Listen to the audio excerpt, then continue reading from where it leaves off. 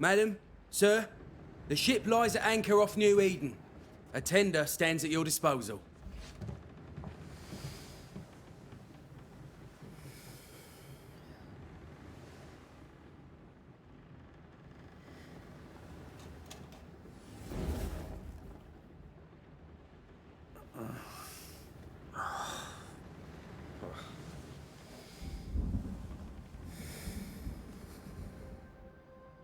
I dreamed of clouds. Great long fluffy bastards. Low over the sea.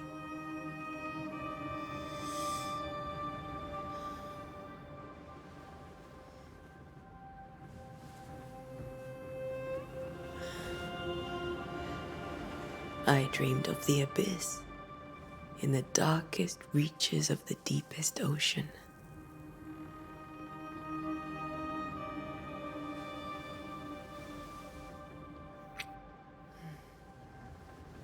A good day to you, my love. And a good day to you too. Are we in New England?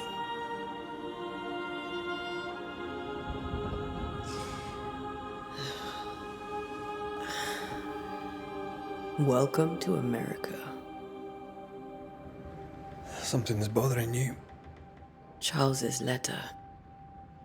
What of it?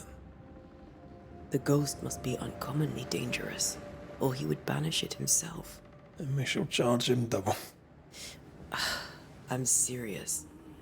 If the Reverend needs help, this can be no easy business. Red, you best be ready. I'll be careful, Master Duarte.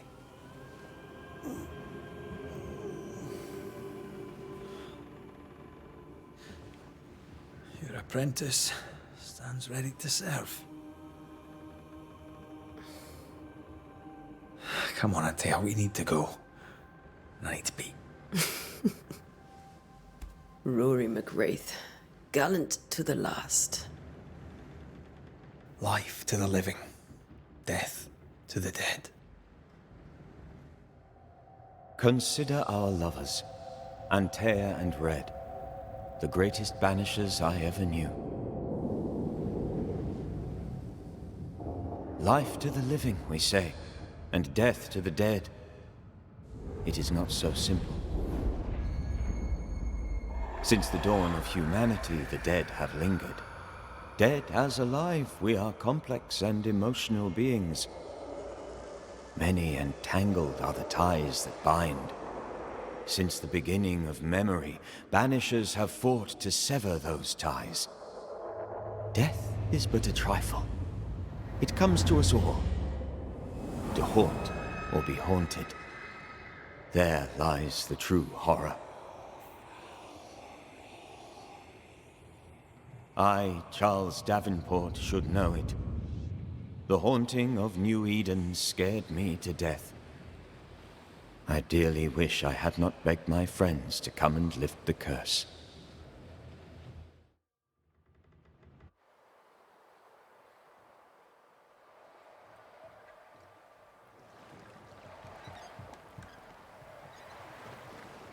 If this is June, I'd hate to see January. I'd want to freeze my backside off in the summertime. I'd have stayed in Scotland. London wasn't much better. Look at it. As cold as a bishop's arse. And twice as white. I don't mind saying it, I'm very disappointed. Charles wasn't lying. New Eden is cold as death. You may well be disappointed.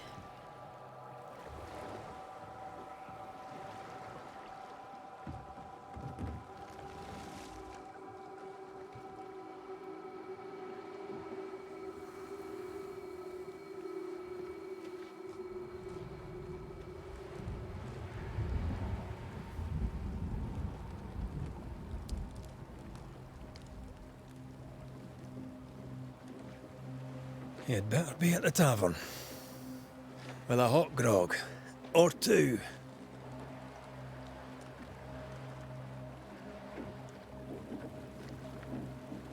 Okay, here we go. I think I weary of long, boring sea voyages to grim, faraway lands. I can't remember the last time we did something else than work. After this, we should set sail somewhere warm and safe. The dead don't linger. No such place. But it's not a bad idea. How would you guys say is the volume of the dialogue? Can you guys hear everybody okay? This place is. I heard you the first time, but I don't disagree.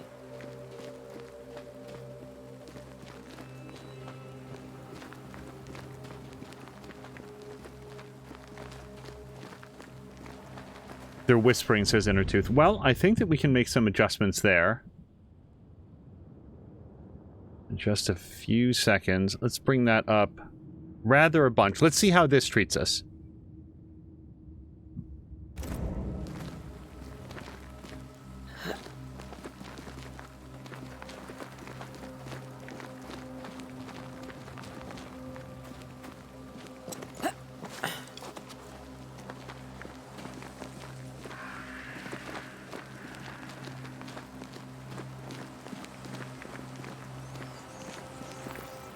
And now, of course, they're very quiet. Intertooth, definitely let me know. Get through here. Sure. Let's go traipsing through the rotten, falling down house. It is also true that they are not speaking especially loudly right now. Okay, well, I just found some wild chervil, so what do you think about that? Looks steady enough.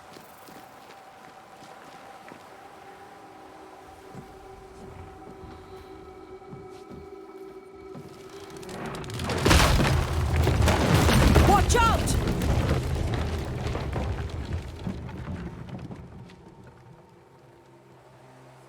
Ugh. Is it just me, or are we not welcome here? Keep going. I'll find a way to meet up with you. Over-eager apprentices.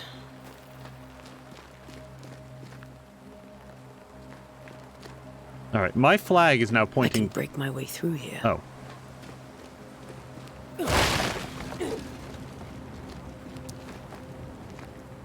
Hello to Tancrowd. Tancrowd, we're just trying out Banishers for the very first time. We're literally minutes in. So far, we've established that we're in New England, in the United States. And it's 16-something in terms of year.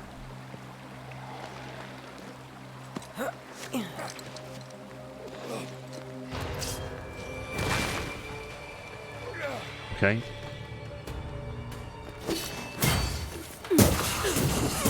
You do not belong here.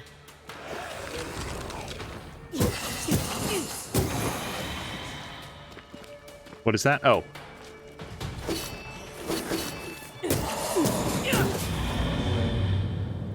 Everything all right down there? Just a sneaky wanderer. You? Same, but I managed. Are these spectres watching the road? Maybe. But are they keeping people outside town? Or are they keeping them in? Okay, I haven't yet worked out if there's any value to smashing random smashables. Dear cousin, this farce that is New Eden Town has gone on long enough. You tried. You tried all you could to make it work, to build something there. But if the words you send me are true, then by God, take your wife and your precious children, pack your belongings, and leave that ungodly place. Come to Providence and live with us. There's farm work here, and Simone and I will gladly take you until you find a place of your own. Please, I am begging you, come to us. We are family and the children will be safer here. Signed, John James Providence, 8th of September, 1894. We're still in 1894, isn't it? Or is it 1895? Because he said that this was June. Tancrowd also has not tried this game. Yeah, this is brand new, both to us and in the world.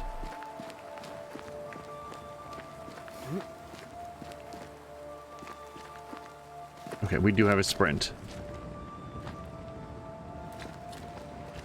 Yeah, Tancrowd and everybody else, I'm openly soliciting feedback on how it looks and sounds. I want to make sure that it's running properly, good frame rate, seems clear, properly framed, and... Wow, just leather on the fence, huh?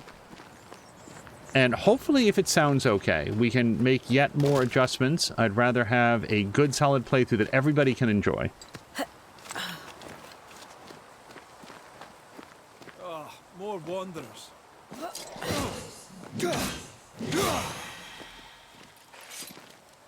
Behind you!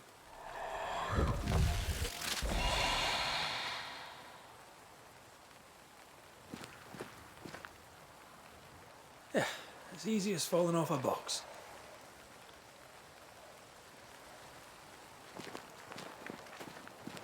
Can't tell how long these people are dead. The original settlers, perhaps. Whoever, this doesn't bode well.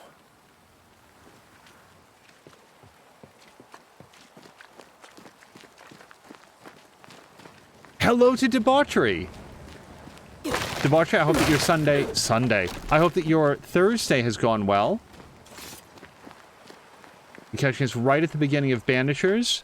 So far, we've worked out that we're approaching New Eden town, and that the people there are writing letters to their relatives that it's not a great place.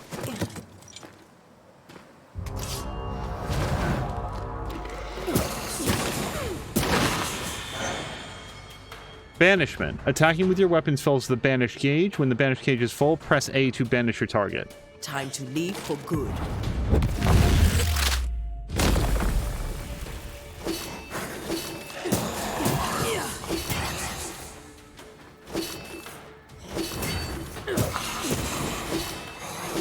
I haven't worked out if there's a parry or just a block.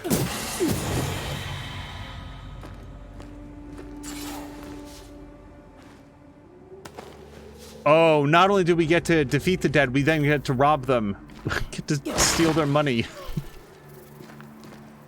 Maybe that's all that was tying them to the material plane.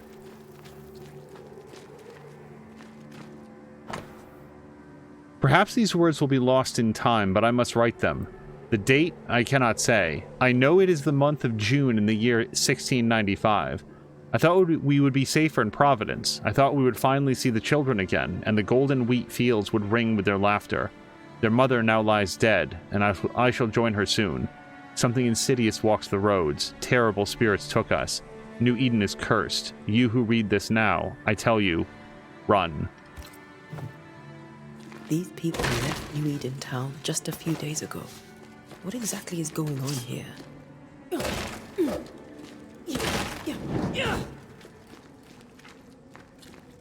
Okay, nothing over here. We will... Oh, no, I already read that.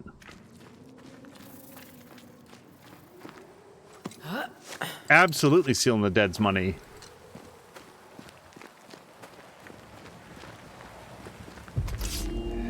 What charged attack?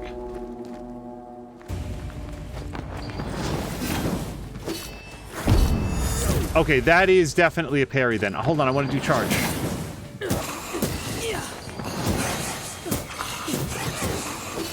Yo, check it out when I attack. It actually, that's awesome. It like slashes through the character and then they like reform. Well, you tried.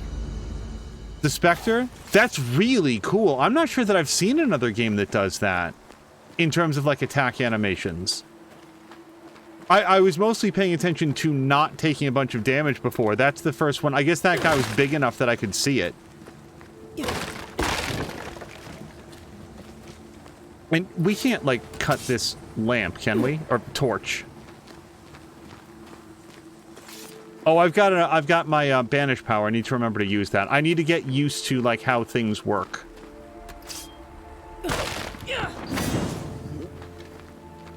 That augurs badly for the case. Situation's worse than you thought. Let's wait to hear what Charles has to say. Hello to Clay. So this is Banishers, and what you've seen since you came in is about as much as I know. Well, I guess, and we have a partner.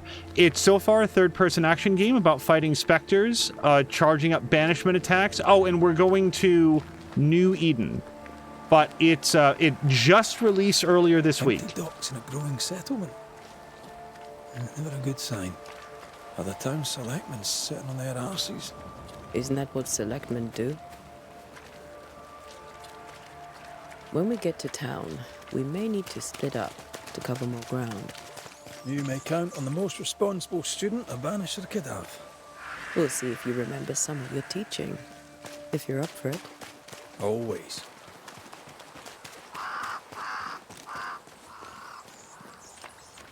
Okay, well, none of these things say New Eden, so... Yep.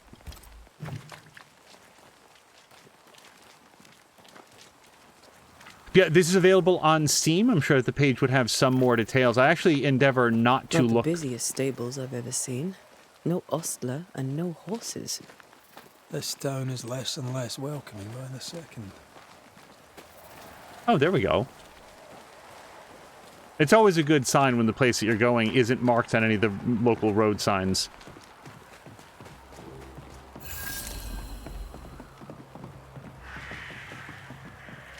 The welcoming committee. Let's find the inn. Let's find Charles.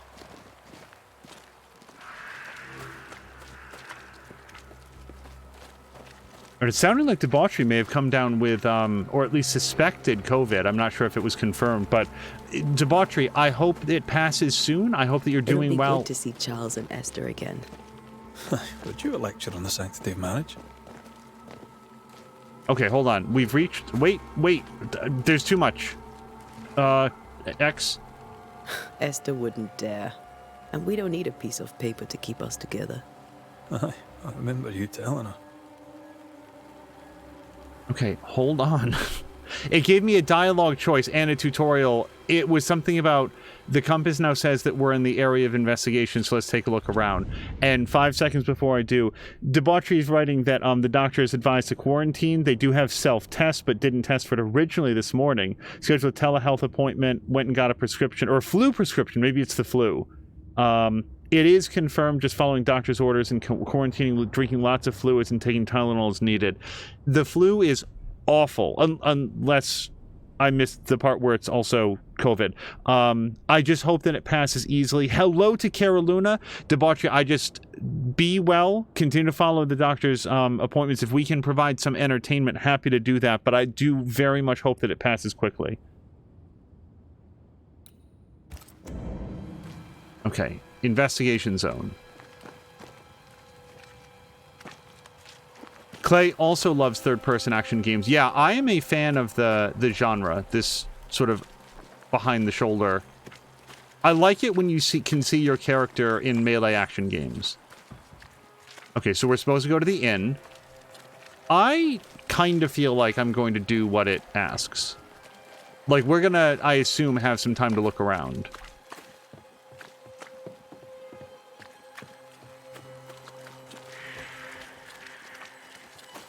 Also, I don't know if you can talk to people. This must be the inn. Wait, what is that? Oh, yeah, there is a sign. Inn. The proprietors are simple folk. I must take a moment by myself. Excuse me. Oh, welcome to town to you, too.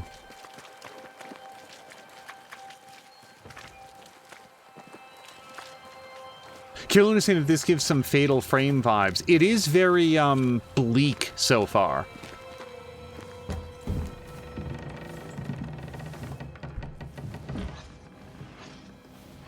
Charlie, we're here. Your prayers are answered. Pour us a drink. Finally. Banisher, please come in. As it is cold, your serving woman may sit while we talk. I'm the help. She's the boss. You're not Charles. My name is Antea Duarte.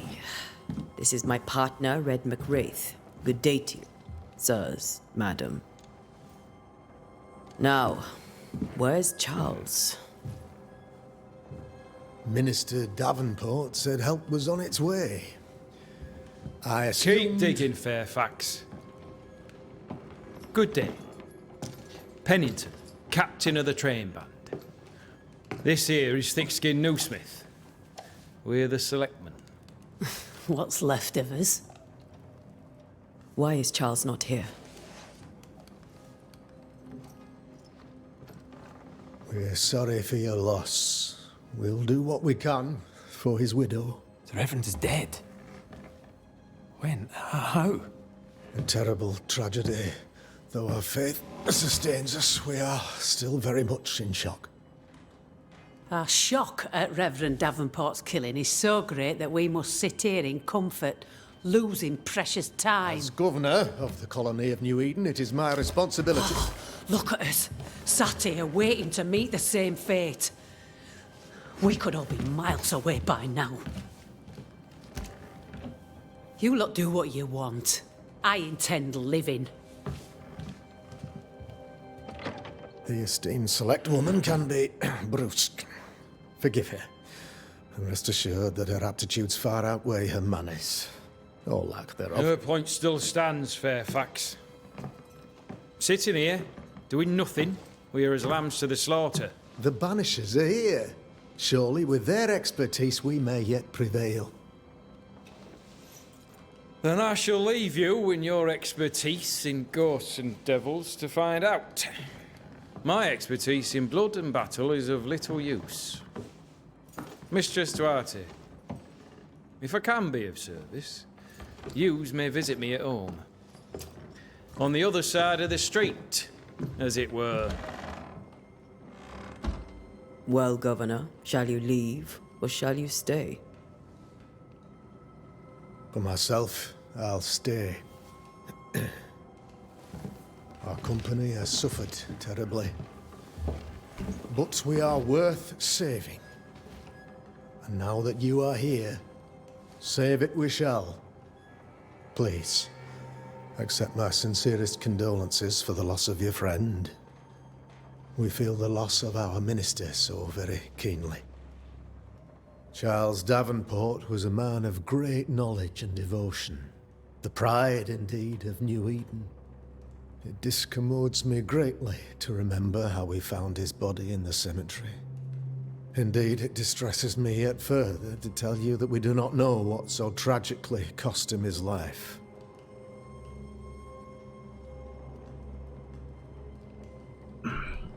I mean, it's self-evident the physicians couldn't save him. What do you think happened? What do you think happened? I could guess, to little use. It is evident, however, that Charles's unexpected death is linked to his investigation of the curse. In the minister's absence, I try, in all humility, to protect us all, body and soul, from our ongoing peril. You see, in my youth, I too was something of a demonologist. Rather a good one, if I say so myself. We're not demonologists, and neither was Charles. Is his widow Esther taking visitors? The widow Davenport is at home, and does not much venture out. Her house overlooks the dock. I offered Charles a home with a view across a pretty meadow, but he refused. He preferred the village life. Speak to her, if she'll see you. But she knows no more than we do about how her husband died.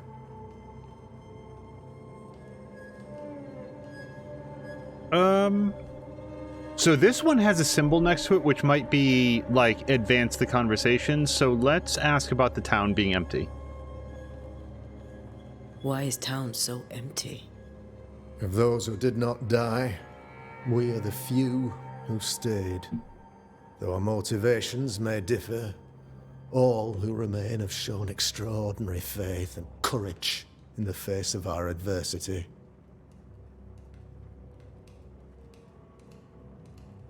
Well, I guess they went to Providence from what we've read so far.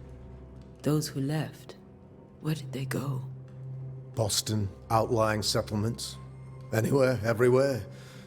Although, as you may have heard, the weather has likely closed the roads. Some believe the path through the dark woods offers salvation. I do not. I believe we must stand our ground. Will they return when the curse is lifted? I fervently hope so. They have homes here. But we sent the children away some time ago, and many could not live with their absence. If we do not resolve this situation quickly, the community of New Eden shall be broken, perhaps forever. You're a demonologist, you say? I am that, like my father was before me.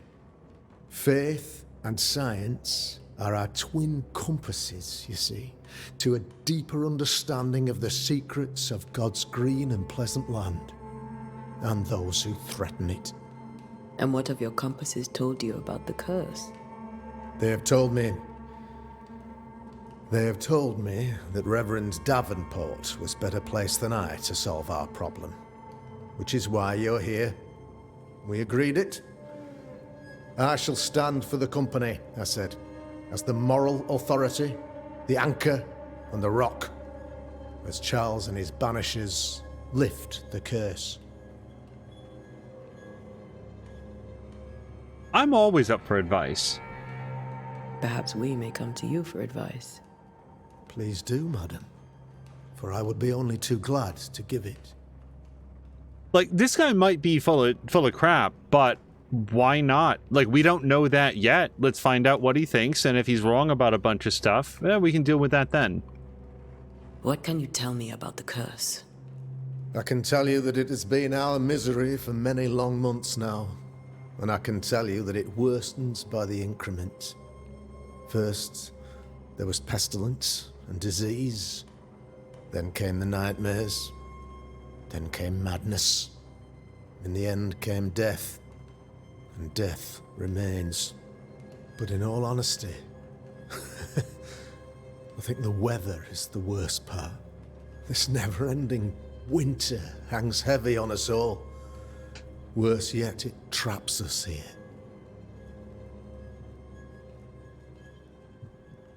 What do you think caused the curse? In my humble opinion, I'll point to the obvious. The abyss disgorges its spawn upon New Eden, bent on making God's poor creatures suffer. As to the nature of the demon, that's what we're paying you to find out. Our late friend Charles faced a Herculean task and acquitted himself with honor. You will have to do far better than that, I'm afraid. Our contract stands. If you'll have it, yes. Our contract stands for Charles. All right. For Charles. Thank you. We have what we need. Then I wish you success. By my instruction, a room is prepared for you in the old schoolhouse. I'll be here if you need me.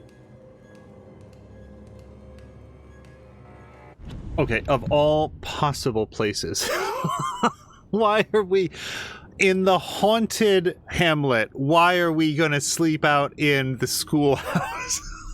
I guess it makes sense that they've sent all the children away, but could there be a creepier place? Are you sure there's not a condemned sanatorium that you can put us up in? maybe the old abandoned prison. Also, Jab says at the first, "Get out," he'd just leave. As would I. Yeah, if the bones of the house don't want you there, maybe you can just pack up. So, I gotta say, Governor... Charles is the guy that's not here. This is the governor, and I'm bad with names. He doesn't seem like he's full of crap to me. I know that the hunter with the rifle, as we came in, sort of stormed out and said, you know, we're so broken up that all we can do is sit here in comfort. He doesn't seem like he's just hanging out while things get worse, and maybe we'll learn more about it. But right now, it seems like he's somebody who knows his skill set, and his skill set is contacting people who know what they're doing, like this lady and her friend, and then giving them the information that he has, that maybe he's not cut out to, like, slash Spectre's withered sword. Okay, Inn's owner notice. As announced at the last town hall meeting, I hereby close the King's Arms Tavern, leaving the key to the selectmen. There shall be no ale sold nor drunk till the curse is lifted and I return. The storerooms are locked, and so are the bedrooms. God bless. Charity Krugget? Okay. It could also be like Krugo, but I'm gonna go with like the two T's, or probably with a hard T sound. Alright, we can't talk to our associate yet. I think he said his name is Red, and the person that I am is like, it's not Althea, but it's something like that, like Ivana. It starts with an A. Oh, no, they were dead serious. They totally closed off. Then again, we're in inn, not in tavern. Oh, but they didn't lock this box. I have 15 pieces of 8. That's almost 2 full pieces then. Okay, yep, these are all locked. The fact that they're lock symbols suggests to me that we'll be able to open them later. Now, I don't think that we have anything more to say to this person, but let's just check. Governor? How may I be of service to you? Nothing. All right. I'll go now. I'll still be here if you need me. Also, it is COVID. Yeah, so debauchery, again, I hope that it passes quickly. I hope that, just to be on the safe side, like, have somebody that's going to come and, you know, call you up and check in and just make sure that things are good. That said, I feel like the situation has gotten better, especially for people that are vaccinated, and I trust that it'll go smoothly. Indicates the Damn it, Charles. direction. Those accursed sea storms. If only we'd been here earlier. I know. But as Charles would say, another day, another soul to save. I don't know why they're idiots. Antea, that's my name. These people have no idea what they're up against. Okay, I understand, Compass. There we go.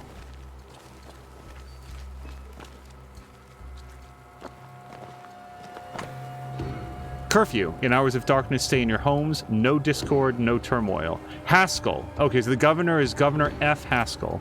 A curfew? But why? The first resort of every self-respecting oppressor. I don't know. If I lived in a haunted village, I might tell people to stay inside after dark. Hold on, I want to read these in order. The path to the meeting house is closed by the governor's decree. The cemetery is closed. Again, not unwise. We should go to Esther. I think the governor said their house stood above the docks. Okay. Above the docks. Okay, I was headed this way anyway. This is not Esther's house. That might be it. Or it could be that big spooky steeple.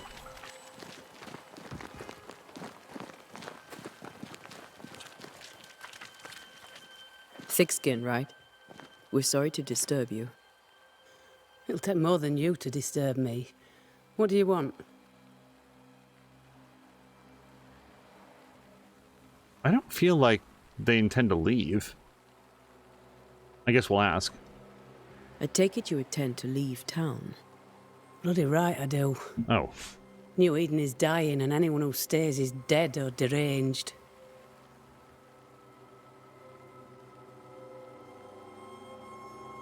I'm more interested if they're leaving alone. Will you go alone? I'll take my sister and anyone else who wishes. You may come too if you wish. You look like you can handle yourself. There's no hope for New Eden then? Not till the weather changes, and it don't look like changing.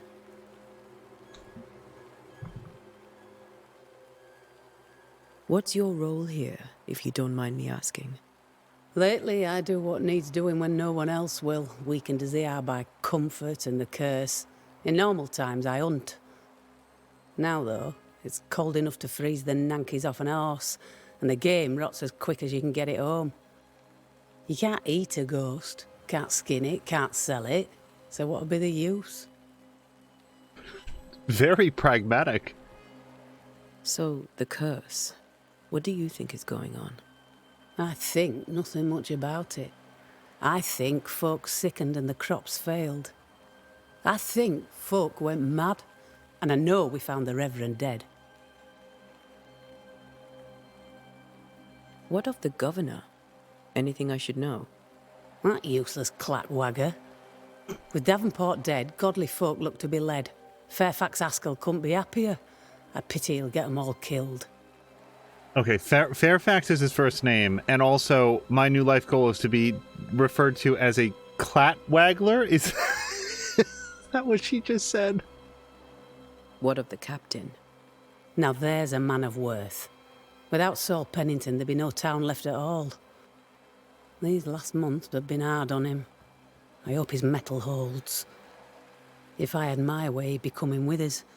I don't give a rat's knacks for loyalty, but the captain does. Well then, thank you for your help. Aye.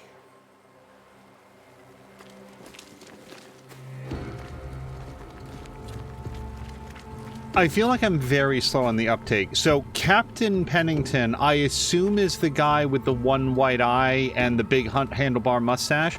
Fairfax Haskell is the governor, but then, like, this person that we just spoke with, I don't actually know their name. And also, we're heading up towards the docks. There might be a map, I haven't looked yet. There's totally a map, and what a map it is. So, at her house. So yes, we're going to go up this pathway. But we're going to talk to anybody else that we can find on the way. Also, Inner wants to know how you can close a graveyard, dig up all the bodies, and tell them to go home. Or ask them to tone it down. Could you guys, like, just pipe down for a while?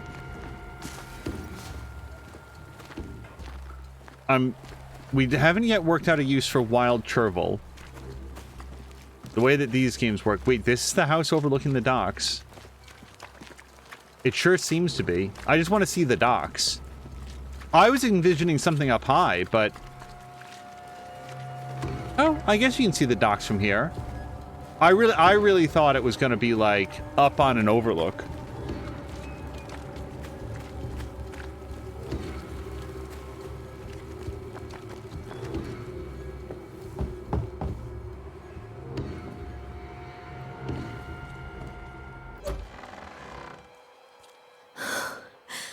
Antea, Red.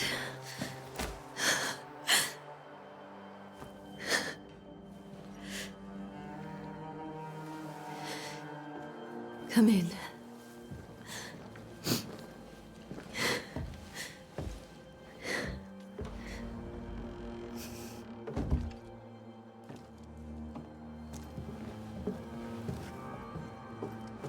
I've barely slept for fear you would not come.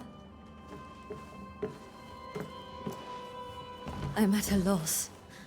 Would God even allow me to drag you into these dark times? Esther, you're not alone now. We're here. I'm so sorry we didn't get here on time.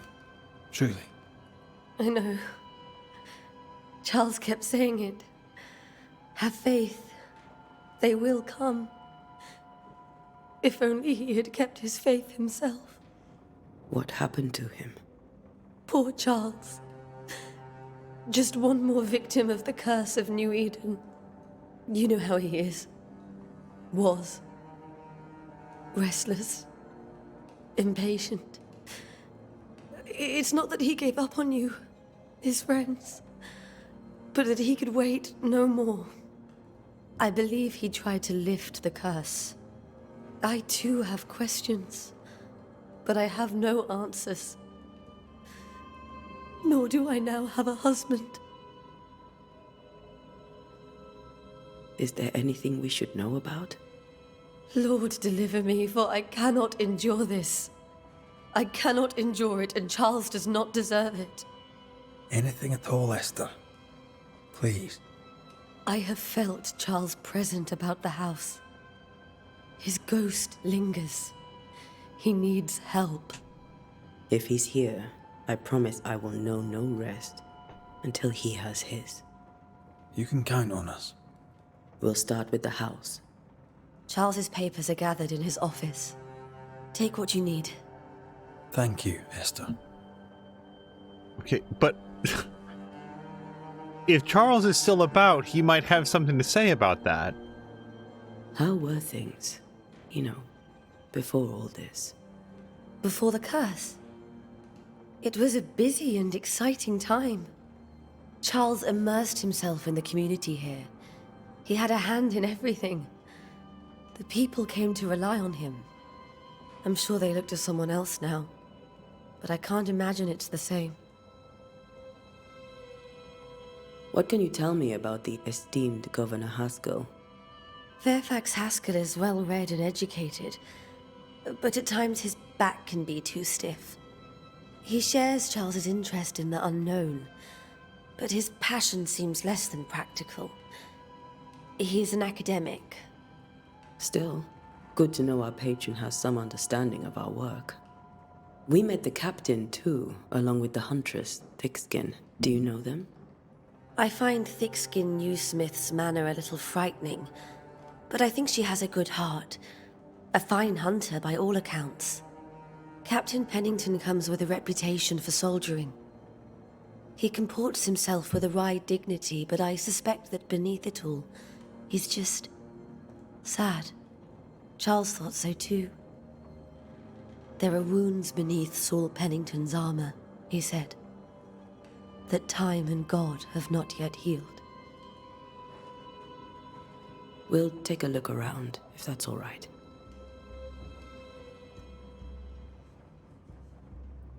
May I be of any help? You stay put. We'll find the way.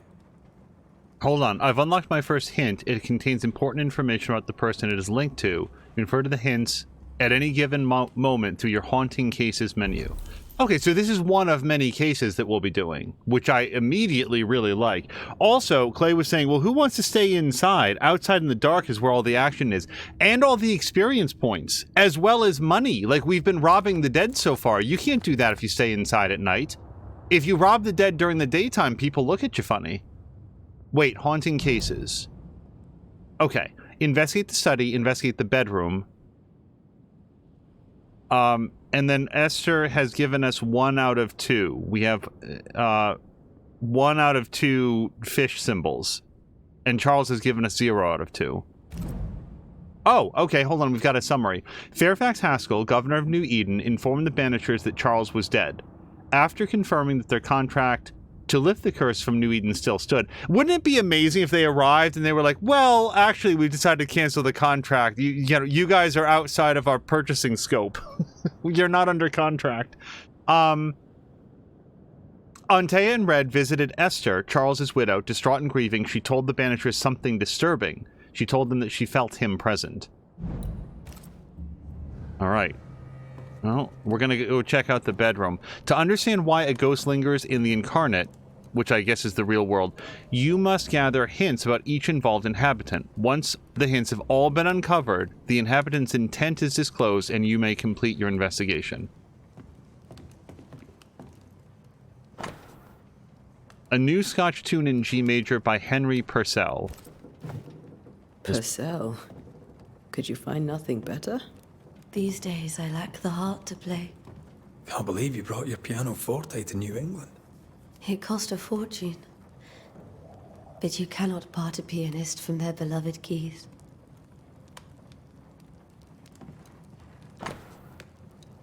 Letter from Eleanor Combs. My dearest Charles, how delighted I was to read your words. It is always a pleasure to hear from you, and to know that yourself and your beloved Esther are doing well.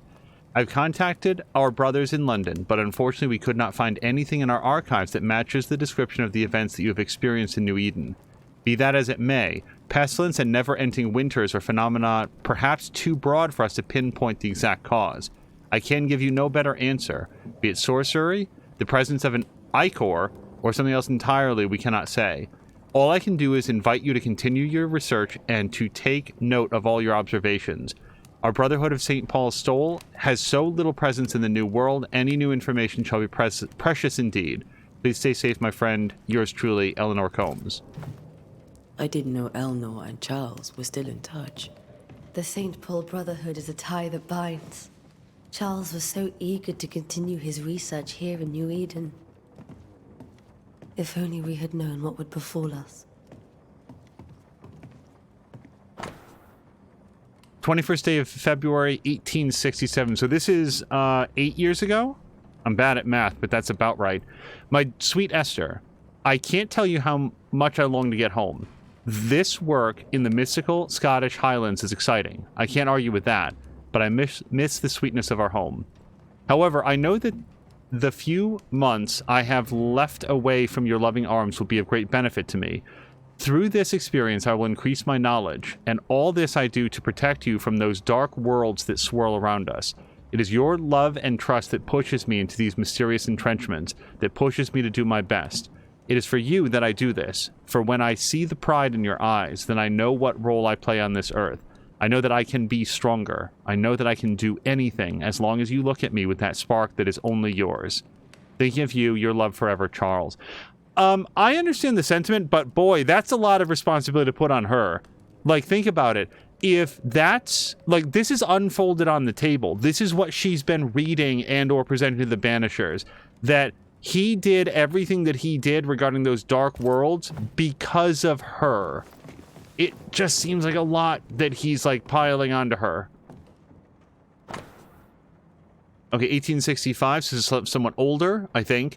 Yes. My beloved Esther, how I long to hold you in my arms. The announcement of our marriage was to my heart as a delicacy on my palate, a sweet of which one cannot tire. At last we shall be together, and together forever and ever, until the day, many years from now, when we are old, and at last death separates us. For only death can extinguish the love between us, and I'm sure that not even death can undo the tenderness I feel for you. I want everything to be perfect for our marriage, and I will make it so. I will write to you every day until that blessed moment when I can finally shed the weight of letters and tell you in person every day how I feel about you. I'm thinking of you, your love forever, Charles. Yeah, see, that's just like, he really, really cared for her. Okay, 1694. So this is last year. My sweet Esther, I was down and yet you were there to support me. You are an angel from heaven to help me in my dark mission. You are the light that guides me through the darkness of the invisible. And yet, I feel so sorry for bringing you to this tortured land. You know well that things are not as they should be in New Eden, and I'm sorry to have you by my side, for I fear for your life. I wish we could have found a quiet corner of this land, there to raise our children. But I fear a curse. I think we should leave, or perhaps you should go ahead while I defend our home. Think about it. For I cannot bear the thought of darkness taking you away from me. Your love forever, Charles. How pleasant to see these old familiar things from your house in London. That porcelain saw many a dinner-turned-lecture with Charles. I miss him so. So do we, Esther. And hello to Grumpy. Grumpy, I hope that your Thursday has been well. We're very close now to the weekend, which I'm looking forward to. Okay, so we looked at the piano, we looked at the box, we can't open the door. We've not looked at this plate. Have you received other visitors? Most dare not leave their homes. Although Mr. Bachelor came to see me. That was nice of him. By the way, the eternal winter is interesting. Like, again, this is June, and it's like frigidly cold outside. Like, is it this cold in Boston also? What are the edges of this? This is Charles's. It's like he never left.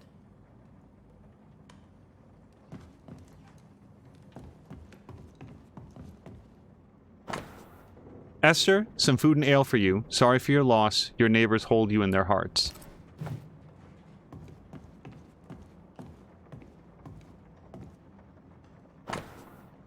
A study of H. Purcell's Chacony in G minor for strings by Esther Davenport. It looks like she's written that book. Or is it just a E. Davenport? Sadness and Interval, or a study of the Aeolian scale. Boy, people who know music are really like completely nerding out over all of these like sick references.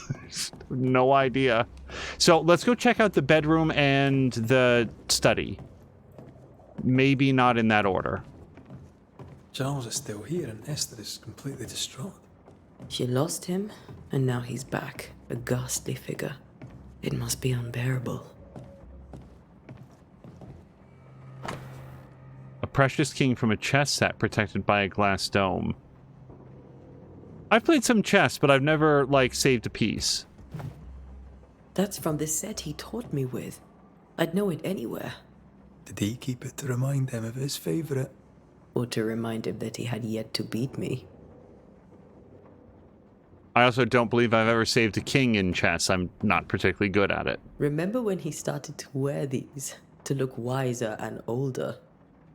No, he was hiding his hair loss. I don't know if Borlak is still here, but, like, powdered wigs, or, like, wigs are still a thing in, like, British courts, isn't it? Faith always was his beacon in the darkness. In people as much as in God. He was a good man.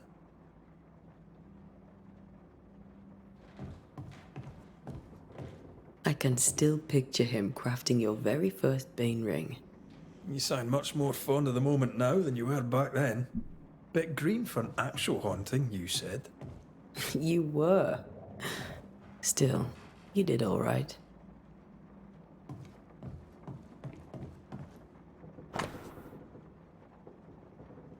Okay. Checks out. North America seems a little bit rough, but I don't know. The shapes are generally there.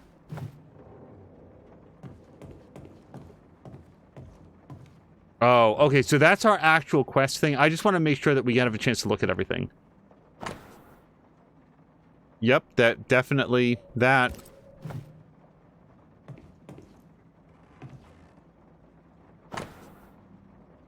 Charles's notes. None on this side of the water and few on the other know that I came to New Eden as a minister in order to pursue research into the New World on behalf of the Brotherhood of St. Paul's Stole. And what strangeness I have found. There are ghosts here, yes, old and innumerable, but they are quiet. I shall never say the word aloud, but I suspect there to be witches, and if I find one, I shall very much like to ask her for her story. Boy, I'm not really, like, exactly on the dates for American history, but witches didn't do so well, generally speaking, in America around this particular era. For Macarius. Did I say hello to Grumpy? I think I did, but Grumpy, I also share the hope that you're getting better. Same with Debauchery. Okay. Alright, let's check the... I assume we... Oh, wait. I did look at this? I'm so sorry. Yes, alright, there's our notes. Job 7, 13, 15. When I say, my bed shall comfort me, my couch shall ease my complaints, then thou scarest me with dreams and terrifiest me through visions, so that my soul chooseth strangling and death rather than my life. She comes to me in dreams. Charles's notes mention Job, chapter 7, verses 13 to 15. I'll look for that reference. Red, you dropped something.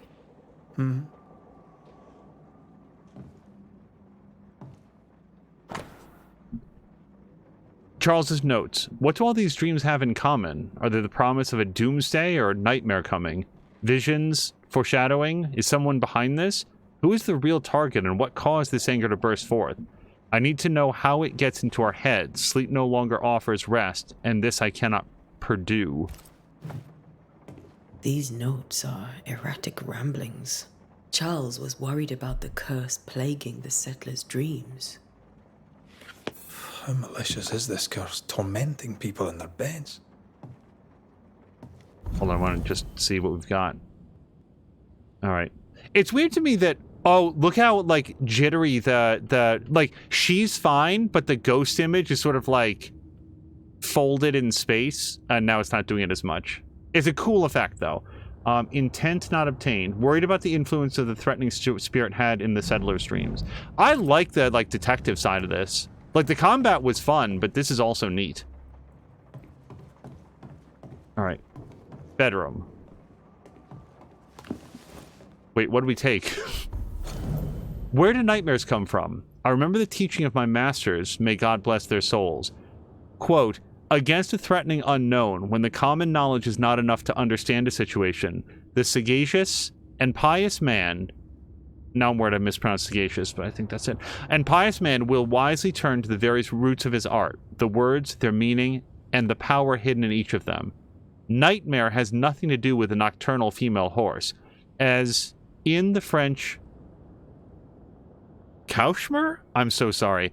Or the German Nachtmare, Mare here comes from the 12th century Middle Dutch and means ghost or demon. A nightmare is not a puny fiend sneaking into the bedrooms to suffocate the dreamers, but one of the rarest and most powerful spirit defined by its only purpose to spread its insidious and unforgiving wrath upon any living soul it may reach. According to my research, no occultist ever successfully banished a nightmare. But why? Could a nightmare be more than a ghost? I'm afraid so. Hold on, can we just fact check with Caroluna and Inner about Mare from the 12th century Middle Dutch? I assume that both of you are fluent. I remember a disturbing poem I read in London in my younger years about the terrifying abilities of such entity, supposedly able to penetrate the dreams of its targets, to influence their thoughts and perceptions, and make them endure their worst fear. Able even to bend the distance or alter time, creating tantalizing and personalized nightmare its victims can't hope to escape from. Such a petrifying concept. I pray God with all my heart and soul that this is not what has risen upon us.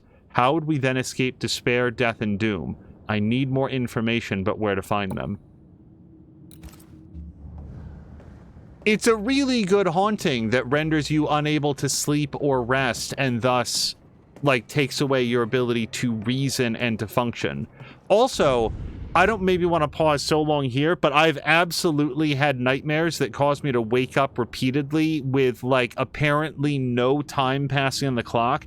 It is distressing. It's happened a couple times in my life, and it feels like an endless cycle, a night that never ends. A silver brooch habitually worn by Charles Davenport, engraved with a distinctive three-hilted sword. Okay, so this symbol is meaningful. See, Charles always wore this brooch. his things are untouched. Nothing's moved.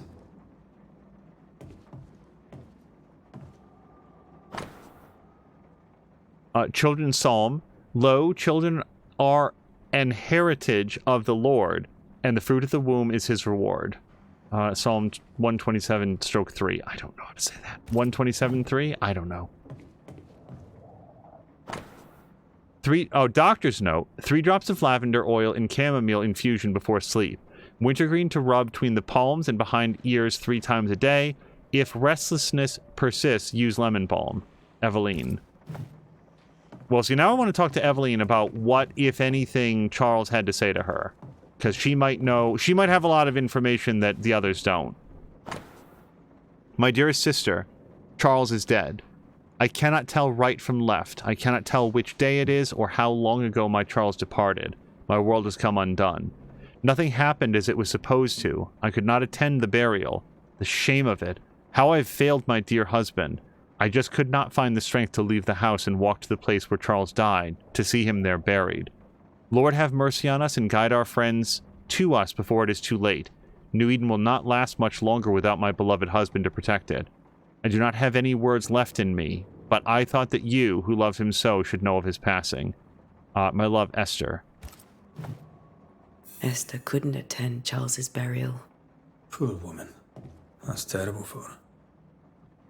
Right, hold on. Did not properly bid her husband farewell and now suffers from it. Okay, so...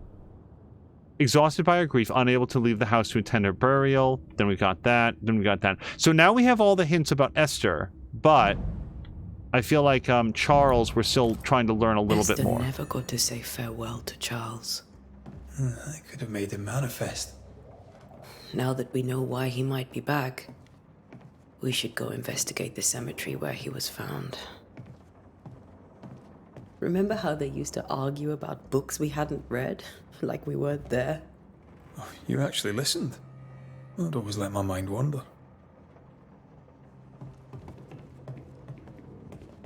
Okay. Now it's time to go to the cemetery, unless we see something new on the way out. Okay, and also, Thickskin is apparently the name of the hunter that's leaving town. I kind of assume that's a nickname. Either that or her parents really knew what was coming. What kind of vocation? What? We need to investigate the cemetery. I just want to see if she has anything else to share now that we know a lot more. Esther, I'm sorry to trouble you once more. How may I help? With all that's happened, how are you bearing up? This all feels so unreal. Just one more nightmare from which I cannot wake. It seems so now, but that will change. I promise. Was there something I should have done differently? Did I fail him? Did I fail Charles? None of this is your fault. I do not want to believe he is gone. He cannot be gone. I do not permit him to be gone. You're in pain, and that might have brought him back. Maybe he lingers because you suffer. We'll do what we can to ease your pain. And we'll do what we can for Charles. Has the curse brought with it nightmares? Yes. I've had nightmares. I suspect we all have. Charles warned that something was stalking our dreams. That it had a use for us. That we needed to fight it with all God's might. But now Charles is gone, and my nightmares have changed. In my sleep, I see my husband falling, screaming into the abyss. All hear him. None respond. He plummets on into the bottomless pit. Poor Charles. We must make our way to the cemetery. Please be careful, dear Antea.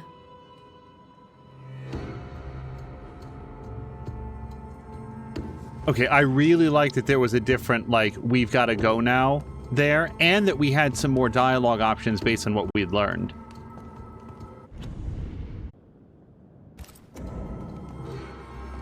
Alright, so we're off to the cemetery now. What will you do for my Charles?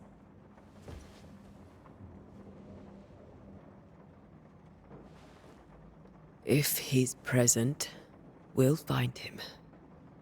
Then we'll ask him what he wants us to do. Must I see him too? First, let's find out what happened. After that, we'll see. Best get started. Time may be against us.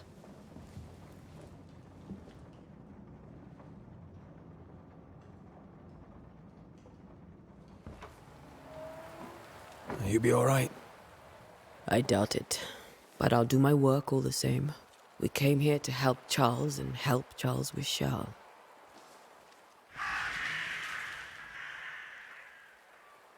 Ask around.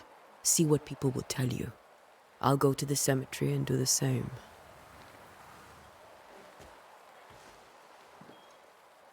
Be careful. Aye. You too.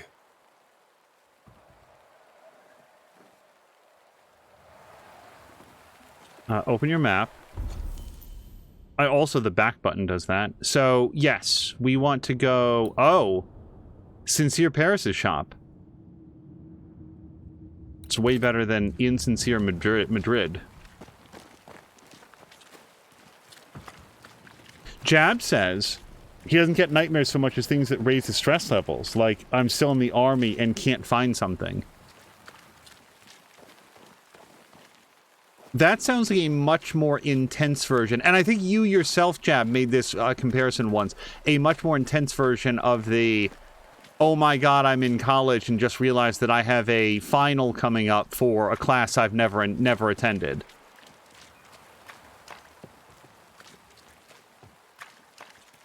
Alright, I'm just looking to see if we can... Yes? Hi. You'd be one of the Banishers then? Come too late. I'm sorry. But if poor Minister Davenport mentioned your name, I have forgotten it.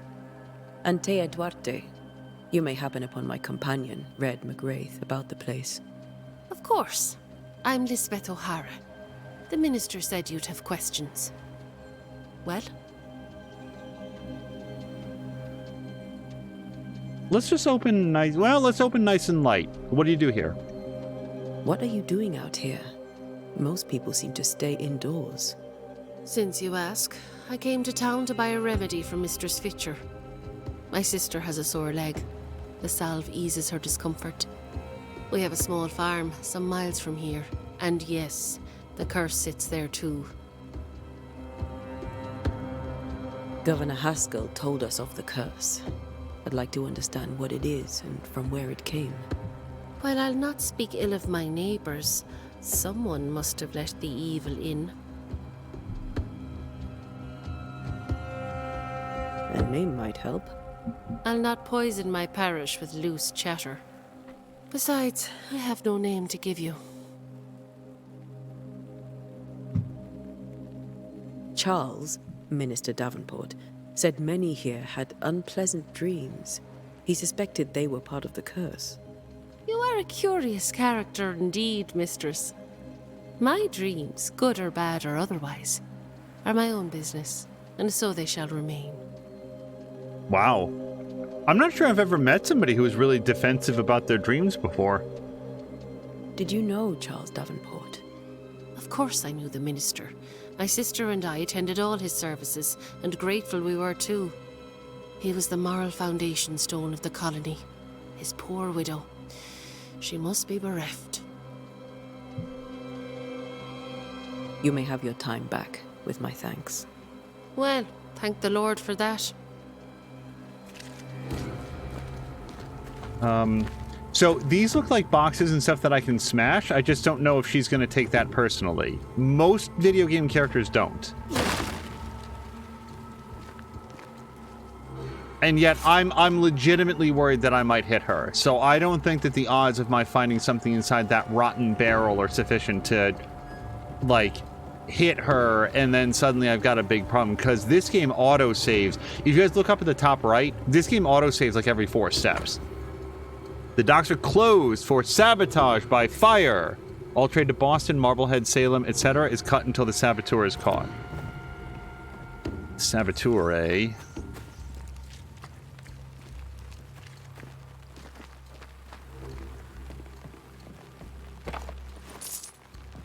I remember on the very first season of Big Brother, there was somebody who was reading aloud from like text the word saboteur, but believed it to be pronounced saboteur. And I have always wondered what would have generated that, because I've never, I've just never ever heard anybody else pronounce it that way. And it could just be my ignorance. Be warned. I need but cry out, and help shall come in an instant. Calm you, sir. Antea Duarte, Minister Davenport's banisher. Oh, of course, I'm so sorry. Poor Reverend Davenport. His death has shaken us all. Welcome to New Eden. I'm afraid you find us at our worst. We're banishers. There's nowhere else we'd rather be. And you are? I, madam, am Squire Sincere Paris, travelling merchant, stuck in this cursed place and eager to be somewhere else. You're leaving town? As soon as possible. Did you arrive by sea? A ship lies at anchor in the bay. Perhaps a captain would take me and my wares to safety. The crew refused to dock, and I suspect they'll leave on the next available tide. We rode ourselves ashore. Might I ask where you abandoned this rowboat of yours? Along the coast, by a path remarkable for its angry specters and bloody corpses. If you wish to make the sailing, I hope your wares can swim. Tell me about the curse, if you will. I'll tell you this.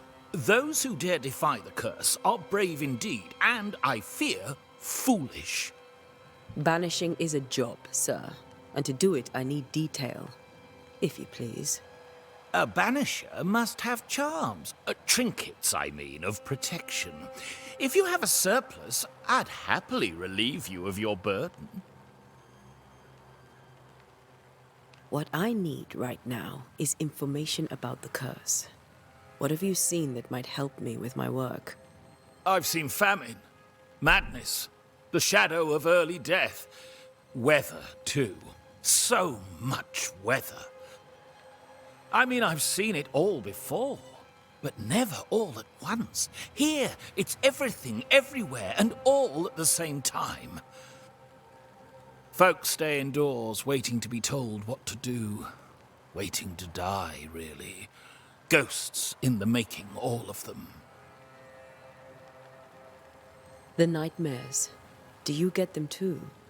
Of course I do. Not everyone will admit it, but we all have bad dreams.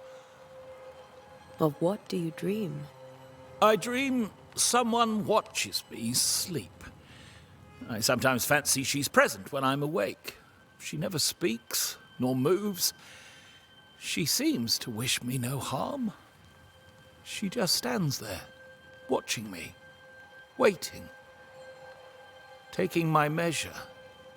Does she manifest at a particular hour?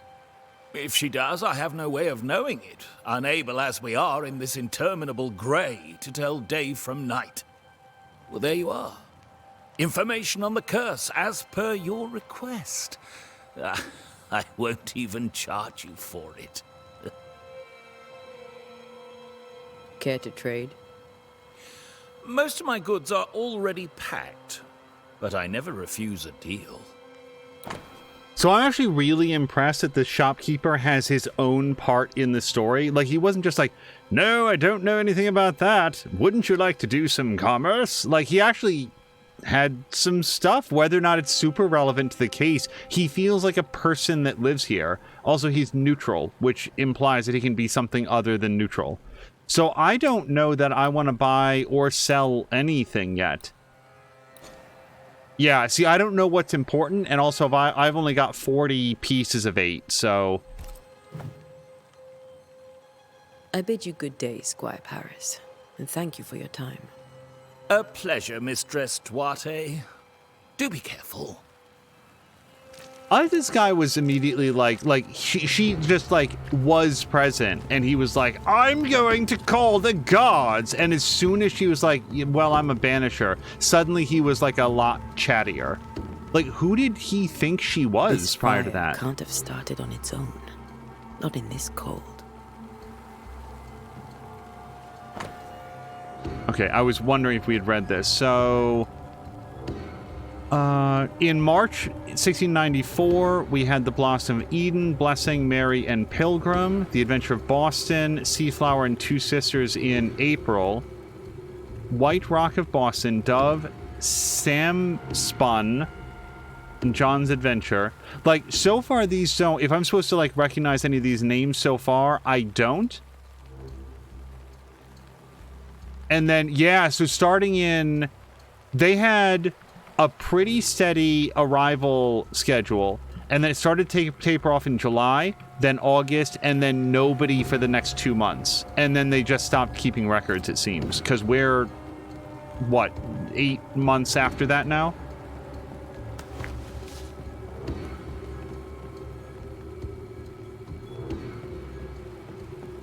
Okay, can't go this way, unfortunately. I kind of wanted to talk to her if we could, but I'm not convinced enough that I want to walk her all the way around the whole thing. Also, I mean, like, in fairness, she's rather unusually dressed and is carrying 2 things in sheaths. So she's got like a torch and a sword. So that might be a reason he was like, oh no. Also, Jav is saying that the last stream that he had that sort of like was alarming was he was returning to military school, and they were gonna like make him take a fitness test that he did not feel prepared for, but if I'm reading correctly, was able to. Hey, we got a bunch of stuff. Yeah, so this is just one of those games where I don't know what's valuable, so I don't know what I'd want to buy versus not yet. So we're just gonna play it safe. 4 leathers. I like the fact that we didn't take what was in the bag, just the bag itself. Lots of valuable leather. I've certainly had that dream about like the, oh my god, like there's this class that I never went to. I've had that one. And also a big favorite is the dog that I grew up with is still alive, and just like I don't know how I forgot that he's right there, and I've just like overlooked and like I feel so bad that I haven't paid attention to him in a long time. That one really hurts. That one really hurts upon So waking up. close to town. Okay, I feel like that's probably dangerous, but also it could be Charles, so... Cemetery is closed. Not for long.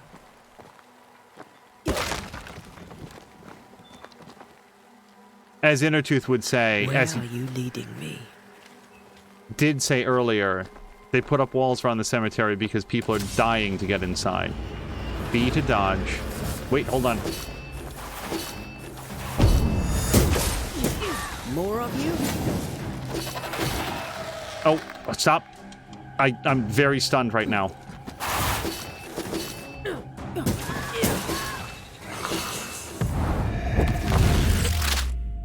It was probably a waste of my banish power.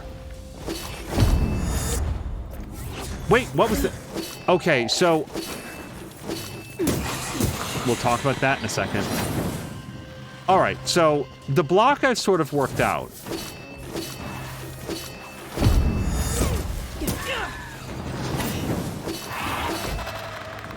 Yeah, this stun is a big one. Hold on. B. So what happened there is that I apparently X is like drink some juice, and I did that by accident while trying to attack because I defaulted to my... No one is safe here. Jedi training. Most of these people died fighting. Someone didn't want them here. I started using X for attack instead of the right bumper. Hello to Ronan! Also, Carolyn is saying fitness test. Ugh, the bane of my existence in school. I was really like gym, not because like, which is sort of like physical fitness. I don't know what it's called in other countries.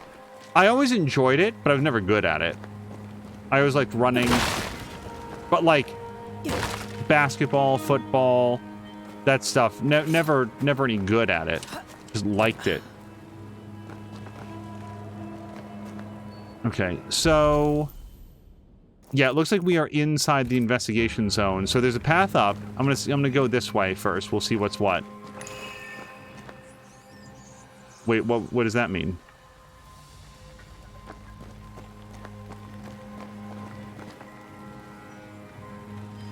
Okay, so my knuckles are glowing. That certainly means something to her.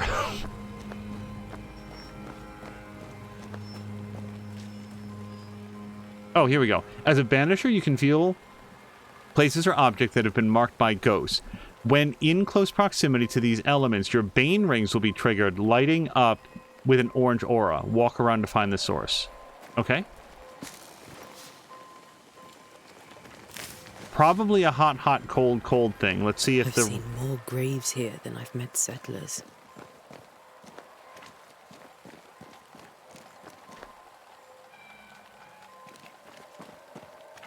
Many dead in more recent years.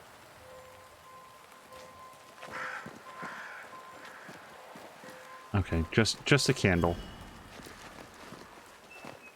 Oh, my knuckles stopped working. We'll have to go back.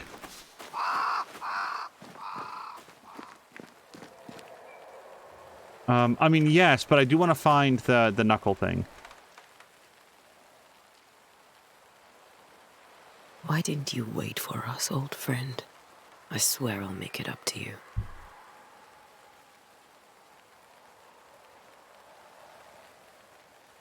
Okay. That's not where he died, though. That's where he's... That's where he is.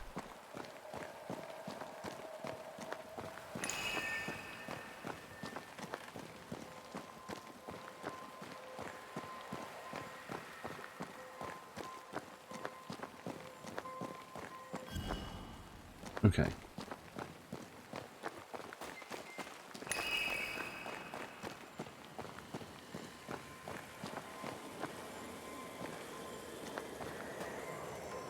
Oh, is that it? I just want to be careful not to advance things until I find whatever the secret is. That poor will-o'-the-wisp is like, no, the idiot, it's back here.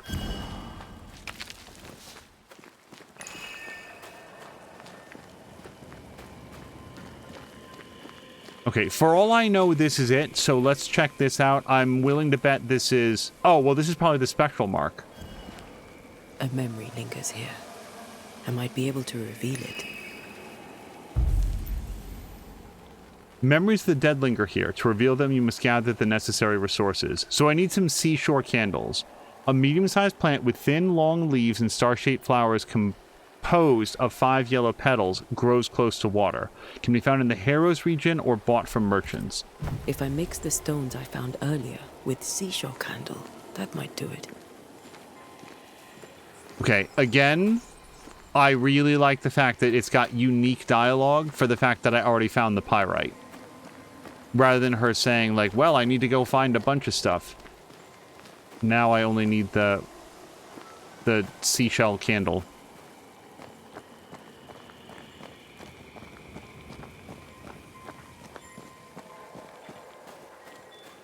Everyone buried here died in 1677. A previous epidemic?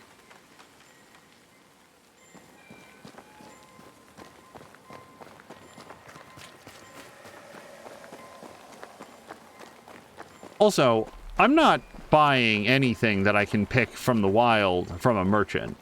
At least not at this stage. We will look around to try to find it. But I'm not going to go pay Honest Paris or whatever his name is. Nope. It was more yellow than orange, but seems like maybe possibly.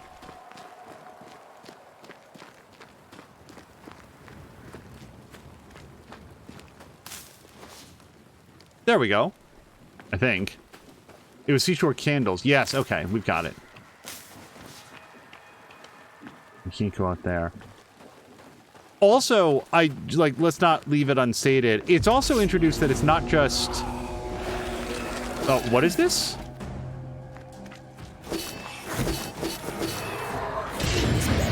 Okay. I didn't really mean to do that. So, one of those things seem to have like a beam weapon. That just do damage to me.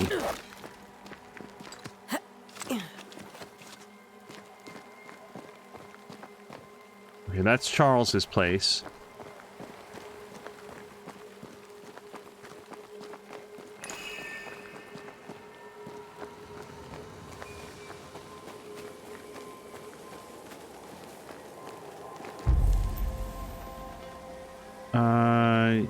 Performing a ritual consumes resources even if you select an incorrect ritual. Oh no, I need to choose which ritual? This is my first day, I don't know which one. The nature of the site determines which ritual should be performed. To reveal the memories, you need to perform a hearkening ritual. Okay, thank God she knows what to do. So how would I know that? This ritual helps one to tune into a fading but persistent memory left by a lingering ghost through compelling words, carving, or drawing of the Leo constellation. What would the other options be? Using or knowing the tie that binds the ghost to the incarnate is generally necessary. Such a ritual may be channeled through compelling words, carvings, or drawing of the Taurus constellation.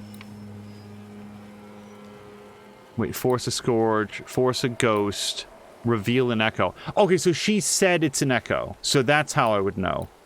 Sustained through compelling words, carving, or drawing of the Aquila or Aquila constellation. I don't know how to say it. This ritual will force all types of scourges, harvester, rage, sorrow, etc. to reveal themselves. Okay, I almost pressed A because I'm a fool. Let's do this one. Hearkening.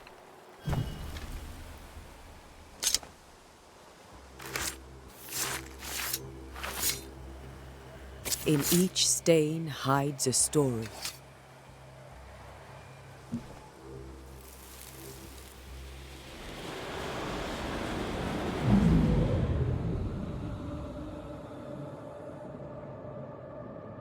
In the name of the Lord, I command you. Be gone from this place! You do not command me, clergyman. Who are you, ghost? Unveil yourself! Well, since you ask so politely. Who are you?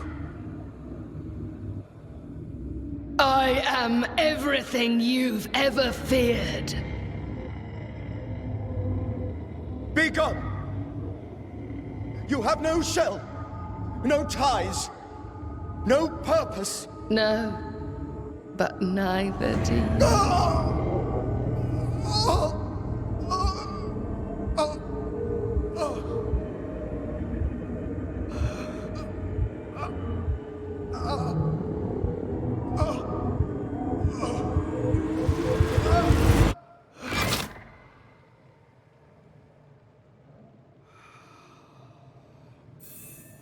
Damn it. That thing he faced. What was it? Facing the terrifying entity threatening New Eden, Charles Davenport's heart gave out. It felt like he got some assistance, though. Yes, that's all the stuff that I have so far. Charles's Bible, found half buried in the mud of the cemetery. It's opened at Job 7:13. Also, Jab saying that it's Aquila. Okay. Job 7:13 to 15. When I say, my bed shall comfort me, my couch shall ease my complaints. When thou scarest me with dreams, and terrifiest me through visions, so that my soul chooseth strangling and death rather than my life. This tie is doused with the essence of Charles's ghost. After a closure performed by Antea, the bond between the ghost and the world will be severed for good. This tie. Oh, like tying him to the, what do they call this? The manifest? Is that the name of the real world in this? The tie that binds his ghost. With it, I can make him manifest. Back to his grave, then. Okay, well, let me finish looking around, because A, there could be some more pyrite or other cool stuff.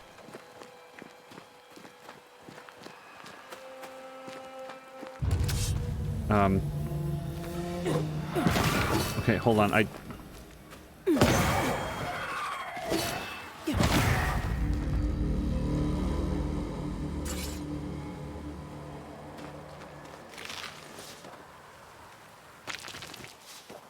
So far, the combat, of all things, reminds me a lot of Hellblade, Senua's Sacrifice. That was the first one, right? Whatever the first Hellblade game is, it's got a very similar feel.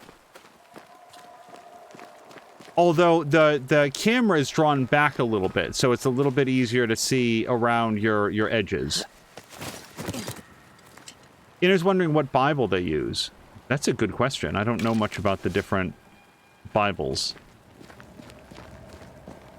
I'm probably, to the extent that I'm familiar at all, and I'm not, probably the King James Bible is the one that I know anything about. Can I jump across this? No. She did jump across a gap before, so that's why I wanted to check. Okay. This map is, like, perfect. Like, I actually really like it because it's super approximate, which is what she would have had to work with. But I don't see any, like, odd offshoots or, like, crooks in the road that, like, oh, I definitely haven't been there. Jab says Aquila is Latin, but it's all over 40k, the symbol of the Emperor and the Empire. Okay, this might be a different ritual then. Well, I feel like it would be make manifest based on what we've read. Such a ritual may be channeled. Using or knowing a tie that binds a ghost to the incarnate is generally necessary. So, like, this is it. So we're going to make him manifest. Now is a good time for we old friends to talk. We've come too far, Red and I, not to see you one last time. Your pupil has become the master. If we fight, I'll beat you.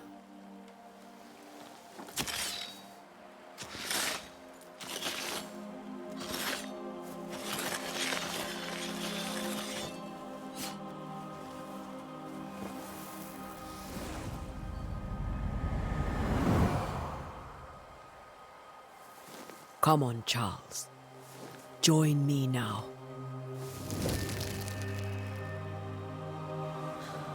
I know you're here.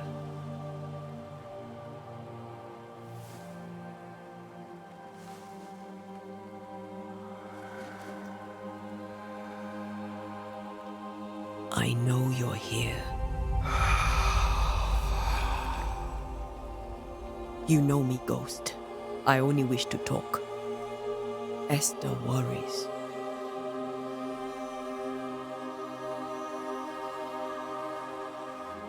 Antea. Here. At last. Oh, poor Esther. I'm so sorry, my friend. So sorry for us all. What happened? What's going on here? Sad to say, dear friend. I made a mistake. And it cost me my life. Is Red with you? There is no time to waste.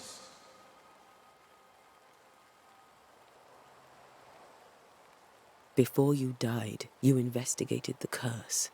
What did you learn? That our enemy is deceptive and merciless. That we should not underestimate its power. We? I am dead, dearest Antea.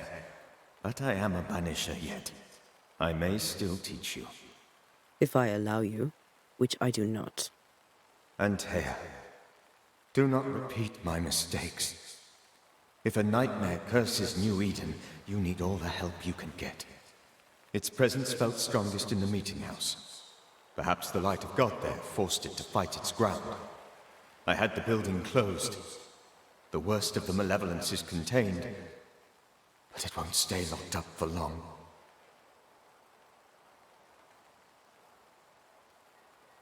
Well, let's ask, aren't nightmares a myth then?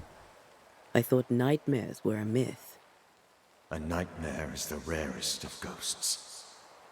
A powerful, insidious spirit, birthed by tragedy most dreadful. How do I banish it? There is meager wisdom in the texts. What little there is says it cannot be banished at all. If it's a ghost, I can't banish it. You took notes, I suppose? Where might I find them?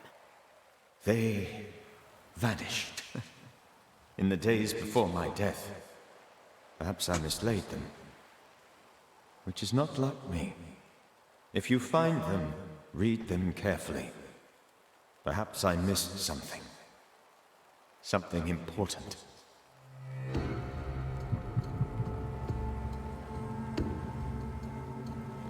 Do you know how this curse began? What prompted it, I do not know. Nor do I know when. Many months ago, certainly. But I do know this. This nightmare chose New Eden for a reason. So, a ghost. This one is different. Implacable. Very clever. Many magnitudes more ferocious than a spectre. And just as relentless. Why did you not wait for our help? The threat was rising. Despair growing. There were so many dead, Antea. So much sickened flesh. So many afflicted souls. There was no more time. We'll banish it, Red and I. Our good friend's death shall not go unpunished. Be warned. This nightmare is too angry to be persuaded.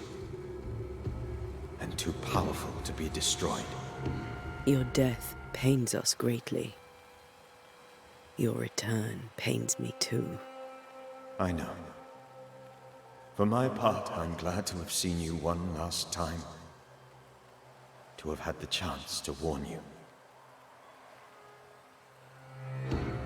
How did this nightmare kill you? I believed that I could come to the cemetery and make it manifest.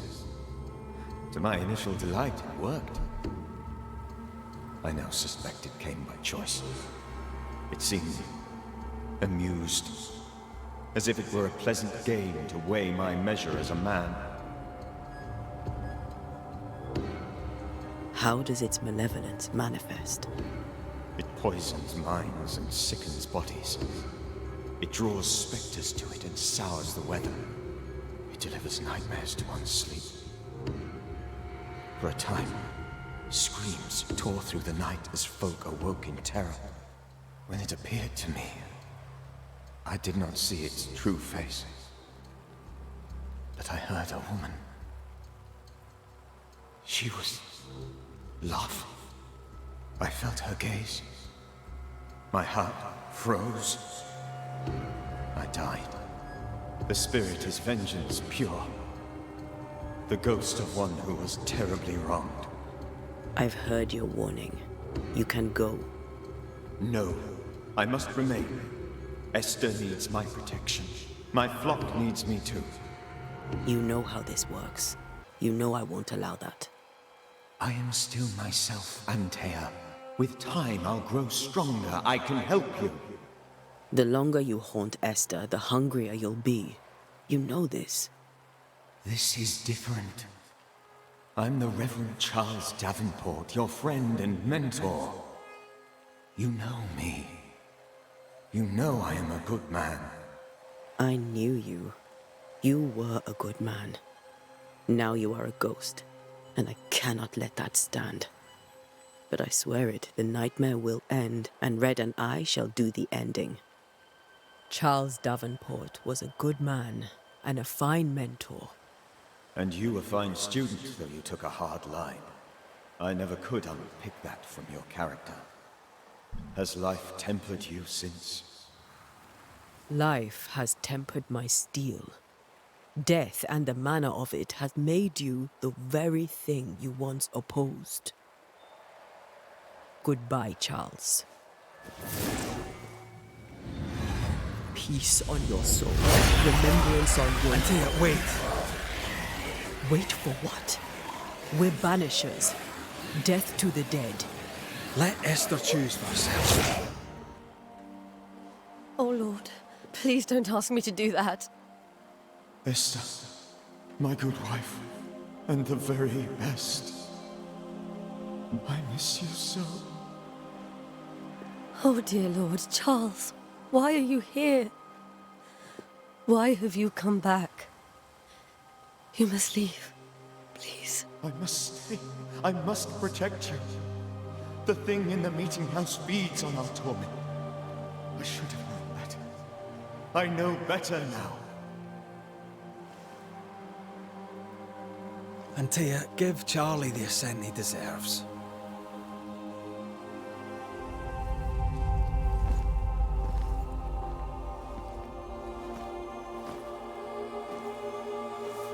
Charles Davenport, you have no reason to stay. Go. Let Esther grieve in peace.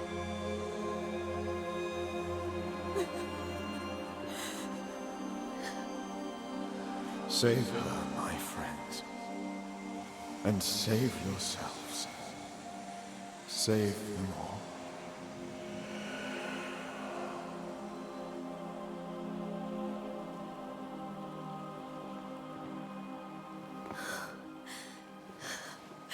I'll walk Esther home.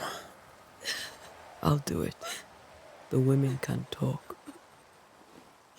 Then all the way to the schoolhouse and make the bed. Charles is at rest now. Antea, she gave him the care he needed.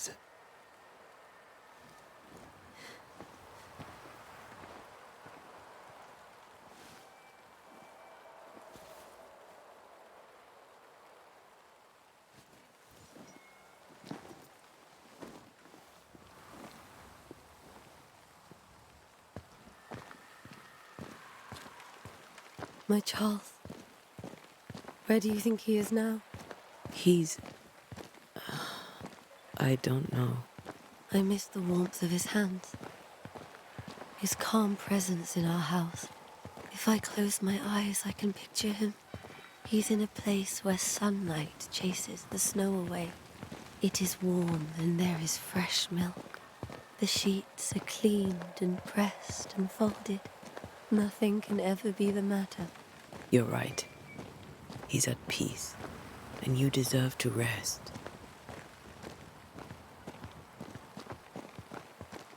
As they suddenly break into a jog. Caroluna, thank you very much for hanging out. Have a great evening. B, and the next thing that I ask, we may not have the information for this yet, but did you notice, it's not particularly subtle, her first thing that she was doing looked like it was going to rip his ghost flesh from his ghost bones, and it seemed very painful. And then after Red introduced Esther to the scene, then she was like, give him the ascension that he deserves. And then Esther gave him what was like a much more gentle crossing. And I'm like right now, what I'm curious about is why wasn't the much more gentle crossing the default one?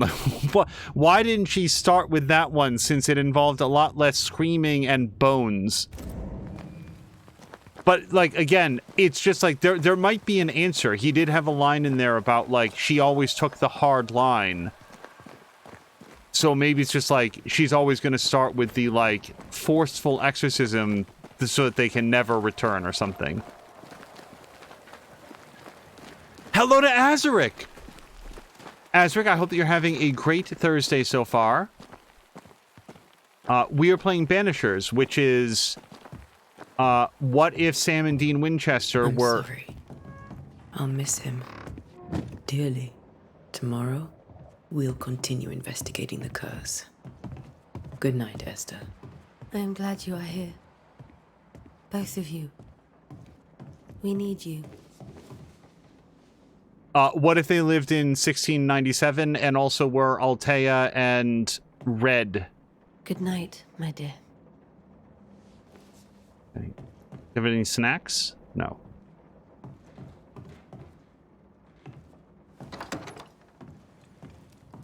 Okay, and this is just back into her house, so we'll go. Join Red at the schoolhouse. Azric says, to answer your question, this game has been on my radar for quite some time. Really? I hadn't heard of it. So I'm going to lurk so I don't get any spoilers. I hope that you're enjoying it so far. I am having a very good time. Sorry, so we don't go back out the way that we came in. All right? We'll go out through the house.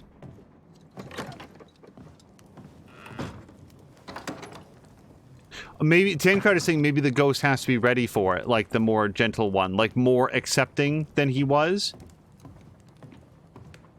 at first. Also, I did see that Jab had looked, I don't remember where the front door is. Jab had looked it up, and the King James Bible was not quite 100 years before this game took place. So that's probably the one. God damn it. Hold on. That's probably the one that they're all reading from. Okay, well, that's upstairs. Maybe this is the door. If this leads back into the kitchen, I'm really failing at basic orientation.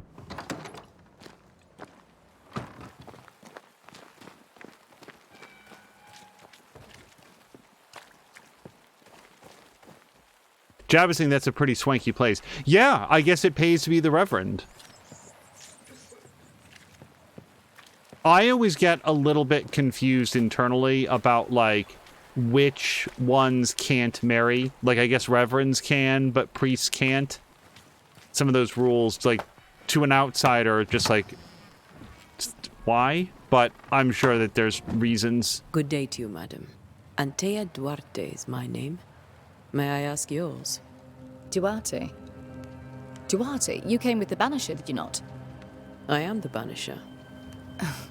Right. So you're the face of hope, are you? You're what my tithes are buying. Let me have a look at you. Oh, right. Well, I hope I'm wrong. Bathsheba Ingersoll, or I was last time I looked. Okay. Don't seem like a very nice person, honestly. So one of the, like, mini games that I like in games like this is, like, finding a sequence of questions that feels the most organic. I just sort of like to do that. And here I don't have, like, a gentle how do you do. So let's just start with about the curse. What can you tell me about the curse? Did Haskell not lay it out? We freeze, and at the same time, we rot. Minister Davenport said he'd summoned the best banisher there is. Can you lift the curse? In my experience, most curses are actually hauntings. And while ghosts are treacherous, they're not invincible. Well, I'd like to tell you I find that a comfort, but I'm afraid I would be lying. It may seem like an odd question, but may I ask if the curse has brought you bad dreams? Every time I close my eyes, I'm in the store. Coins fall from the ceiling, only a few at first. When they hit the floor, they break. Like rotten teeth. Or finger bones, perhaps. The trickle becomes rain. A cascade smashing down to flood the store. I try to flee, but the flood rises too fast. I drown in shards of broken bone. There. Aren't you glad you asked? Okay, so just this person is not being particularly pleasant, but let's also take into account that it sounds like she, like most of the people here, severely sleep deprived and emotionally tortured. What can you tell me about the town meeting house? The minister closed it down. Said it was dangerous. Imagine. Worship is dangerous now. Do you remember when and why? The when is difficult to say. I admit I've lost track of time with the dullness of the days. Tell me about your store. Why? Would you like to buy some china? Some porcelana? A linen dress? That's about all we have left. You'll be shocked to learn that there is little demand for the finer things in life, and we have next to no supply of the staples. I should have gone when I had the chance. I suppose beneath it all, I'm an optimist. And that makes me a fool. A very good day to you, madam. You're optimistic too, then. Aren't we the fools?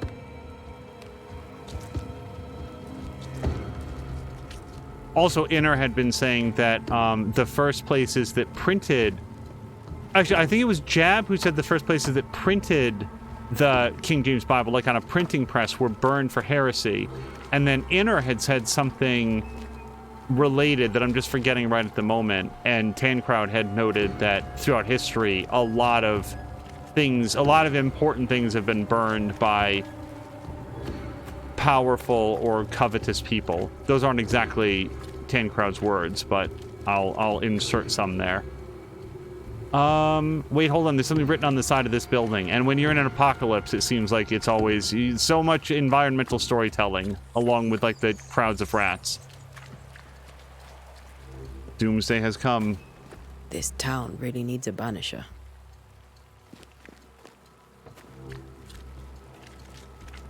I haven't talked to this person. Oh, it's the captain.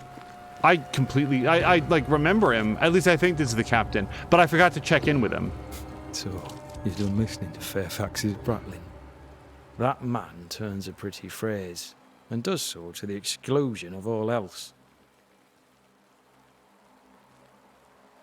Tell me, Captain, what does your rank signify? Militia? I maintain the train band.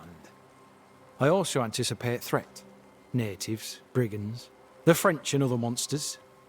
The curse, though, that's a whole different kettle of shite. Not even poor Davenport saw that one coming. Any thoughts on the origins of the curse? None useful. I'm a military man. I'm no dark artist. I'll take that as a gentle jab. You don't believe in my work. I can tell you're a woman of talent and capability. I respect that. The rest of it, that's your remit, not mine.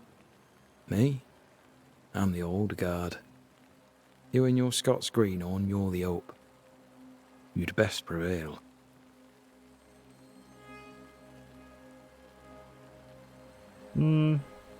Thickskin fears you may give up. Will you? I do not give up. But think on this. If the curse is God's punishment, should we not surrender? Thickskin's view is enviably simple.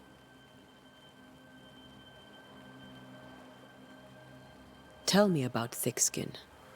I wish my men had half her temper. they'd be warriors and survivors all. Do you fear God's punishment? Don't you?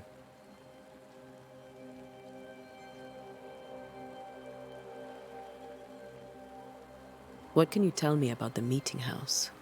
Davenport closed it. You sound surprised. I am not. Do not go to the meeting house. Don't. And should I be in some way unclear, do not go to the meeting house. I have had that exact conversation. Not about the meeting house, but with that degree of directness. Hello to Patikan. I hear the curse brings bad dreams. Do you have nightmares, sir? My sleep is mind to mind, as is my humour when I wake. On both businesses, I suggest you occupy yourself with your own. I'll come back later. I'll be here until I'm not. So Patikan's going to drop a lurk because he also wants to play this game. I will say that my early impressions of it are very positive. I want to see if we can talk to this person. And also, we are making our way towards the meeting house. Whatever benefit there might be to, like, exploring all over the place, I just feel like we're going to come across things as we go. Out of my way. Okay. So, a bunch of years ago, like, when I tell you what the nature of the contest is, you'll understand exactly how long ago. There was a radio contest to win a Nintendo Wii. The original Wii, back when that was the absolute hottest thing on planet Earth. And there was a contest, it was called, like, Hold Your Wii for a Wii, where contestants were going to come into the studio and they were going to drink water, drink water, drink water, drink water, and then the very last person who didn't have to use the restroom was going to win it. This part of town is closed by the governor's decree. A contestant, and I believe her real life name was Jennifer or Jessica. I think it was Jennifer Strange. And it's a memorable name, which is why I happen to remember it. Jennifer Strange passed away participating in this contest because it turns out that just drinking a very, very high volume of water will have an impact on your body very similar to drinking alcohol, where one of the, like, I remember that she died doing this, and I consider that to be very sad because if I remember correctly, she was attempting to win this for her children. It's a whole thing. In the wake of this happening, there were lots of people on the internet doing what people on the internet were doing and saying, like, oh my god, like she actually risked her life and died for, like, winning a Nintendo console. First of all, she was participating in a contest that she had a good faith reason to believe was safe and had been vetted because it was happening at this radio station. B, it turns out that the very first thing that happens to you, the very first symptom of this sort of like overhydration, this water poisoning, is a lack of ability to reason. It's very much like being drunk. Your blood is being diluted. I'm not going to talk medically because I don't know how it works. But apparently the very first symptom is you lose command of your faculties and your ability to make rational decisions. So here she is becoming less and less coherent while everybody else interprets her as being a participant in this contest, and they're just handing her more water and more water, drink up, and she's continuing to do that. So I'm bringing it up here suddenly out of the blue because when people are acting curt and rude and angry, sometimes there's a reason for it that has literally nothing to do with you at all. In this case, Jennifer Strange was not making an unwise decision. She was not making decisions. And in the case of this town, I hesitate to compare like a real world tragedy to this video game, but that real world tragedy is something that I've learned to keep in mind when somebody is behaving in a way that seems overly confrontational, and sometimes it just doesn't have anything to do with you at all because they're dealing with something else. And the people in this town are dealing with severe sleep deprivation and all of this mental anguish. And that just reminds me of the dream, like the drowning in this sea of finger bones inside the shop that previous person had described. Yeah, I might be a little bit curt if I like had that happening in my dreams every night too. Town is filled with sinners. To hell with the evil worshippers who do the devil's work. We should have sent them away, all away. God watches us here as we live, willingly, with treacherous liars. These chanting demons will not get the likes of me, but they might corrupt the weak-minded. May fervor and prayer bless our souls in these times of trial. Puritans and their sermons. Jav is also saying that the effects are pretty slow, and like to me that means that they will creep up so over such a long period of time, because it was going to be a long contest. It was literally, how long can you sit in this studio drinking water and not go use the restroom? Okay, we're definitely going to go in. Oh, and also when she compared it to like breaking teeth or something like that, I also have some dreams about teeth that are not too pleasant.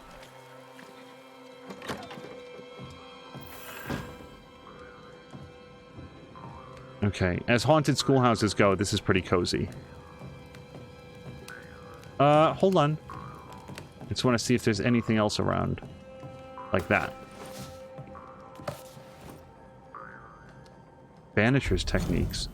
As Banishers, we are no spiritual guides or inquisitors. We are ghost hunters for hire, specialized and sensitive crafters who train hard to protect the livings through our rituals and knowledge about ghosts and specters. We are no cult. There's no hierarchy nor established dogma among us. The most obvious reason why a Banisher becomes a Banisher is because he or she wants to protect the living from the dead, whatever the reason. We are efficient, adaptive, and versatile. Our community is sparse and nomadic, just like our predecessors were. We wander the world in search of living victims of the dead, cleansing haunting cases using techniques tried and trusted and honed by generations of masters and pupils, releasing or banishing the ghosts, rarely blaming the living. Unlike puny sorcerers, we do not waste our time crafting enchanted rifles, with the butt, barrel, and stock engraved with runes and other symbols of power, for hunting specters or likewise. Who would wish to depend on a single weapon? Instead, we bring our Bane powder, prepared according to recipes handed down from generation to generation, rendering any firearm capable of shooting and damaging a supernatural target, no matter what the ammunition. Efficient, adaptive, versatile. Our knowledge of alchemy and botany helps us selecting minerals and plants whose properties will support our work. We do not waste time in libraries or schoolrooms. We do not waste our time drawing, carving, or engraving complex circles of power, because what we gain in power or nuance, we lose twice as much or more in time, risking putting ourselves and those around us in unnecessary danger. Instead, a clever Banisher carries stamps, in wood or metal, with which to mark a door, wall, or stone with the necessary symbol for the appropriate ritual. We also wear rings upon our fingers with these symbols, so we always have a range of powerful runes close at hand as it were. Efficient, adaptive, versatile. Thus we prevail, thus we fight, thus we send back the creeping dead where they are supposed to be. From Death to the Dead by Balthasar H. Frenhofer. Wasn't it like the DMC, like that Devil May Cry game that nobody except me likes? Was that the game where like there was a witch that had like all of her concoctions in like custom-made spray cans so she could graffiti them right on, like with whatever the proper like mixture was? I always thought that was really cool. I think like Tom Chick had pointed that out. That was a really neat like modern witchcraft thing. Inner is dropping a lurk. Inner, thank you so much. Inner, have a great night.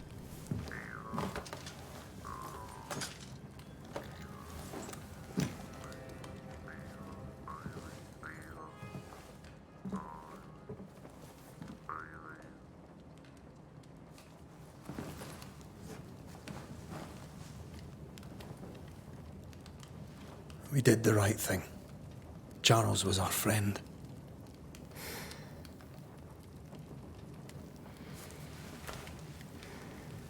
love you, Red McWraith. But? But when it comes to ghosts, your heart makes you reckless. It's dangerous.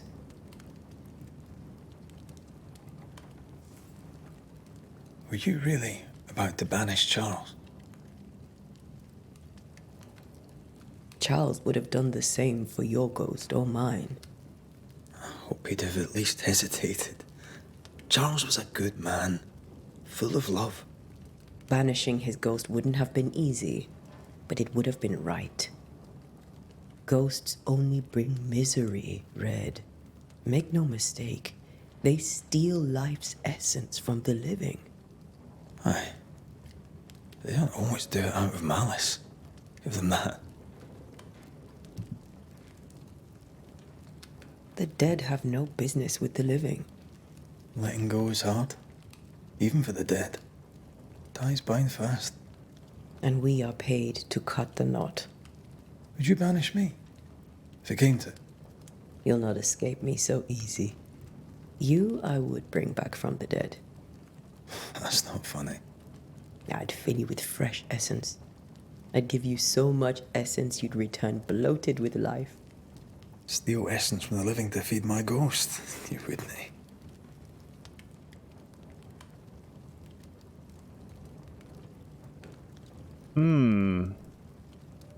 I don't know. I think she's feeling a little more sentimental. You're a scruffy-headed lout, Red McWraith, and I will never let you go. Over my dead body, mister. Thought I was meant to be the soft-hearted one. You are. Do you think Charles was right? This thing in the meeting house could be what did he call it? A nightmare? I really hope not. Such entities are legendary ghosts, even for Banishers.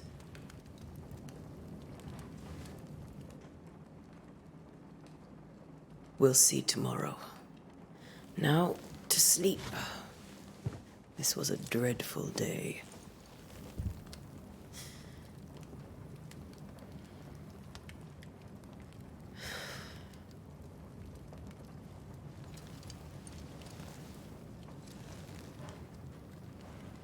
Poor Charles.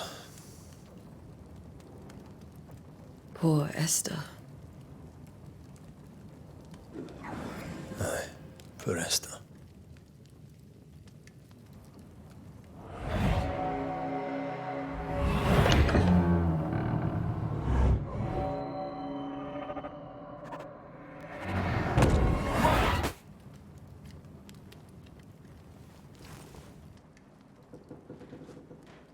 Antea, she took her firebane. She says I'm the reckless one. All right, let me just do a quick once around. Since we've got a new person, we might notice new things. No. Also, Jab is saying interesting swords. They look Southeast Asian. Where are you? You're hardly in the meeting house, are you? We've got a real Bloodborne happening here.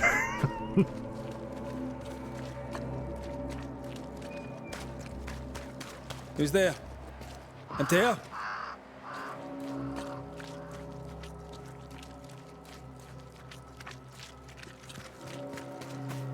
Oh, yeah, so in that answer there... Why would you go up there alone? I really wasn't sure which way I wanted to go. Like, is she going to be more like teasing and irreverent? Antea? Or is she going to say, no, actually, I really do love you. Like you really are very important to me. And ultimately, I decided that based on where she is with, like, Charles and, like, saying goodbye to him... I don't suppose you spectres have seen Antea, have you?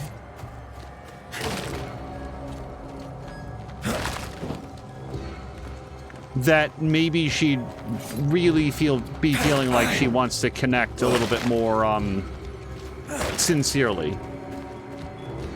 But I want to note, just based on what I've seen of her so far, Antea would absolutely banish Red. Or at least I hope that she would. Without giving a lot away. Oh, hold on.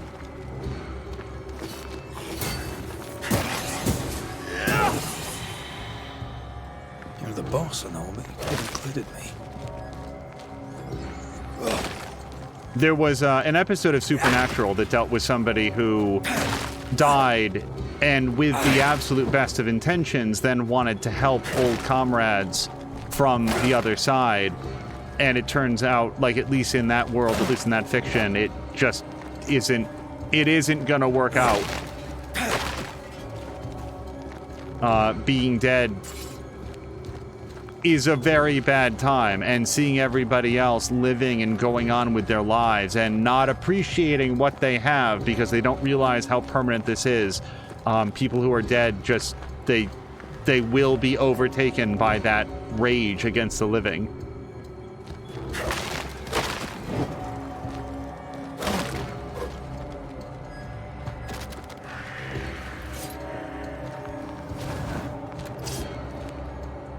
Oh no, I don't know. Hold on. We fought one of these guys. I just saw the big level 4. Nope. Okay, that was...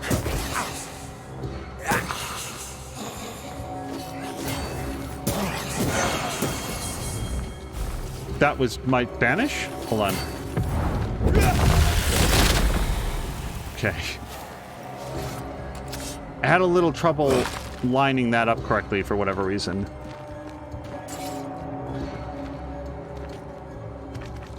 Oh, really? Okay. We can't go over there.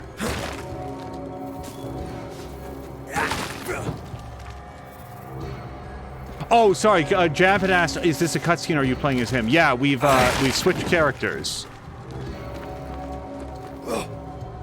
So apparently this game has character switching. I feel like on at least a couple of occasions we found things in the wreckage, but if we continue to not, then I'm not going to smash it. Hold on. See how they run, see how they run. 3 blind mice, see how they run, see how they...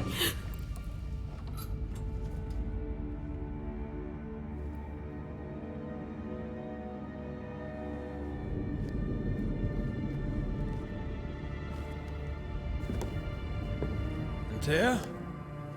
Blind. All blind. Oh, Red, can't you see? We never stood a chance. Antea, you hurt? Where are you?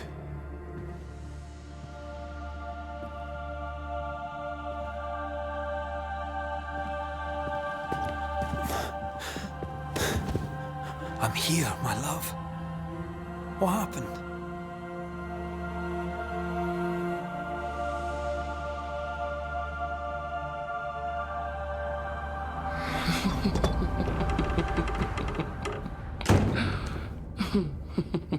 I'm here, my love. How mundane. Show yourself. God came to the man in a dream and said, "Behold, thou art dead." But the man had done nothing wrong and said, Lord, wilt thou also slay the righteous? What?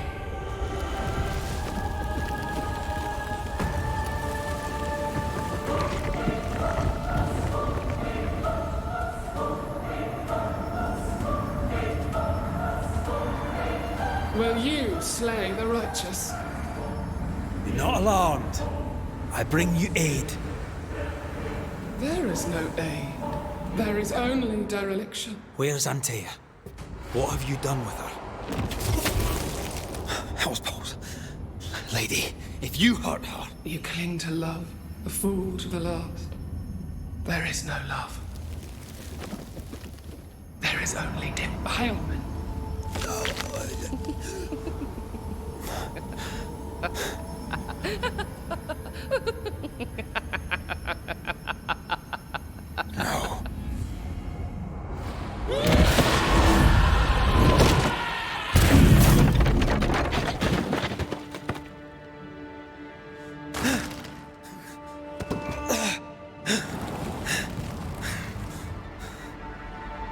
Antea!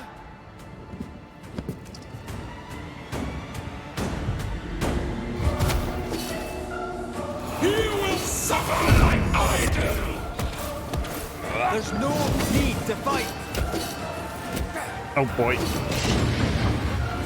Okay, I'm gonna have one of these X's.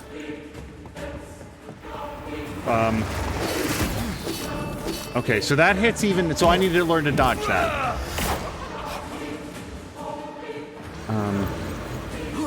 Betrayer! I believe you failed! Again! We are not your enemy. I'm gonna die. Can I do another X? Okay, I need to get way better at dodging.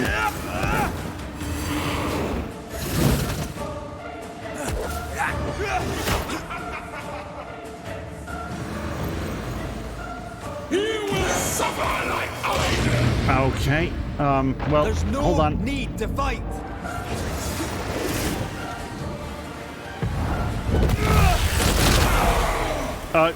Good? Do this?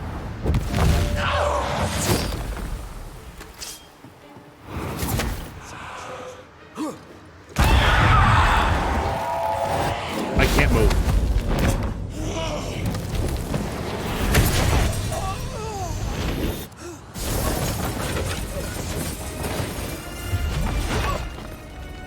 Where's Antea?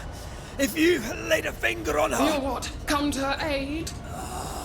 There is no aid. There is only... retribution. Give him back.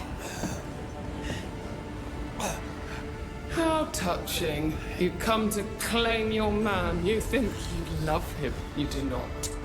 There, in the dark of your marrow, there is no love. Only betrayal.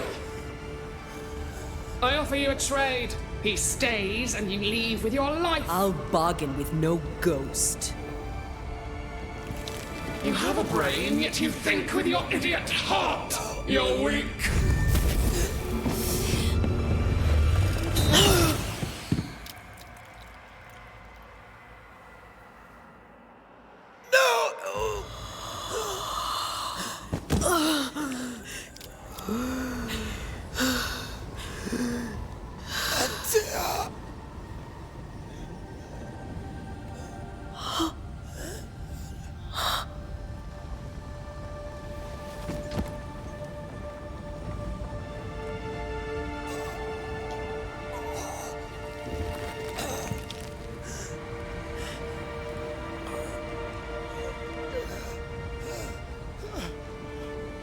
Will you come to her aid now, when all is lost?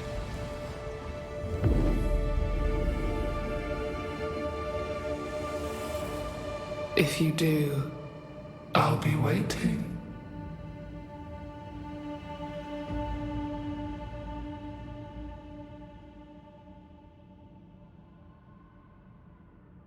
The icy ocean made a diamond from his grief, then buried it in his heart. The weight of his failure dragged him down.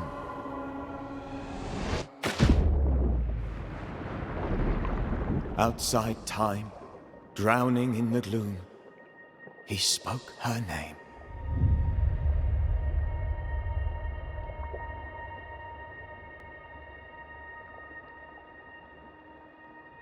Take me instead, he screamed, soundless, to the cold and silent waters. Out beyond the black veil of death, something heard his cries and reached for him.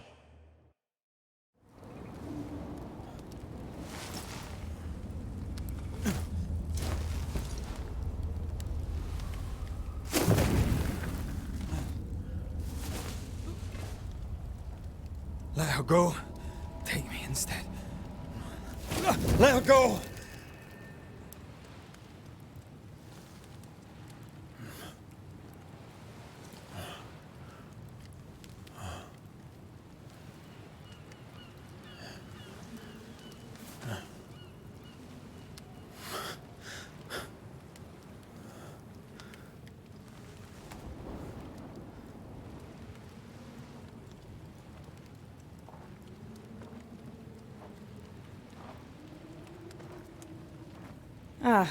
You're awake.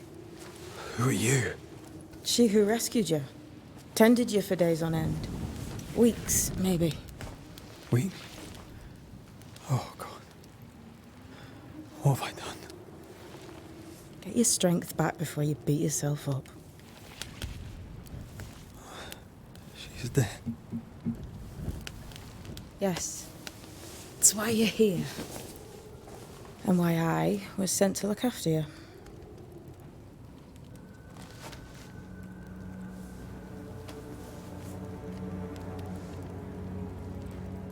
Who are you? I feel like we've met, but I'm sure we have not. I feel like I know you forever, but do I? You're confused. It's normal. You've been near killed by a nightmare, you've lost your beloved, and now you've a witch by your sickbed. Which? Witch. I go by Seeker. Find the Banisher, said my mistress. Tend him, and answer any questions he asks you before you leave him be. So, how do you feel? Does it matter? Of course it matters. Means you're alive, and you haven't given up.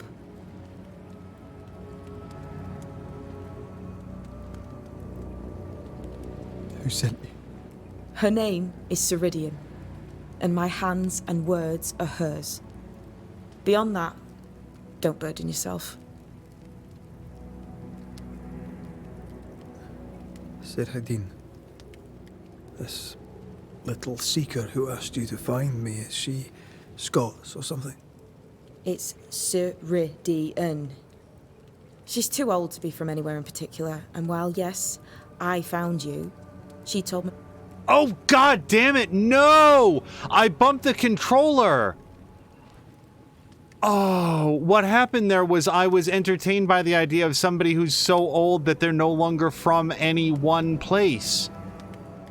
Can I ask that again? Hold on. Who sent you? Her name is Ceridian. Yep. Ceridian. This little seeker who asked you to find me, is she Scots or something? It's Ceridian. She's too old to be from anywhere in particular, and while yes, I found you, she told me where to look. Okay, I actually didn't miss that much. So yeah, mental note, do not interact with the right bumper, because it just goes ahead and skips a line of dialogue. This nightmare. How it spoke. How it tore right through her. I've never seen the like of it. Few have.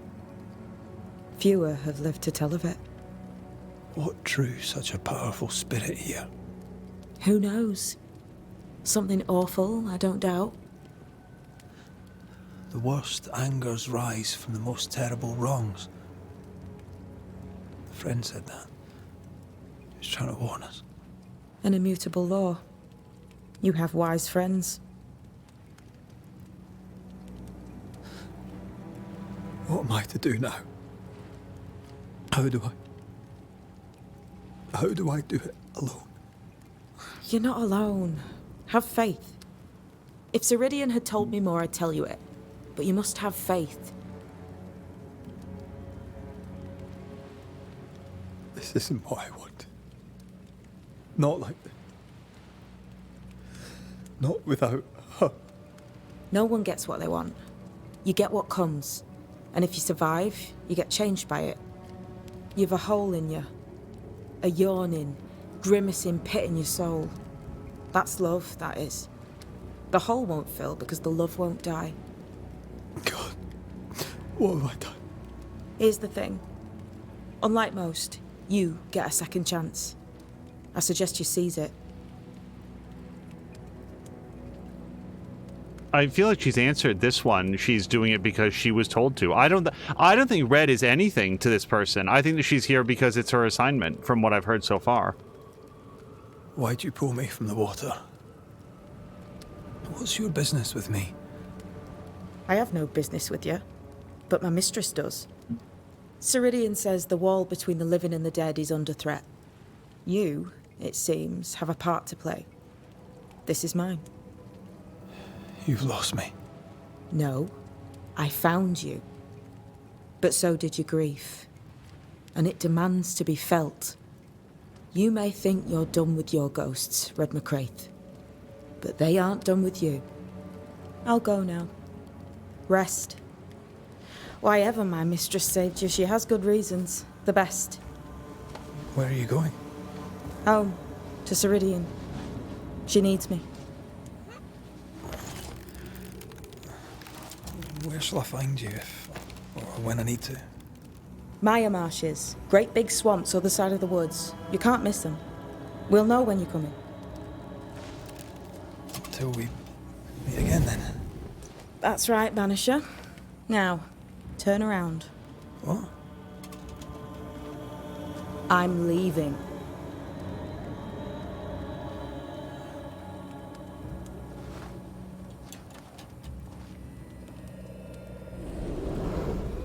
The hell?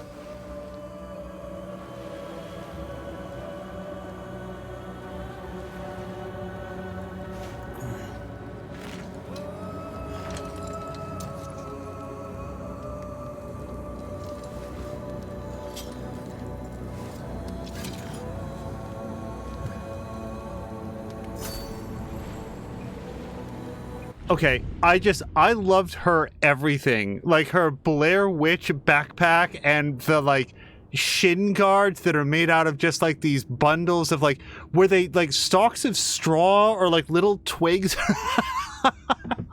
I've never had so many questions just based on what a person is currently wearing.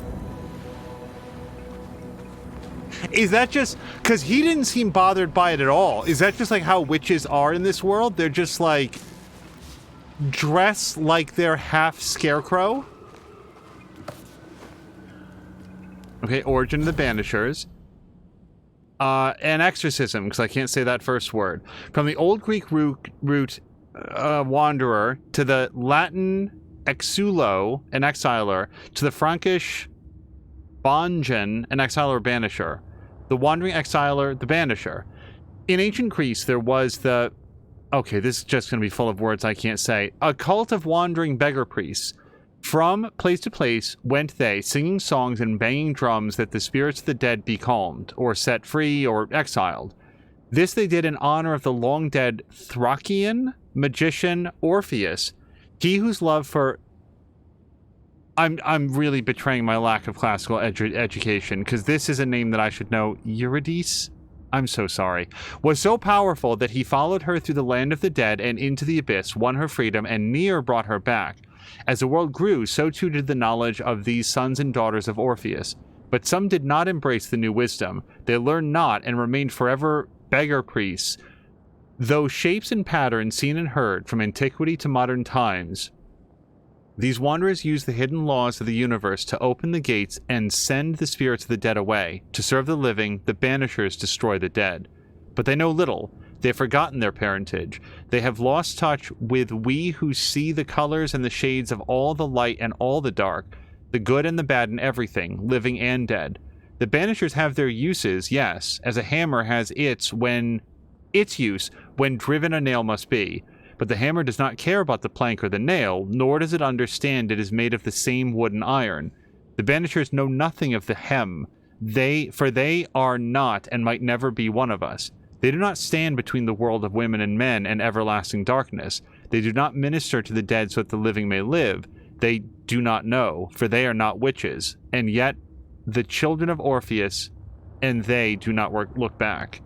So I really like the fact that we found like this exhortation of the value of Banishers and how they're not married to like all of these fragile incantations and like time spent in libraries or whatever else. And now we get exactly the same thing about how great witches are and how they're better than the Banishers. So you get to have like the different perspectives.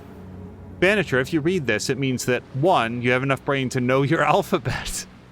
2, you have not resisted going through what I left behind. No, why would I? You left it.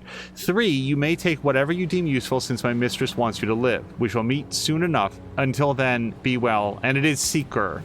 With her accent, I wasn't sure if it was Sika. I don't know what this is, but I'm staying away from it. I would guess that they were reeds around her legs. And also, Jab is saying there's a lot more depth to this game than I thought that there would be. I did see the XP bar come up. That might have come up earlier, but I didn't see it. So we're definitely gaining experience points, which is another thing that I like in games. And yeah, just the amount of lore that there is. Also, this game is really beautiful. Like that entire confrontation in the church or meeting house. Also, these waves look pretty good.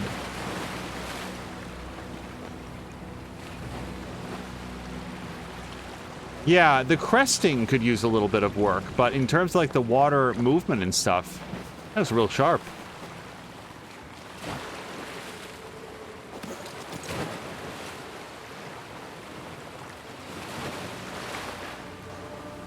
Also, when Patikin was here, he did make the note that we usually don't play games right at release, and that's very true, but I knew the following things coming into this game.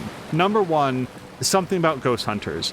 Number two, it was made by Don't Nod, and I have played of Don't Nod games Life is Strange 2,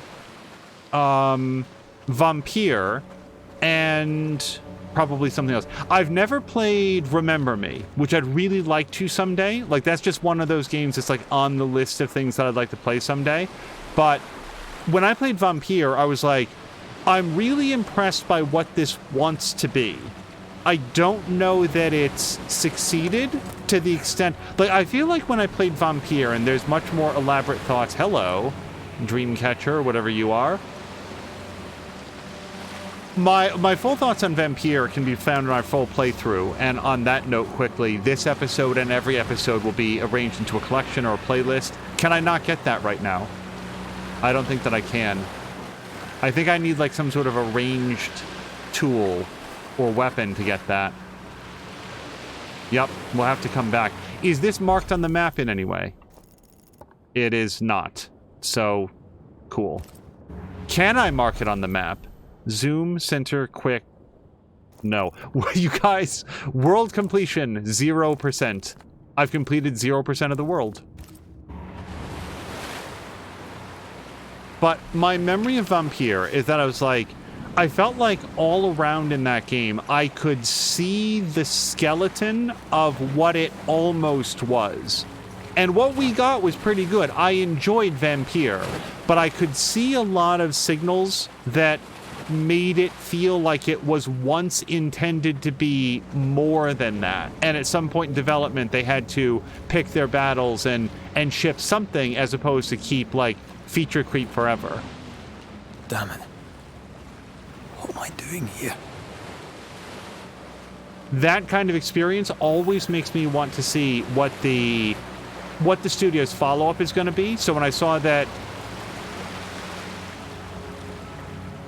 Don't Nod had decided to step into another, like, just not a pure narrative game, but a game that had some sort of, like, combat and some other systems, I was like, well, shoot, I really like this development house. I want to see what they've done. So here we are.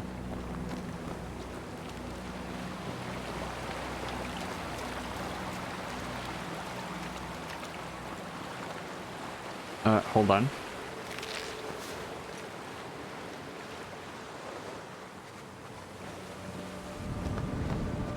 Also, Vampire is one of those, I don't think I can get there from here.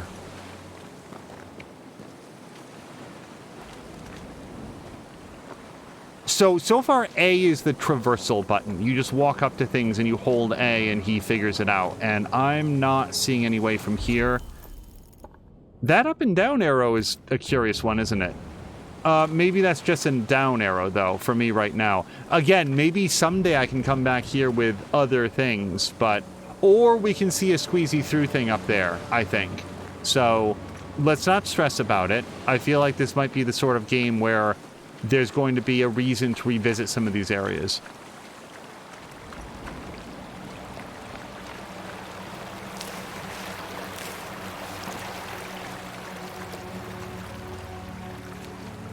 I would like to have the sort of memory that would teach me that that's what a lilac hyacinth is, so that when I saw one in the real world, I'd be able to say, oh, look, everyone, it's a lilac hyacinth. And people would look at me strangely because they did not ask. But still, it would be cool if you could learn things from games and not just have everything roll completely off. Pull exactly zero knowledge from the people that researched this and carefully modeled the plants and gave, oh, this looks like fun. So maybe ghosts aren't the only things that we're gonna fight. These look like... Are there jackals in New England? Not the time. Maybe just regular wolves.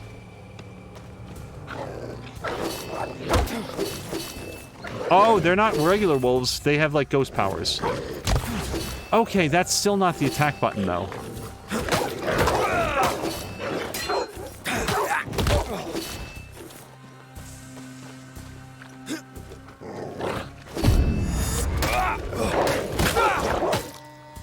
Threat indicator. The threat indicator points to enemies out of sight. Yes, I've actually been using that. When you've seen me say, like, hold on, and then I, like lock onto something, it's that ring around him. Red is incoming attack, orange is incoming projectile, green is incoming possession. So, there we go. That's how possession works. Come on, you mongrels!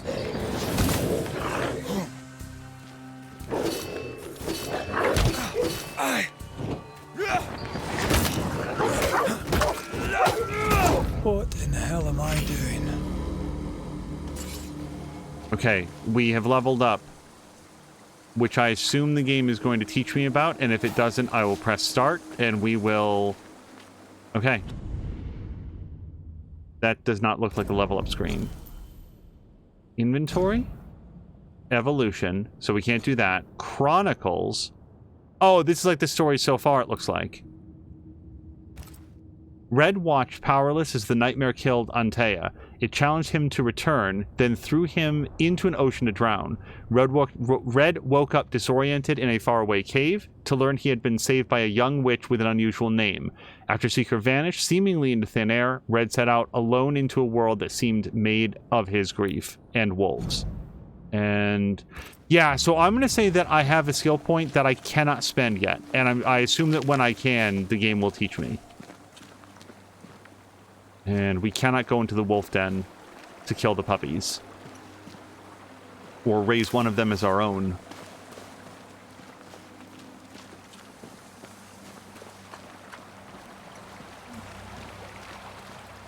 I'm not going to say this is true for every wolf, but if you ever see, like, an actual wolf, at least to me, they're bigger than I thought. Like, somebody's going to say, well, not all wolves and stuff. So I, again, don't know which wolves. But, like, you see a wolf, at least the wolf that I'm thinking of, they are like twice the size of a German Shepherd. Like, they are big. I've never once thought bloody living soul here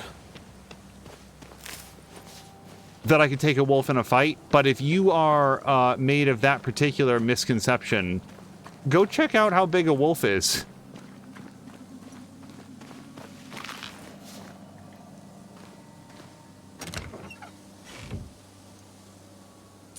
Hoof fungus. That sounds really unpleasant.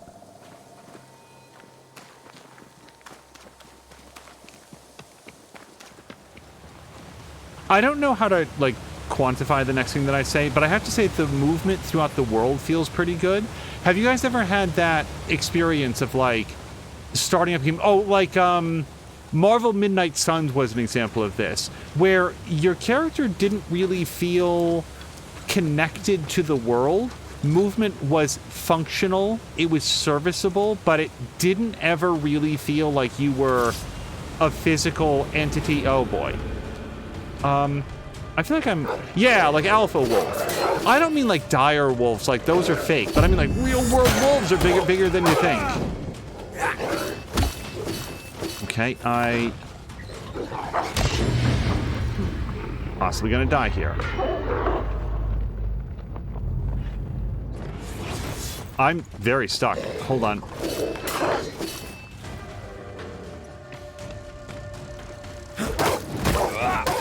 leave me alone.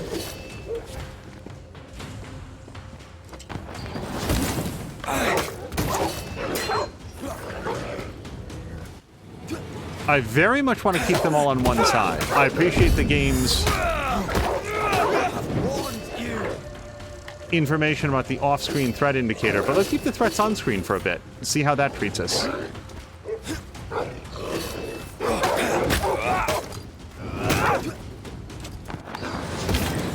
Can I banish them? Hold on, can I do a banish? Oh, take that, actual wolf.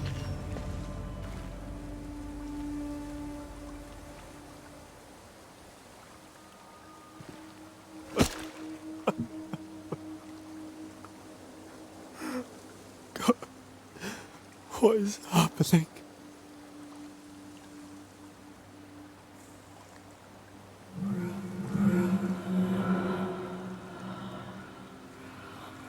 What? Antea?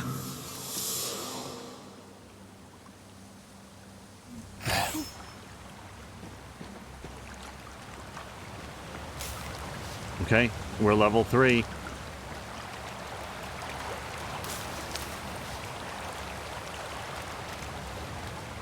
Give me a second. Oh, can we get... Are these ghost wolf souls? No, they're leather. Wolves are made of leather. Not only are they larger than you think, but you just skin them, and it's just straight up leather. Very few people know that.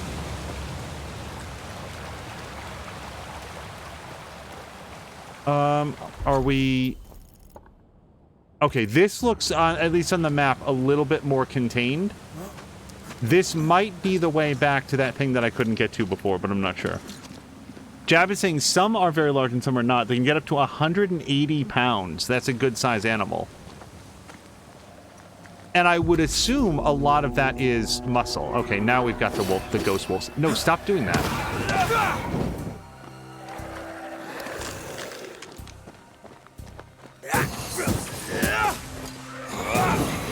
Also, I still think that that sword effect of the sword like slashing through the specter, that's really cool. I keep wanting to light up every single one of those torches like it's The Witcher. Or Assassin's Creed Odyssey. Okay, this is not the thing that I saw earlier, but we did get some cool stuff out of it.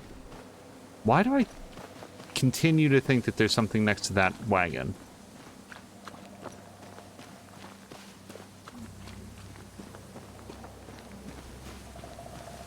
So, I don't know the rules of this universe. As just a regular human me, I would be thinking that any presentation of Antea would be at least 50% likely to be the nightmare just continuing to torment him by taking on her form. But maybe that's not a thing. Well, then again, how would he know? Because... So cold. So cold. Where am I? Oh. Okay, hold on. Oh, there! Antea! Oh, God. Jägermeister, thank you so much for the raid, and hello to everybody raiding over. We are checking out Banishers. Hold on. This isn't happening. This can't be happening. Boy, they really put up some tantalizing things there, but... Like, we've been to everything that I can get to, right? Yeah. Okay, so those things are glimmering, but I've been to what I can reach. Jägermeister, I hope you had a great stream. Was it pickleball for today?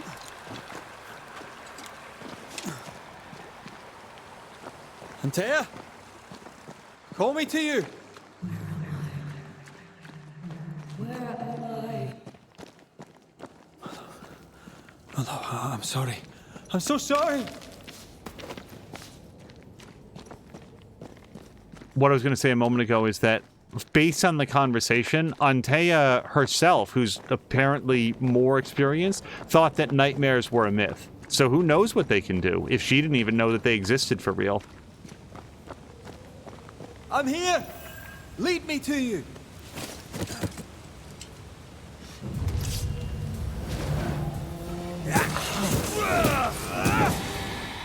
Hold on. So these blue guys are worse than the normal ones.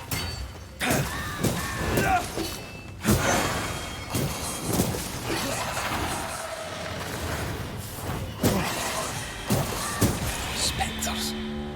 Here. Antea, are you there?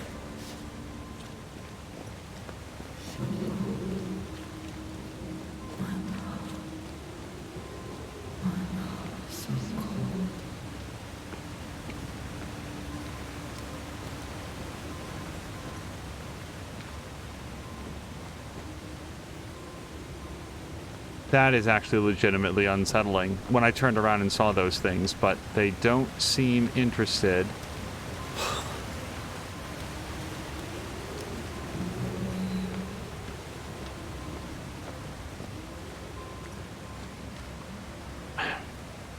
I hope there's nothing else that I'm supposed to do here. Like, he holds up his hand and he can see the waterfall specters, but, like, she's calling us from over this way.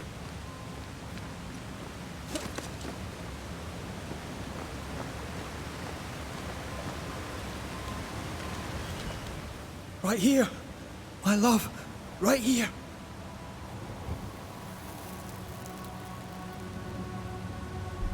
Tis you.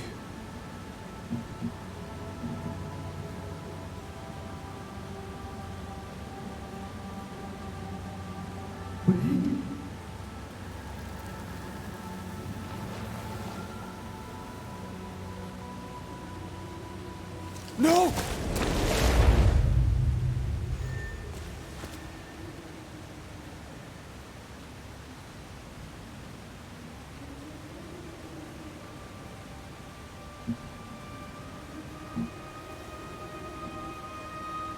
I have you. You have me.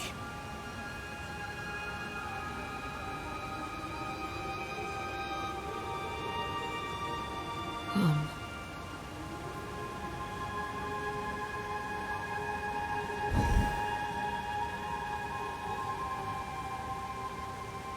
No, don't go. I'm here. Follow me.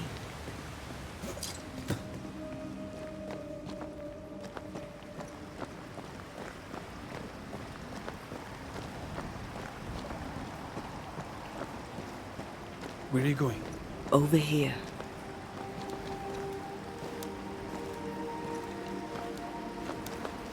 I have you. I'm right here. Where are you?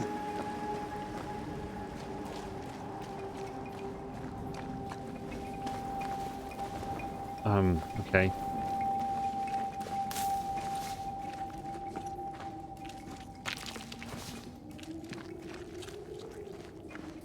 I hope she doesn't mind that we're stuffing our pockets with pyrite as we're going along. You seem weak. You need rest.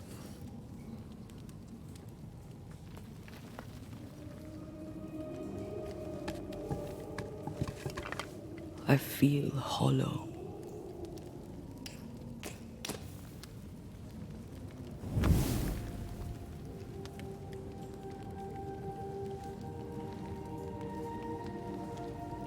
Do not be troubled.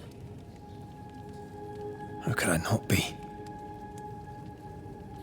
To have lost you and found you like this. And you're hungry. That's one way to say it. Yes.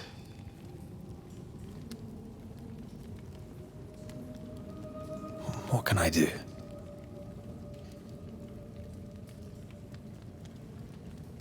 Charles's Bible.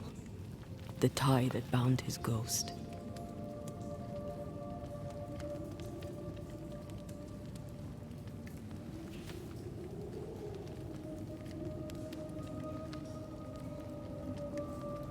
Some essence remains upon it. For now, it will do me.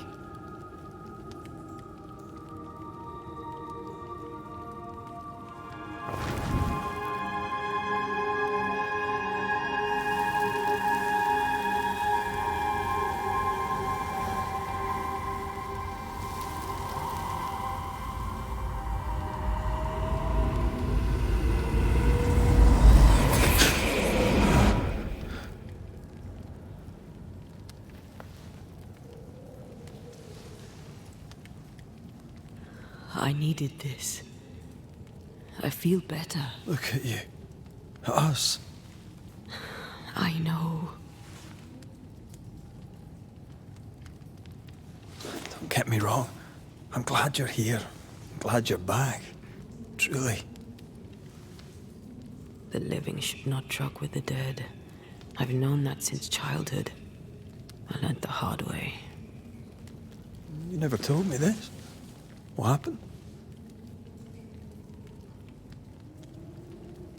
It was a lifetime ago. For now, it doesn't matter.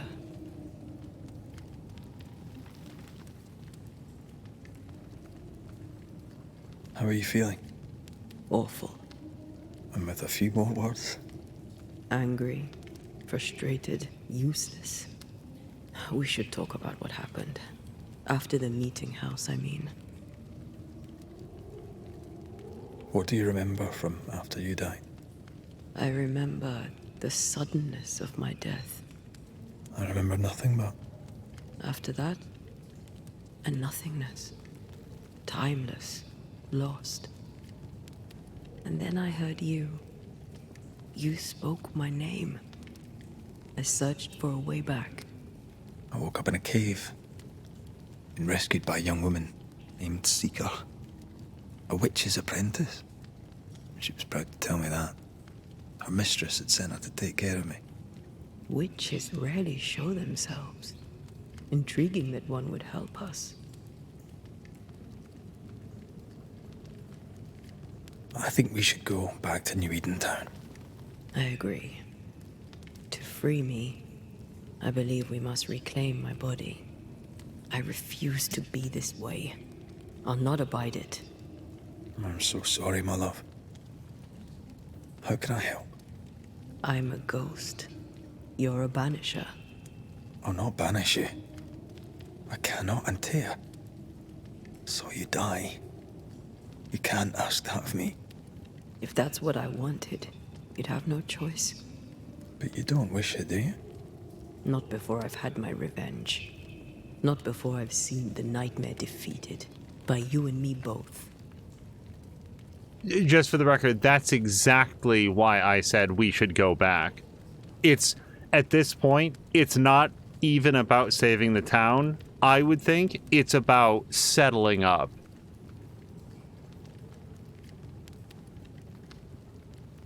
I'm going to ask this even though I feel like everyone involved knows the answer.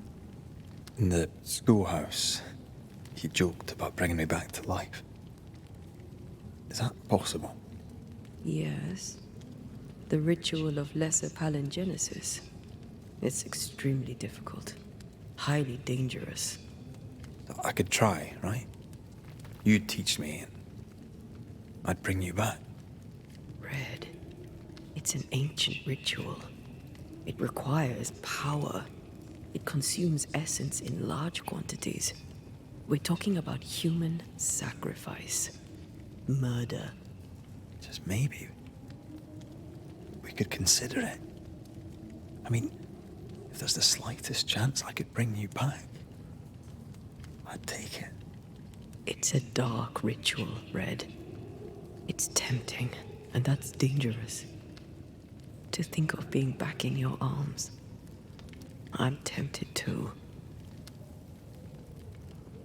Could I give you your assent? That would be the simplest solution, but not the easiest. Why? My body is my tie, and the nightmare still holds it. In the meeting house, but before she let me fall, I swear she dared me to come back. She's as devious as she is powerful. She won't just hand it over. Then what shall we do? If we are to return to New Eden Town, we must first learn more about our enemy. Charles said nightmares don't appear without good reason.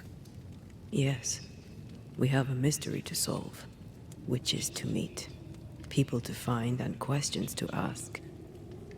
And then you'll help me go, one way or another. I will. I swear it, Mother. Rest. You need it. I'll stay close.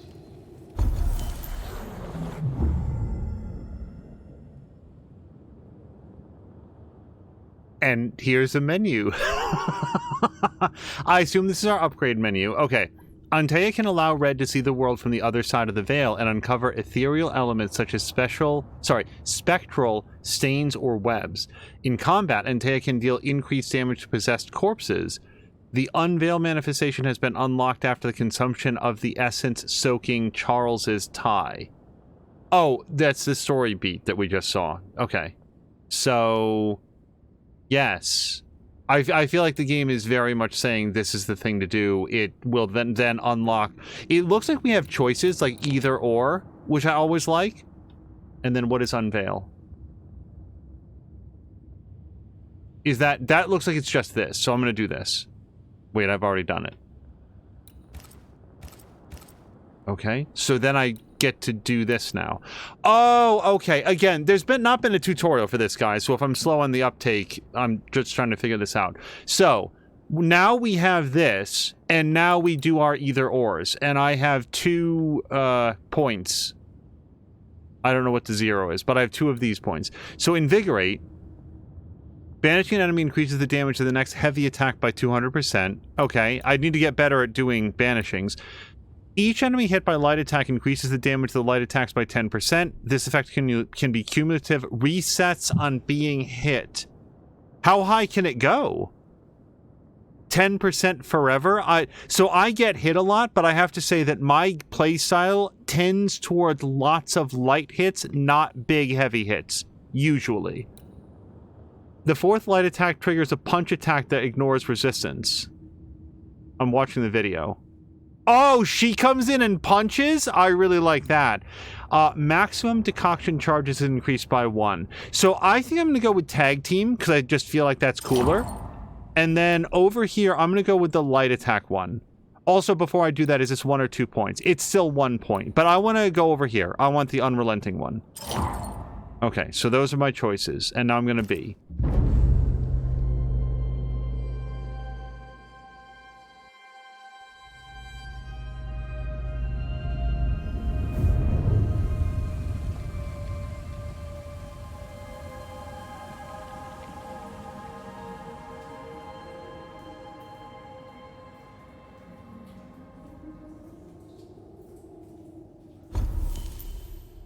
Shelters allow you to upgrade your equipment via the inventory menu. Can I just say, if I had a word for this game so far, it's style. It's the style of it. It's the cutscenes, the cinematic, the language, the visual presentation, how the town was so gray. That right there, they lay down together, he drifted off to sleep, and she didn't, because of course she wouldn't. So it just like did this Paranormal Activity style, like super fast forward of her just waiting, just lingering, waiting for him to wake up. I really like this so far. Upgrade equipment. So let's do. So I assume now that I get my decoctions back, crafting resources and enemies will respawn. Oh, so it's got like a Dark Souls thing. You rest and the enemies come back. Evolution. Consult and modify your talents and presences, which I may not have. Fast travel, so we've got that. And now inventory. So I've got 4 available upgrades. Upgrading your equipment improves their bonuses, but requires resources. You can access upgrades menu by hovering over an equipment slot and pressing X. Okay. I do... Oh, spoiler alert, we get a rifle, an amulet, wristband, and brooch. So lots of jewelry. Bane Ring. So this would increase our banish damage and banish points gain. I don't know what that second thing is. decoctions. Damage taken by red is reduced by 5%. Interesting. I would sort of want that. Physical resistance, 14%. Yeah, probably this. Oh, and melee attack damage is increased? Yeah, we're almost certainly going to take that one. And then this is the fourth... Wait. The fourth light attack and heavy attack damage is increased by 50%. No, that would be... That either, I think that's what we have, or more likely what we get if we upgrade. So, let's do a percentage upgrade to our damage. Oh, look at this. I wonder if this is clockwise or if, like, later on we can get all sorts of different stuff. It looks like it's heavily based on what resources you have. So, yes, let's do a common upgrade. And now we can't do another one because we don't have a Scourge accretion. However, if we can do this. Upgrade. Oh, look at that. I just happen to have exactly 12 spectral dust. Isn't that fortunate? Hey, that's where our lilac hyacinths are going to go. So we're going to need some Scourge accretion. Oh, hold on. I can also do another upgrade. Probably this? Or is it telling me that I can't? No, okay, I can't. Got it. And then... I don't know if I have to choose between them. No, it looks like both of these are damage taken is reduced. Okay. Well, let me do the Bane Ring. More strength and wisdom. And vitality and persistence. Red's first Bane Ring crafted for him by Charles Davenport, allowing him to interact with the invisible. The worn leather covering the inside of the ring serves as protection against the necrosis of the flesh, a long-term side effect of banishing spirits. Oh, that was the other thing. Sorry, I forgot to bring up about Seeker. I did notice that her hands, or like her fingers, were just completely black. Like, just all of these little details on her. Yeah, okay. I can think of absolutely no reason not to do all of the available upgrades. And then we can't do that because I don't have any translucent fibers. Okay, that's all of our upgrades. Now, I do have a right trigger, which is objects. And I don't think there's going to be anything for me to do in here except to know that I have these things. Okay, I don't need to rest. Let's look at evolution, even though the game is not telling me to do that. Oops. Oh, that's what this is. So here's our evolution tree. And I'm willing to bet we're going to have other unveil things that happen. Okay?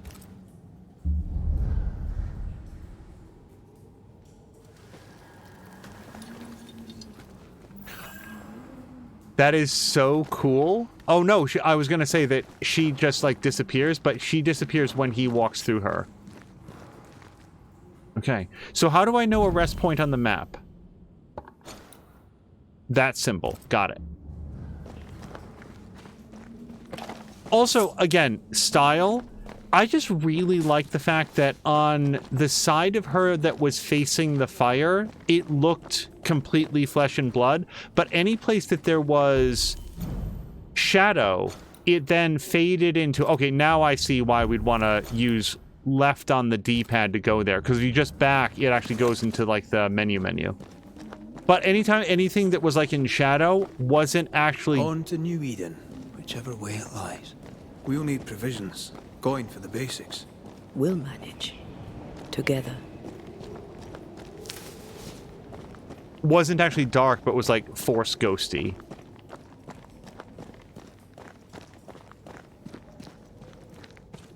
I don't know if Jaeger... What the hell happened here? I don't know if Jägermeister is still here, but if he is, he had said that he actually did a cooking stream to do a breakfast casserole. I would like to eat something that's classified as a breakfast casserole. I would assume it would have lots of scrambled eggs and cheese. That's what that word conjures to mind. 14th September. This is the Demonologist note. During one of our explorations of these new lands on which we first set foot many years ago, Angarad and I discovered a new place, a special place, a cave hidden behind a waterfall where none would find it. A strange feeling of lightness drew us to it, as though the veil between the incarnate and the invisible was as thin as the finest French silk. From the chamber emanated the power of the other world. Surely, we thought, this was a fine place for ritual experimentation. The cave was larger than we had at first thought, containing a multitude of galleries. Is gallery a common word for like an opening in a cave, like a chamber? Like not quite a cavern, but like an opening? Angarad and I decided to take young Shelley along with us to continue our exploration. Pleasant but ungifted, his father insisted that he train with experienced occultists. Shelley is a guy. Okay. What a surprise it was when he found the mushrooms we needed for our rituals growing on the walls. We set about collecting them while I drew the symbols and prepared the rituals. We felt our powers magnified tenfold. One page is missing. So wait, that was 14th September. 18th September. The cave is vast and dangerous. I heard whispers in the darkness. Something watches us. Neither Belden nor Shelley can hear them, or so they say. But something lurks, I'm sure of it. Perhaps I'm wrong. Perhaps the fever I had some weeks ago yet lingers. Last night I caught young Shelley watching us sleep. He was talking to himself. It was unnerving. I see no bodies. Maybe the wolves took him. Can you not see the symbols on the wall? No. Take my hand. I want to try something.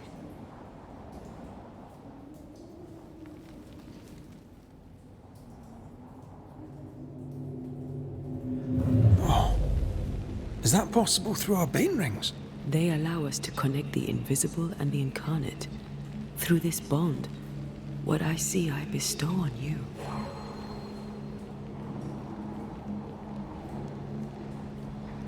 Are those webs made of spectral stains? Let me. Spectral web. Press A to remove spectral webs and reveal shrouded objects or places. All these years, the things we must have missed. The dead hide more from the living than we thought. This is going to be helpful.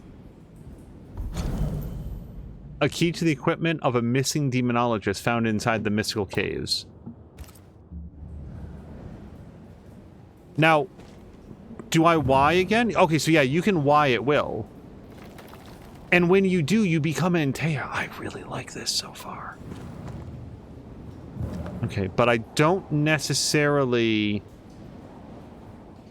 Hold on.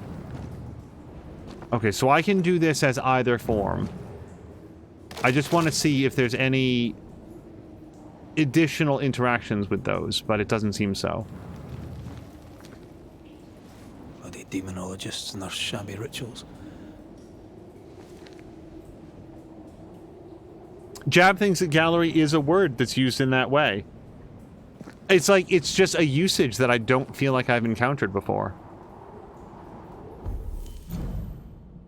Hold on, map.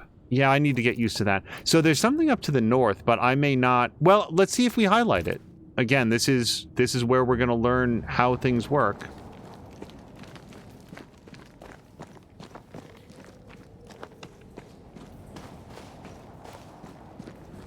I feel a draft. From the invisible. When in close proximity to these elements, your bane rings will be triggered and light up with a blue aura. Y to switch to Antea to reveal the hidden source. Okay, so we don't have to be in detective vision mode all the time. It'll let us know, hey, there's something nearby.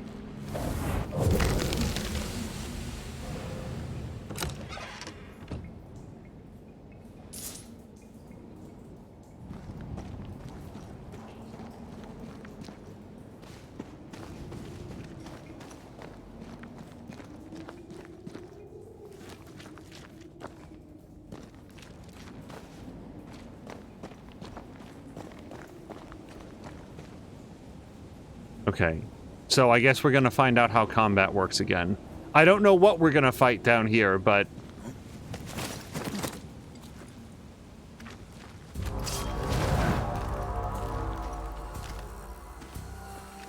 Is this an actual ghost dog? Damn it to hell!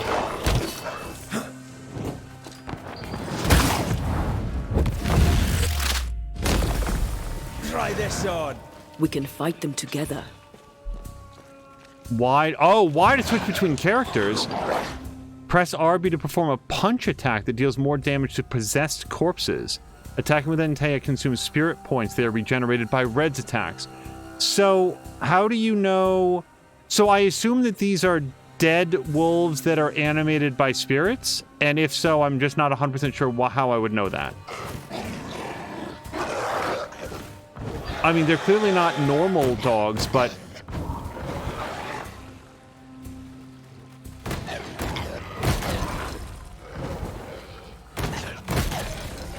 Oh, sorry, there's no heavy attack.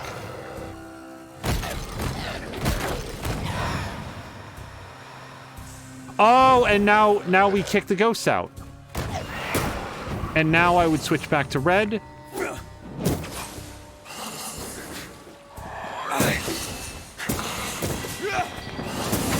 did it. We did. Thank you. I wasn't much use. You were. I promise. You'll get better. Things will get better.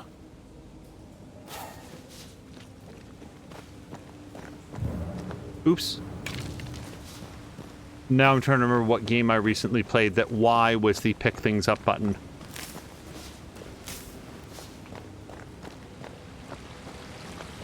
Yeah, gallery is a really... Oh, hold on. An interesting word for like a large, but not enormous, cave area. Oh, I guess I got it. I was like, is there a second stage to this? But we've uncovered that body. Now, see, that looks like a thing over there to me. But I may not be able to get there yet.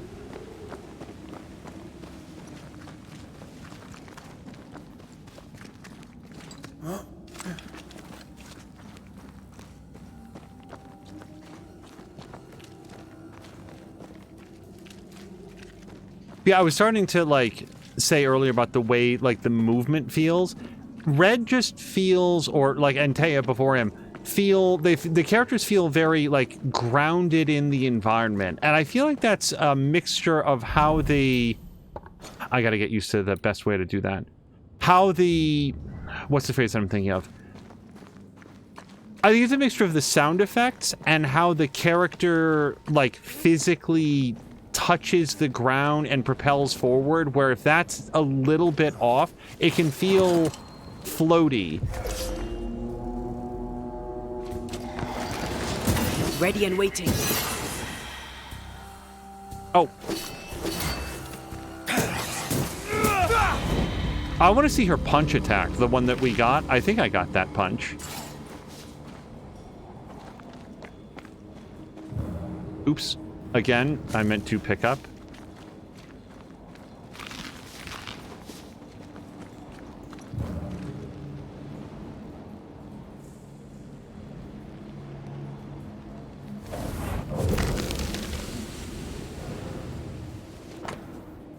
Demonologist Note 2.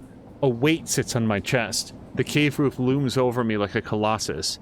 It is not like me. I will explore the cavernous depths. Angarad disagrees, fearing a fall into a crevice or some other fatal mishap. I reassured him that I am an experienced and capable explorer, as was my father before me.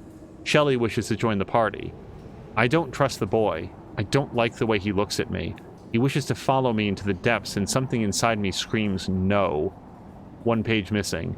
I sicken, my organs burn, my blood withers. I will die. Such is the price of knowledge, we occultists say. But I regret. If I had known what suffering awaited, I would have turned us back, doused us in the icy waterfall and left, burying the cave deep in my memory. May the demonic effluvia from our rituals take them all. Effluvia. They always end up mucking around with black magic. Always. Unlike me, who's definitely on the up and up so far.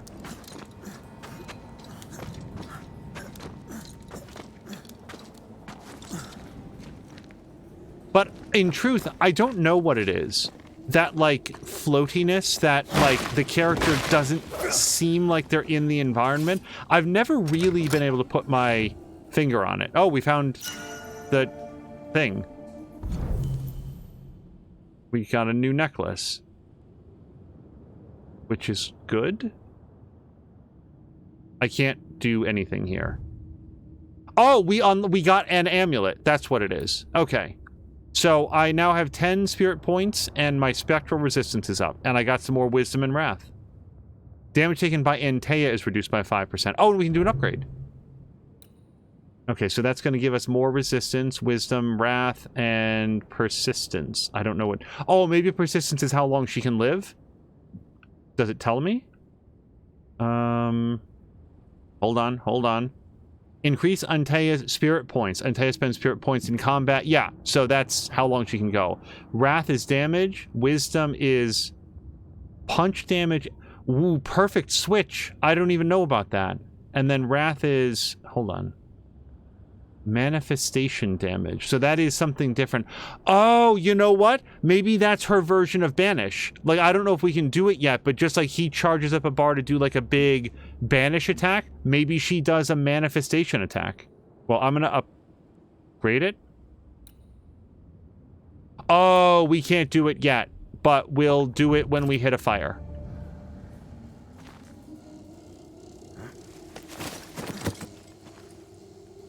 Welcome to learning how anything works.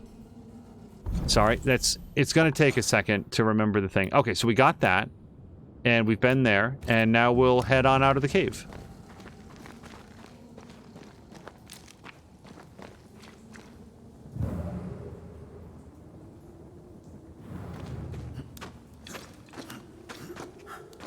It's amazing how quickly this game has moved into, I hope no one comes in now and gets massively spoiled, because I would not have wanted to know how this game opened before I started playing it.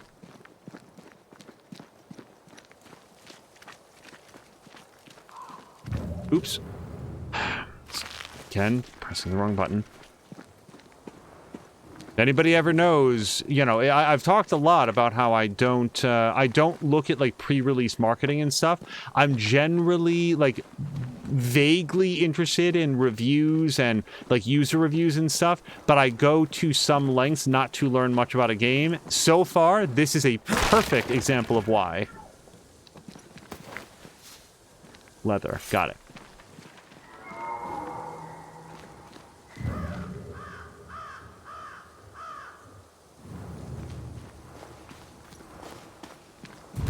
That spectre. It's heading for that corpse.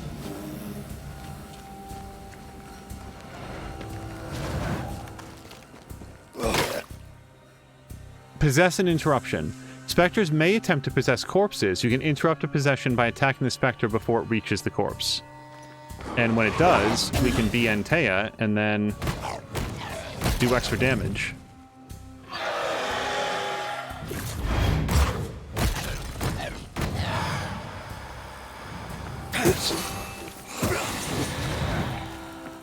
Oh.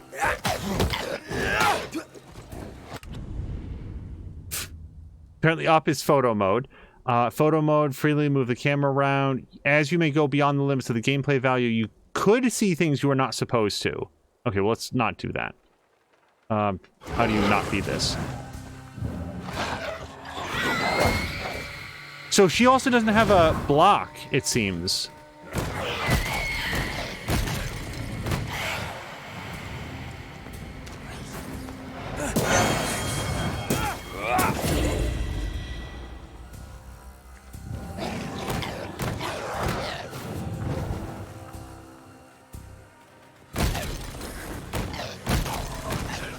Yeah, at least at the moment, no block and no heavy attack for Antea.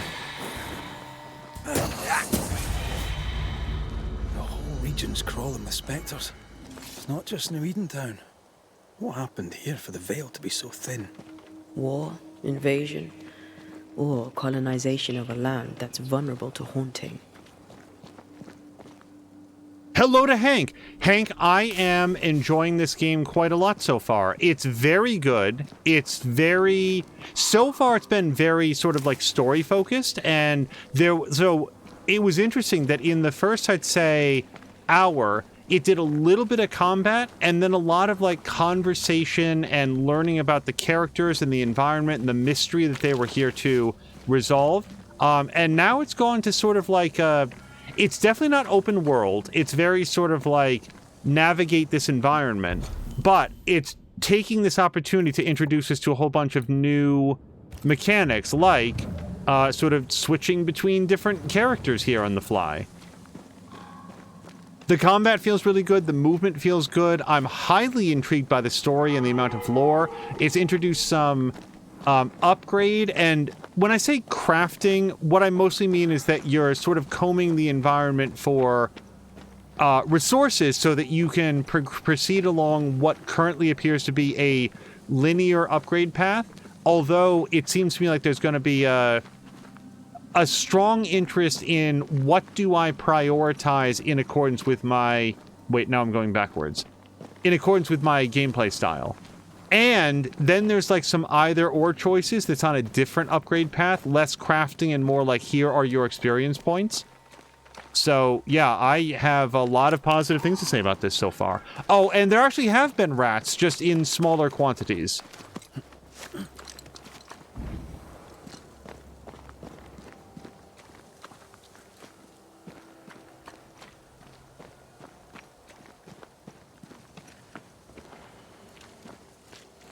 Hunting gear. There might be a lodge nearby. You took yourself up there very fast. That might take some getting used to, for both of us. I apologize, Antea. I just don't know. I don't know where you are with the hunting gear.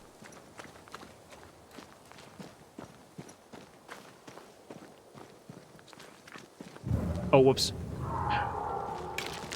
Another thing that I think that I'm just enjoying so far is that things you can interact with are typically present, like visible from a good long distance away. I like exploration, but every once in a while it's nice to have a game that's just like, hey, see that? Go get it. And it's not just like, rub yourself along every single wall to just see what's available. I bet that's a thing that you can turn off, but I've just started this up with all the default settings. Oh, I absolutely get the reference. Also, just like the color change when you're not red.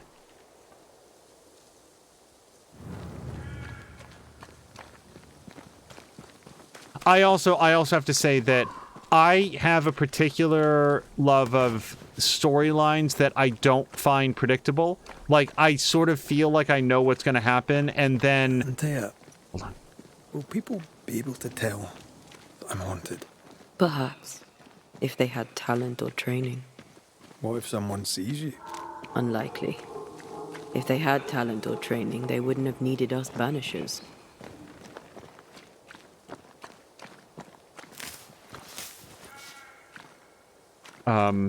I have totally forgotten what I was saying, because I was wondering the same thing. Like, are people going to be able to see Antea, and I wonder what happened to the trappers around here. The woods are swarmed with specters. Hopefully, they left. I will absolutely go spectral in just a second.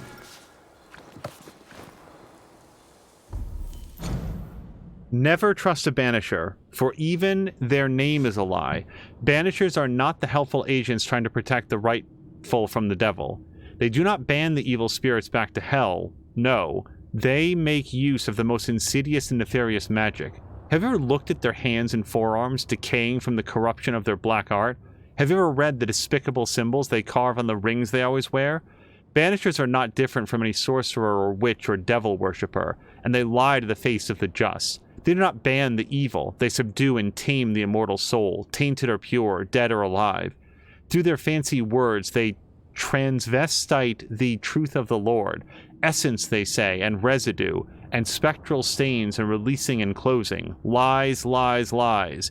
Do you know what they call a blame? It's when they steal the soul of the rightful before enslaving it for one of their many sinful activities. So never trust a Banisher, since each time you make a deal with one of them, you may be the next they deprive of their eternal soul, if they decide to blame you for any reason they choose. By Fear God Waterbury. I'm not sure that I would trust the warnings of somebody who identified themselves as Fear God. But hold on, we haven't, spectraled, yeah.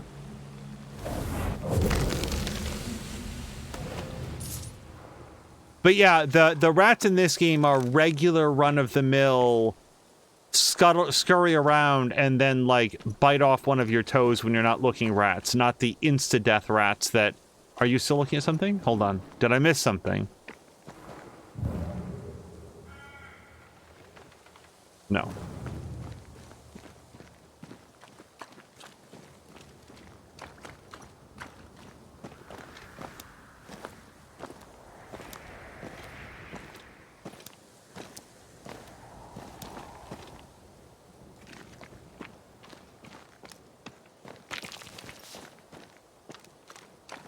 What remains to be seen? I mean, obviously, I want to see the rest of the game, and I'm nowhere near close to like passing a verdict on it. I'm just like the first impressions are very positive, but then the next thing that remains to be seen in my memory is how do I feel like this might have evolved from Don't Nod's work on Vampire? Like, it's been multiple years now since I played that game. I'm not going to remember it very well. These witches you mentioned must know something about the nightmare. Aye, but can we trust them? Witches only involve themselves with people if they absolutely have to. Yours must have good reason. Can we, at least for the sake of this investigation, agree to set aside our Banisher v. Witch prejudices and all agree that nightmares are bad? Because surely that's something that we can all come together on. And if not, we can just send a couple witches into that meeting house, and whoever survives will come out feeling the way that I do. Crossing over there. Signs of civilization. Lucky me.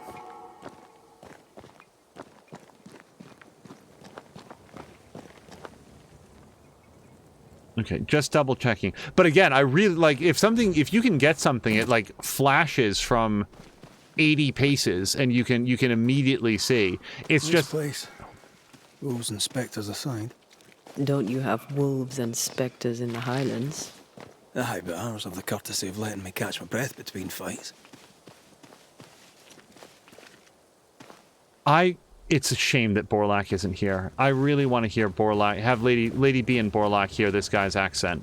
Because it sounds wonderful to me, but you don't have the required manifestation to unlock this path for now. Such obstacles are marked on your map and compass. You can come back later with ease to unveil their secrets. I'll get it eventually. Got it. Creeping Ivy.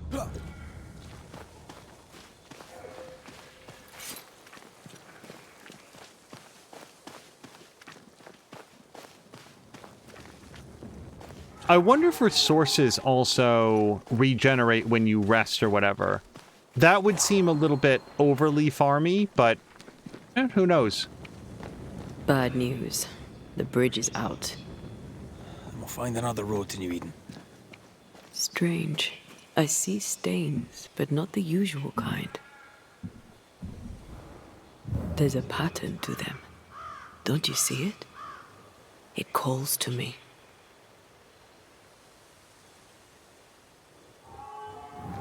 Oh, hold on. Oh. And up and down we go. Hold on. Those stains. I could have grasped at them had I been stronger. It's hard to think clearly. The hunger is back and it's growing fast. Already? Right, let's find something to sustain you.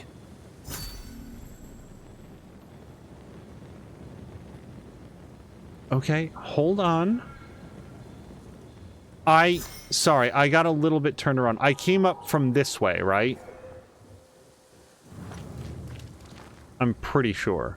Okay, so I think we came up here. The game wants me to do a lot of stuff. So she's talking about the patterns, and I assume that those are these energy swirls, but...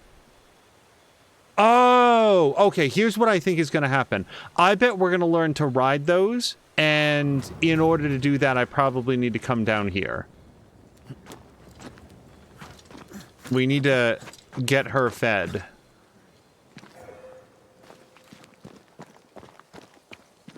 So if I talk about a central sort of like gameplay mechanic in Vampire, do we feel like that's going to be a spoiler? Because it sort of informs what I think this game might do. And on the other hand, I can just shut my yap and we can find out what it actually does. What level am I? 4?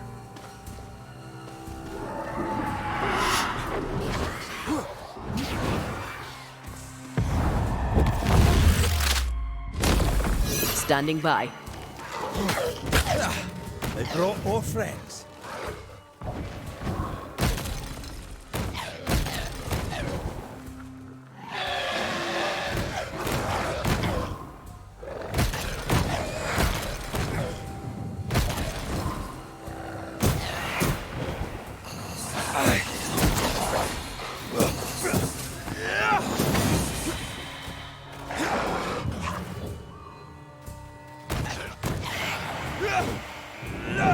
Oh shit.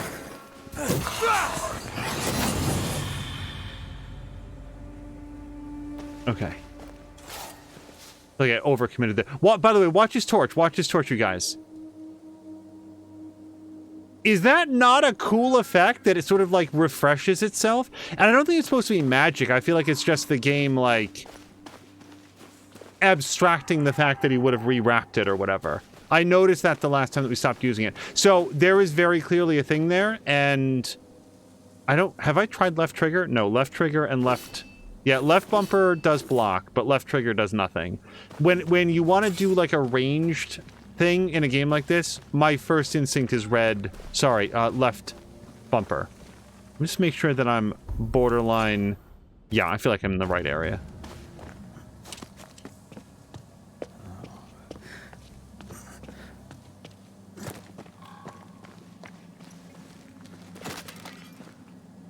The way that the world shifts when you go spectral mode, it reminds me of, like, the whole thing that was advertised. There's someone inside.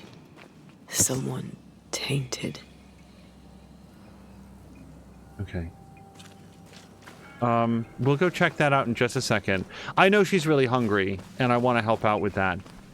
The medium had a whole thing where it would, like, dual project different versions of the same environment. The changes here seem so far rather more subtle, but it's the same sort of thing.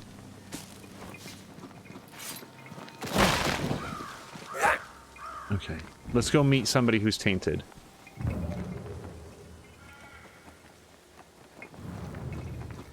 I don't know if I'm supposed to know what to do with that yet. Oh, you know what? It could be a fast travel point, now that I think about it.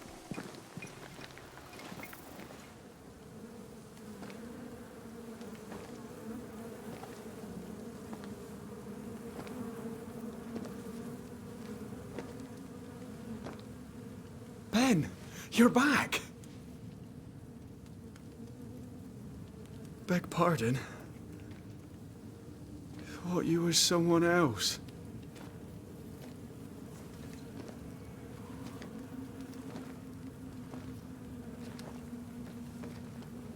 You hungry, friend? The stew is thin enough, but I'd be glad to share.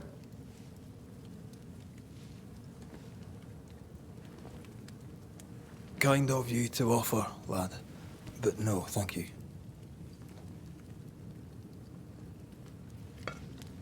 Been a while since I've seen another human's face. You come from camp? You a hunter? Of sorts. Red McCreath. I'm a banisher. Like in the stories. Jacob Lind. I'm a trapper. That's a real job. What are you doing here? Had you nowhere safer? The woods are kind to them as knows 'em. We hunt here. When we get pelts and meat, we trade in New Eden. But game's been scarce. We've naught to trade, so we wait. When even the wolves are starving, you know it's going to be a bad winter.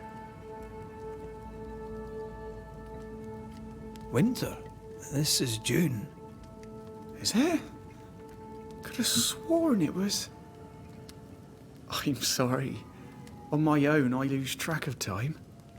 And with your friend? Oh. You met Ben, did you? He was just here, he was. Just here. You're exhausted. Unsurprising given how tainted are these woods. Are you sleeping? I don't like sleeping. I see things. Bright eyes in the leaves. What does tainted mean? Marked by ghosts. Haunted. Tell me of your nightmares. One nightmare. Always the same one. Ben has it too. Would you care to share them? No! No! Tis a nightmare. Nothing more. Who's Ben? Another trapper? Aye, the best of 'em. Taught me all I know. He's out now, but he'll be back. Where has he gone? The bridge is down. As down can be. Can't cross. Bad things lurk in the shadows. They scent flesh. Game's low. Game's low and Ben's gone. He'll find game, he will. I know it. What lurks in the shadows? Is that what keeps you here? That... and the fog. Can't hunt anything you can't see. Ben shoots better than me. Knows the woods better too. I'd only slow him. Only slow him. Where did you meet Ben? We found each other. Brothers in spirit, he said. He's been good to me. Too good. Why? He's important to you. Aye. And me to him. He's lost his nerve, or a ghost has taken it from him. Get some rest, Jacob. You need it. If you see Ben, tell him I'm thinking of him. Tall lad, even when he's lying down. Can't miss him. Poor child. He's shrouded in spectral stains. You started your first haunting case and must investigate the ghost that haunts Jacob Lind. Use the notifications shortcut or you're opening up the haunting cases menu to follow this investigation. Let's do that now. Follow. Okay, we just do it there. Find traces of the ghost. Yeah, so although he does know that the bridge is down, I'm just wondering if the bridge went down and took Ben with it. Genesis 9, this is Jacob's Bible. And God blessed Noah and his sons, and said unto them, Be fruitful and multiply, and replenish the earth. And the fear of you and the dread of you shall be upon every beast of the earth, and upon every fowl of the air, upon all that moveth upon the earth, and upon all the fishes of the sea. Into your hand are they delivered. Every moving thing that liveth shall be meat for you, even as the green herb I have given you all things. Even as the green herb have I given you all things. But flesh with the life thereof, which is the blood thereof, shall ye not eat. And surely your blood of your lives will I require, at the hand of every beast will I require it, and at the hand of man, at the hand of every man's brother will I require the life of man. Whoso sheddeth man's blood, by man shall his blood be shed, for in the image of God made he man. I'm not super good at decrypting Bible verses, but it feels like a whole thing about like, hey, don't eat each other, and also, if you kill someone, then it's your life in exchange, give or take. Again, not super up on things that are a bit challenging for me. Shakespeare, Bible, Chaucer. not really good at things. Friend. Food is scarce. We make do. He's not fussy. His meat is crawling. Do we just get the same thing? Sorry. Your meat's turning, friend. Food is scarce. We make do. Okay. He's not fussy. His meat is crawling. Yeah, I also noticed on our way in, there's one bedspread. I mean, maybe he and Ben are together, that's fine, but there's one place, and that doesn't really look good, large enough for 2 people. Do you sleep here, Jacob? Ben sleeps here. I don't sleep. Whatever haunts the boy spawns maggots. We should talk to this Ben fellow. Hold on. Intent. The ghost spawns maggots in Jacob Lynn's hovel. With the bridge to New Eden down, the Banishers wandered through the woods. Searching for another way back to town, they came across the trapper Jacob Lind. Haggard and broken, he informed Red that he was waiting on his good friend Benedict, okay, breaking news, to return from the hunt. Clearly he was haunted. With Antea desperate for essence, the Banishers set off to investigate the haunting of Jacob Lind. That's a lot. Okay, but we're going to focus on this for now.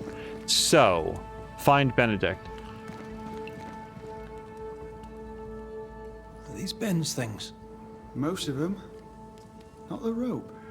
You can have it if you want. Kind of you. Thank you. Okay, before we click B, will we see the rope physically on our person, like slung over his back? Boo, I really thought that we might. I really thought that we would get, like, a new, at least temporary item or whatever. Ben went out without a gun. We're trappers, not hunters. We had the gun for safety, but it got damp. Doesn't work.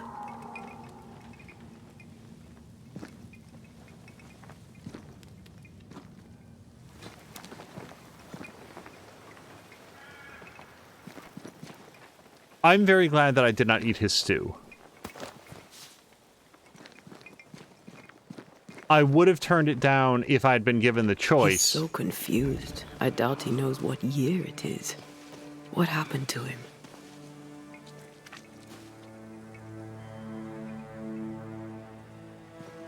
Maybe his mate abandoned him.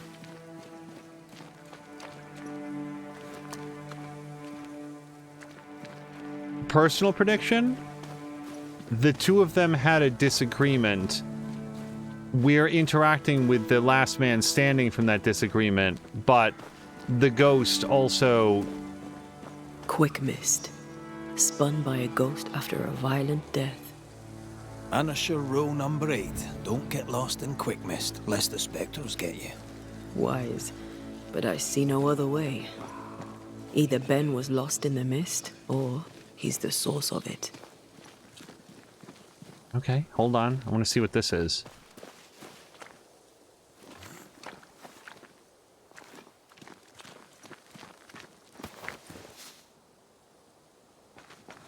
For leather.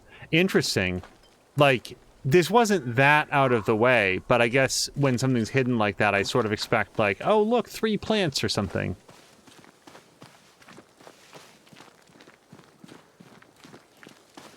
Also, if I was a banisher that just, like, routinely had to deal with specters that were inhabiting, like, dead wolves and stuff and reanimating them, I feel like I would get into the habit of just, like, lopping the legs off of every corpse that I found. Oh, we absolutely need to lay our mitts on that.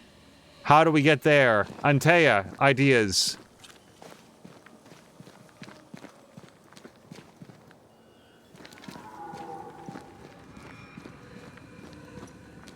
Wow, I'm the best at finding very short walkarounds.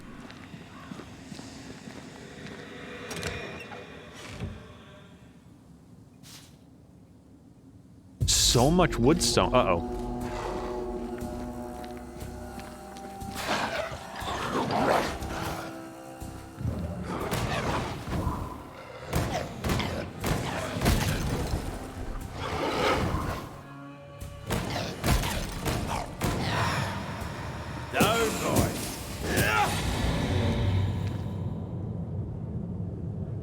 Okay. Yeah, we got a ton of witchstone. I don't know what that's for, but I mean, obviously an upgrade of some kind.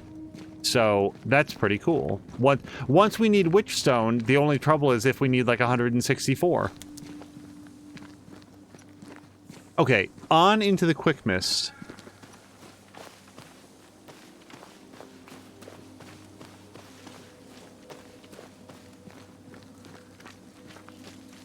Boy, this game does atmosphere.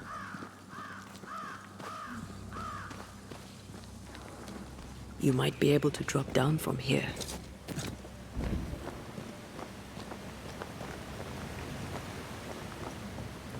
Well, I do love a drop into the deep unknown. Can't see further than the end of my arm down there. Don't worry. It'll affect your other senses too. Oh, this Quick Mist is thicker than a Scotch Dragoon. The smell's almost as bad.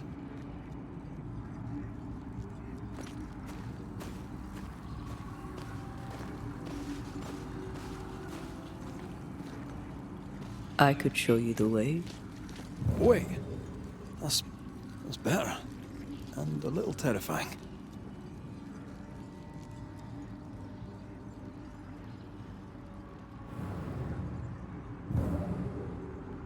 Something's concealed. Something's concealed. Well, if something was concealed, she's the person that I would rely on to help us find it.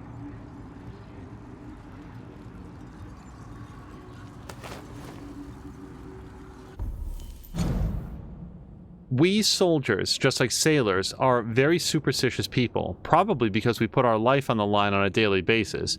I've known so many fellow comrades always carrying their lucky coin or piece of clothes and be terrified enough to do a deadly mistake when facing danger if they accidentally forgot to bring it with them.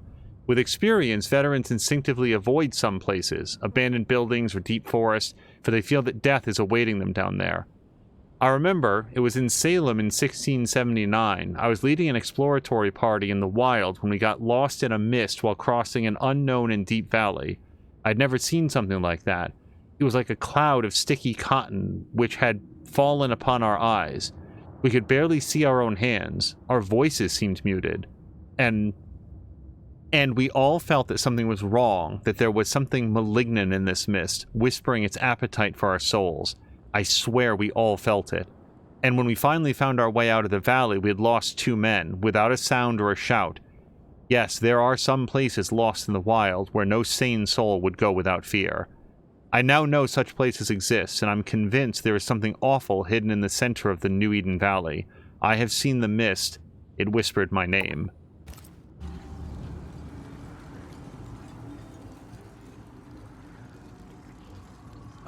Okay, so we could go over there, but there's also the cave-ish thing back here.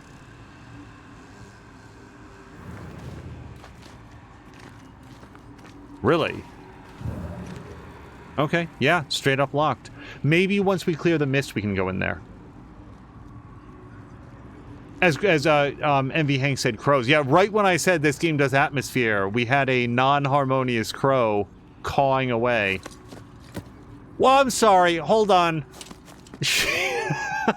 It's so cool.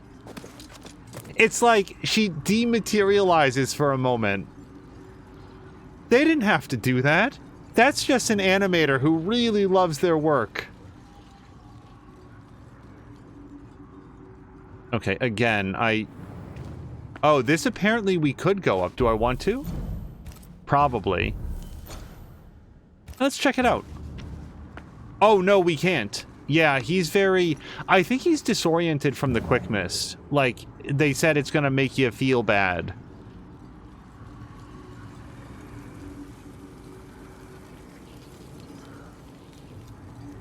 Do you see that? It looks like the fog is coming from those odd-looking stalagmites. Hold on. I think I can rid us of the Quick Mist. How? Well, I'm partly made of the same stuff.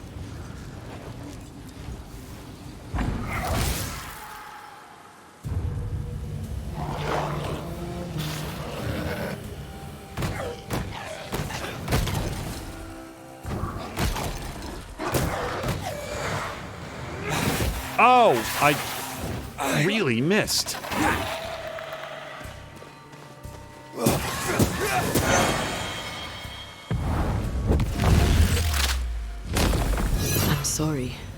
didn't know that would happen. We got away with it. Let's find what caused it. You mean, let's find out who died? I bet his name was Benedict.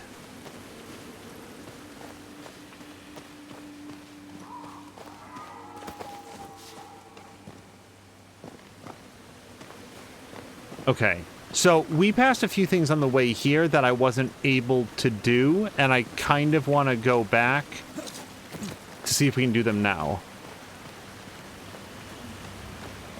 No, look at that. I'll check one more thing, but yeah, maybe this is a you have to do this much later.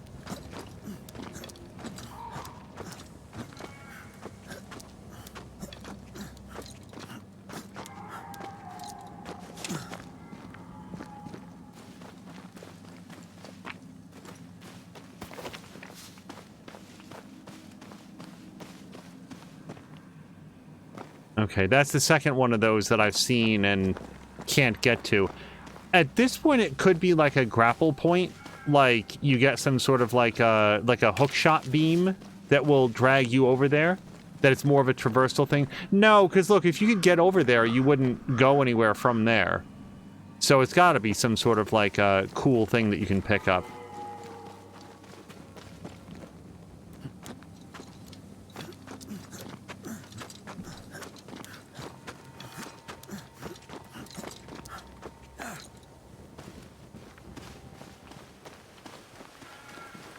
Okay, this was the log, and then there was one other, like, cave that you could duck into, or you couldn't duck into. Yeah, here we go.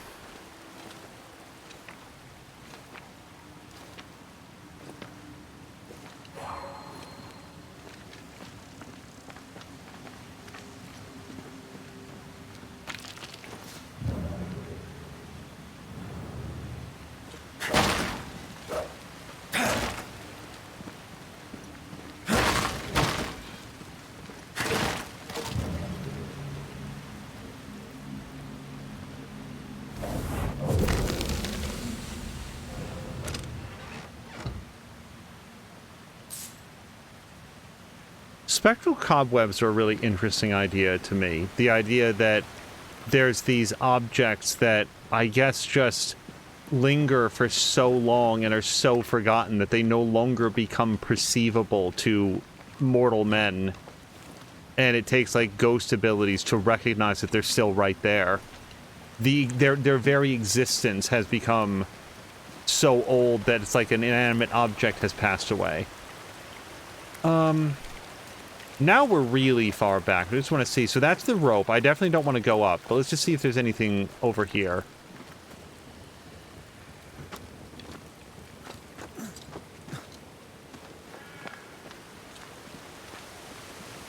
So, oh, hold on.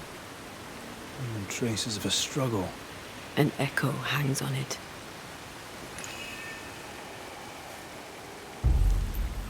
So, the hearkening reveals the echo. I'm just making sure. Yes.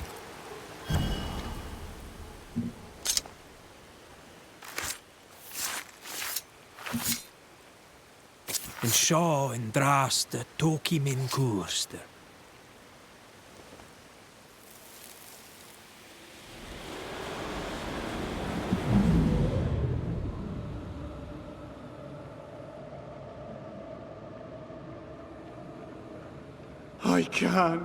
I can't do it no more. On your feet, Lind. We don't give up. I've had enough. There's no way up. There's no way down. For days we've eaten nothing but boiled shoe leather. I'm done. We don't give up. Leave me be. God be damned, I'm sick of carrying you! What are you doing? Don't hurt me! I hate you. I hate you!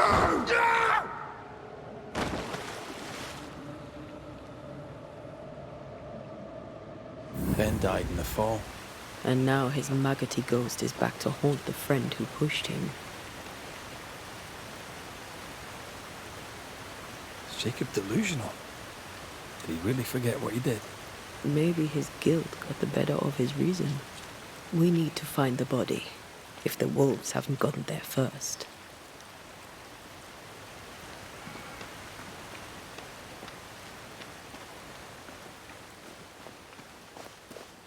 So, there are many reasons that you might want to eat other human beings, but chief among the reasons that you wouldn't want to, and of course I'm being silly there, it does really, really bad things to your mind. And when I see a trapper talking about how little meat there is, but the gruel is thin enough that he's willing to share it with somebody else, I can't help but wonder if Jacob has found an alternate use for his very good friend, and one that's put him into an even more desperate mental and emotional state.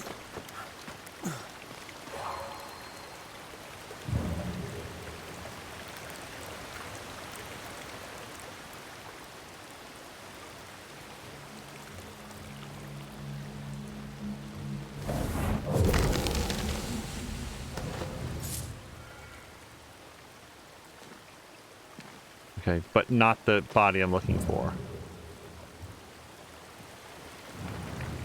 Unless it was, it just seems like it would be worthy of some more commentary.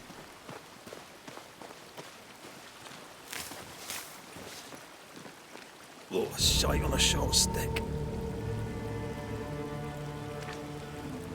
Bloody hell. Lad's been torn to pieces. No, wait. He's been carved with a knife. For his meat. Still no tie. At Jacob's hovel, perhaps? Hold on. Carved meat from Benedict Stoughton's body. Jacob Lynn's friend Benedict brings him food. In a manner of speaking. Driven to disarray by weeks of nightmare-ridden sleep, Jacob pushed Benedict off a cliff, and Jacob Lynn killed and ate his companion, Benedict Stoughton. Haggard young trapper, got it. And then over here we've got Benedict, but we still don't know a lot about Benedict. Spawns maggots. I would do that too.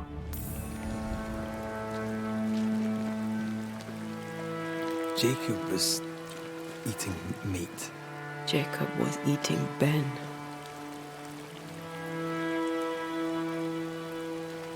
Was he really hungry enough to eat his friend? Maybe the nightmare had something to do with it.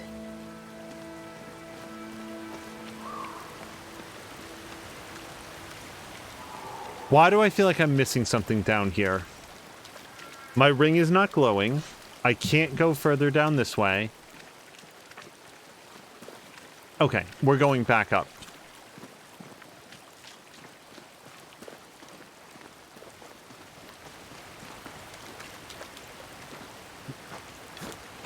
Yeah, I'm trying to remember, like this is one of those, like, offhand facts that Jab would probably know, but, like, there's a condition that you get, which is, like, a fairly rapid degradation of, like, your brain matter or something if humans eat other humans.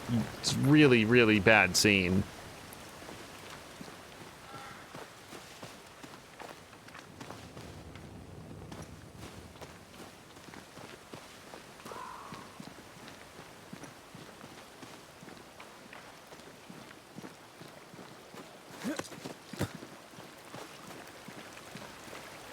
I hope I went up that other way. Yeah, now we're backtracking. So this is where I would have gone to go get the stuff. So we're ready to go up the hill. Oh, nope, not yet.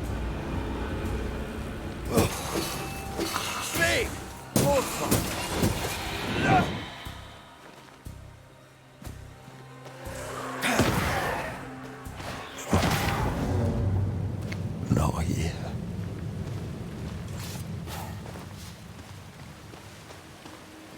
It's really interesting to me that they said that when you rest at the camp, like, the enemies and stuff respawn. Because so far the enemy encounters feel... They don't feel like just random guys that are hanging out if you come across them, like in a Dark Souls or like a Jedi game. It feels like they are responding to advancements in the story. We're heading that way, probably, but let me just look over here. Oh! All Alpha Glutton might be a problem. He's a much higher level. Quicken yourself. Why? Oh, that's when you get stunned. Okay. So when they howl, I notice like a glow that happens to all of their allies. I think they're buffing, but I don't actually know. Okay, I'm very hurt. Please drink. Drink.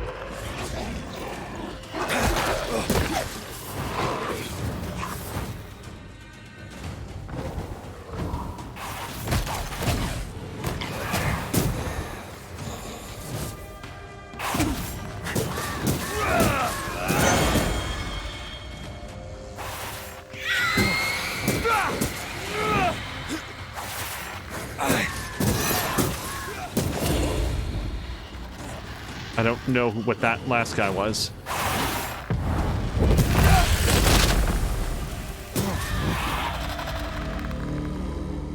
Okay. I did have to take a drink, but at least it was on purpose for once. Jab is saying mad cow disease. It's a specific thing. Oh, wow. It actually is a trap. Seems a little redundant, like a leg trap followed by a box that falls on you, but sure. It's like, boy, if I say it, I'm gonna sound like a fool. I think it starts with like a K or a K sound. But like, yeah, the concept is the same as mad cow disease, where cows have been fed to cows, to cows, to cows, and now they are very, very sick, and it's a whole bad scene. I'm greatly, greatly over-glossing that. Don't do that. But then, like, it's the human version of that. And I don't mean, like, bovine encephalitis that then humans get, but, like, if humans eat humans, I should just look it up and then know that I'm saying the right thing. Don't eat people is where that whole thing ends. The end. The thing to avoid. Okay, and this goes over to where Alpha Glutton was, right? And I didn't miss anything else. Okay. Let's look for our tie while Jacob's outside.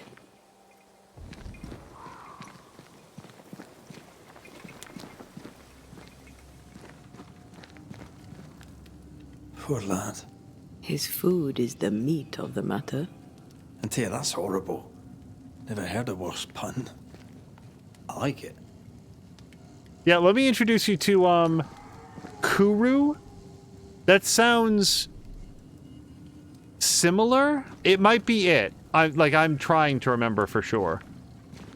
Also, Jacob, let me introduce you to, no, wait, I'm Red. Red, let me introduce you to, Innertooth sometime. We'll get to the pun of it. Yes, still disgusting. Hold on, because we've been talking about it. The term Kuru, Soylent Green is people. The term Kuru derives from the four-word kuria or guria, due to the body tremors that are a classic symptom of the disease. Kuru means trembling. It is also known as the laughing sickness due to the pathological bursts of laughter that are a symptom of the disease. It is now widely accepted that Kuru was transmitted among members of the four tribe of... I'm not going to say it correctly. I'm not going to pronounce it. Papua New Guinea via funerary cannibalism. And hello to Dougler! Dougler, we're learning something about why you shouldn't eat people. How are you doing? How's your Thursday going? Thank you for that. So yes, then Kuru is exactly what I'm thinking of. Is it just called Kuru? Is it like Kuru disease or something? Oops, hold on. Okay, we read the Bible.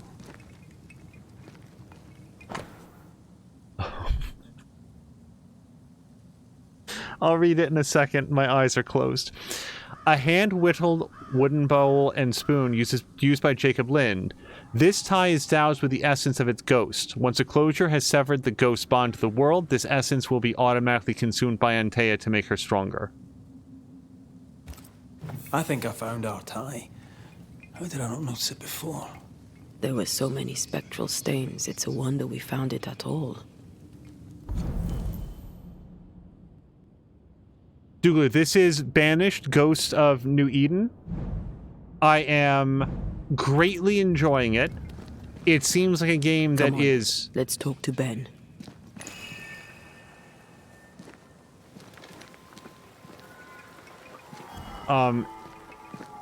Imminently spoilable. Oh, there to you, Jacob. Mr. McCraith, sir? You were struggling, yourself and Ben. Why'd you not leave? Leave? No, can't leave. This here is home. We trap here, we eat here, we tan pelt to leather here. Our lives are here. Can't leave. Did you not try the river? The fog had to lift sometime, and if you stay, you'll starve. We have enough. Thanks to Ben.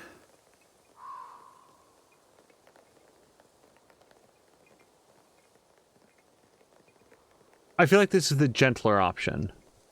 But you did try to leave, didn't you? You packed up and left. Do you not remember reaching the cliff top? Cliff top makes a fine lookout. Game comes to the water to drink. You can pick 'em off if your aim be good enough. Has he lost his mind, or is he tricking with us? I can't tell. Farewell to you, Mr. Lind. Farewell, Mr. McCraith, sir. Farewell. Make the ghost manifest. And I do that using my sigil, or my ritual at... Oh, do we do it inside the home? But yeah, thank you for looking it up, MB Hank, because I was legitimately trying to remember. I had the K sound in mind, but I was like, what did I think it was? It wasn't Kuru. What did I think? I was in like Kruon or something like that. Like, it was close. Also, Douglas saying, can you guess who was the dummy who forgot their groceries in the work fridge and had to walk back there to pick it up because the fridges get cleared out tonight? That sounds very irritating, Douglas, but hopefully the reward was delicious groceries. Okay, so hopefully I have picked up enough to do the ritual. Make manifest. Yep, we've got the bowl, the chervil, and the hoof fungus.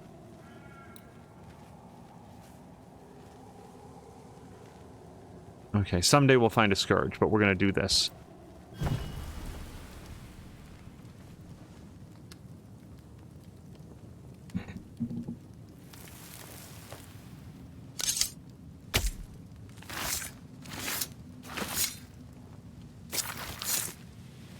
I should order the ghost to appear now.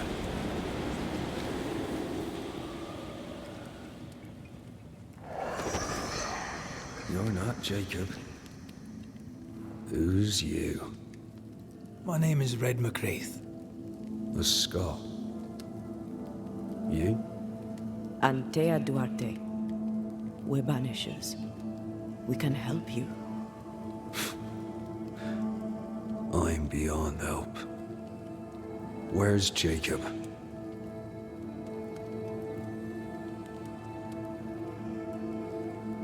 I'm still here. Let's just start here, I guess. We know what befell you, Benedict. What keeps you here? He does. He waits and waits and waits on me. He'll not face what he has done, and I cannot go. I cannot go. But I'll not hate him. How could I? We thought him lost, in mind and reason. Who'd not lose their mind? Stuck in place for weeks on end, deprived of a living, deprived of a life. Though I denied it, I saw it coming.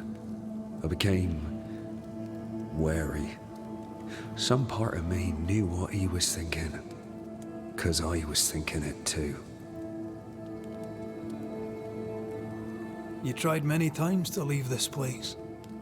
I tried and failed. Week on week, month on month maybe. We went in circles. The woods are tricky, sir. Treacherous. Mean. Round and round we went. Round and back again. Jacob said you both had nightmares. The same nightmare. Aye. And yet we got no sleep. Couldn't tell truth from fantasy. The shadows seemed to flicker at the corners of our eyes. How long have you and Jacob been out here in the woods? Some winters now, but this one, it never ends. No way out, no way in. We were alone, not an animal in sight. I don't know when things changed. We got stuck. These godforsaken woods. What do you want from Jacob? Do you seek revenge? I seek no vengeance. He is I, and I am him. What does he need that he may let go? He needs to face the truth, to accept what he has done to both of us. At night, he'd read scripture. God would mind us if we were good and honest. Jacob taught me that. We were good. We lived honest lives. We kept to ourselves, minded our business and no one else's. So tell me, Banisher, what did we do to deserve this? This was not God's doing. Another powerful entity is at work here. New Eden is cursed. Then God has forsaken us, and we are doomed. Thank you, Benedict. Perhaps we'll talk again. Perhaps we shall, Banisher. Perhaps we shall. Jacob must confess. His denial runs strong. He must have loved Ben very much. All right, I just want to make sure that we have all the information going into this. Ghost wants the truth to get out. Want the truth to out, which I think is probably more of like a expression of the time. The ghost fixates on Jacob's bowl and the spoon. Yeah, I would too! Spawns maggots and wants Jacob Lynn to tell the truth and admit his cannibalism. Wait, did I... I'm so sorry. Did I... Separating wound to his head is likely the cause of his death. The circles under his eyes match the exhaustion in his voice.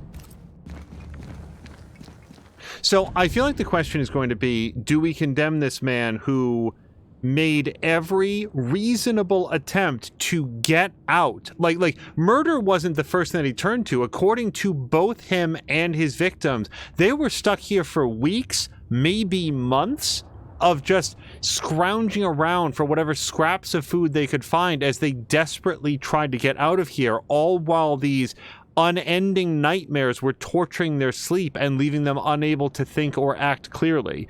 It's an unthinkable act caused by an unimaginable situation. Oh, there to you, Jacob. Mr. McCraith, sir? I'm sorry, Jacob, we must talk. Something has happened to Benedict. What? Where is he? What happened? Come on now, Jacob. If something's happened to Ben, say so. Where is he? Benedict is in pain. For his sake, you need to remember what happened. You need to remember what you did. But No. I would never. I couldn't hurt him. I love him. Jacob, look at me. It's safe to remember. Now tell me, what happened on that cliff top?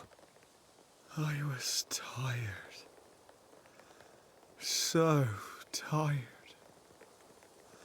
Hunger was digging holes in me, burning in my throat. I could think of nothing else. We don't give up. We don't give in. But I wanted to. I wanted it all to stop. So you made it stop. Do you remember now? I failed him. I failed Benedict.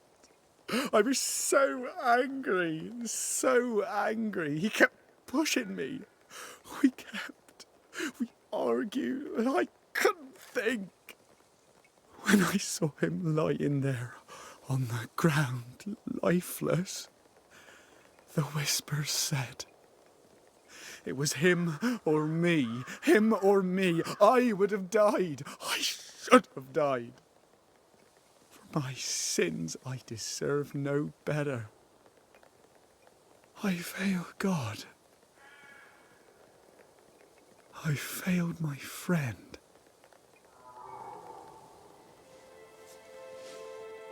I'm a monster. I deserve no mercy. No.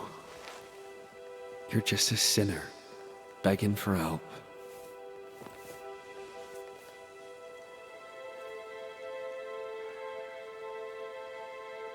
We both faced a choice, simple and awful, to kill or to die. You struck first, and here we are. Do you forgive me?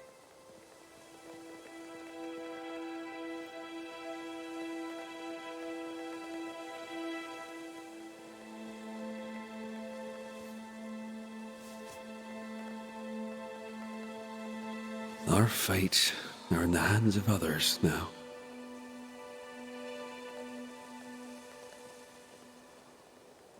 Yes. Banisher, do your job. If you're to come back, if we're to use the ritual we spoke of, this is when it starts. Red, if we take one step along that path... Jacob is ready to die. The others won't be. We'll tell lies. We'll harvest the essence of the living. I'll shoulder the blame. As the man says, we face a choice, simple and awful. Do we kill to be together again? Or do we part forever? We must decide now. You've reached the closure of a haunting case. As a banisher, you must decide blame the haunted inhabitant, ascend the ghost, or banish the ghost.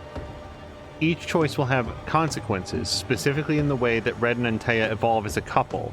Reminder, if Red wishes to bring Antea back to life, he must blame the largest number of living settlers. Hold on. Ascend is let the ghost gently ascend from this world with a release ritual. That will contribute to Antea's ascent. Forcefully banish the ghost will contribute to the ascent. This decision will contribute to Antea's resurrection, since a resurrection ritual will only work if the largest number of settlers are sacrificed. Oh, God. So, a game like this works best if you don't decide in advance, I'm going to do everything just this way. And yet the game is very much saying, if you want to get Antea back, you have to do it now. You need to commit to that early. Here's the thing. In the real world, absolutely not. I'm now going to lay out the case for why I'm going to blame Jacob Lind. From Red's perspective, this guy's life is over. He's sick. He's severely delusional. He's okay with dying, and he is still rife in the hollowness of having lost the love of his life, who is, by the way, literally right there. Also, I just think it's a more interesting story if we explore that side of it. So if it was me, I feel like I'd want to. These two people seem like they were decent individuals that were caught in an unimaginable situation. I said that earlier. I want to see what happens. Jacob Lind, you believe you merit no mercy, but your suffering must have an ending. You murdered your friend, the man you called your brother. You fed on him. Then you denied your part in his ending and bound his spirit to this realm. You can never right this wrong. But the truth and your death will ease his suffering. There can be no half measures here. And if the righteous scarcely be saved, where shall the ungodly and the sinner appear? Benedict, my friend, forgive me.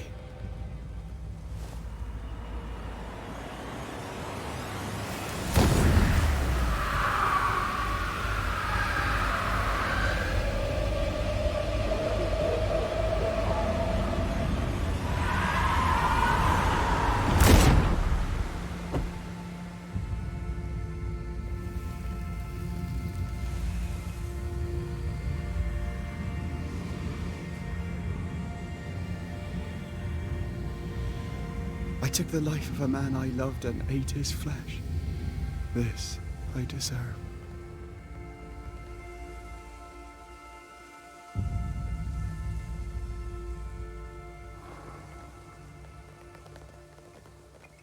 It's done. You may feed on his essence.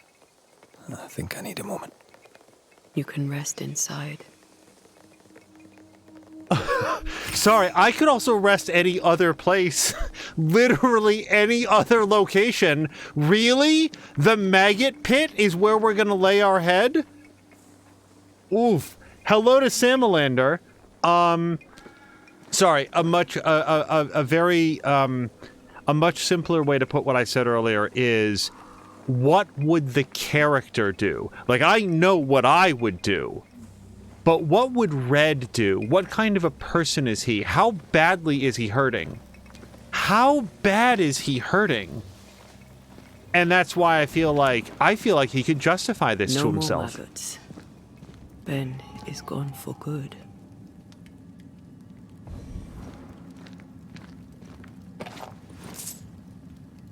And we got $15 out of it. Hold on.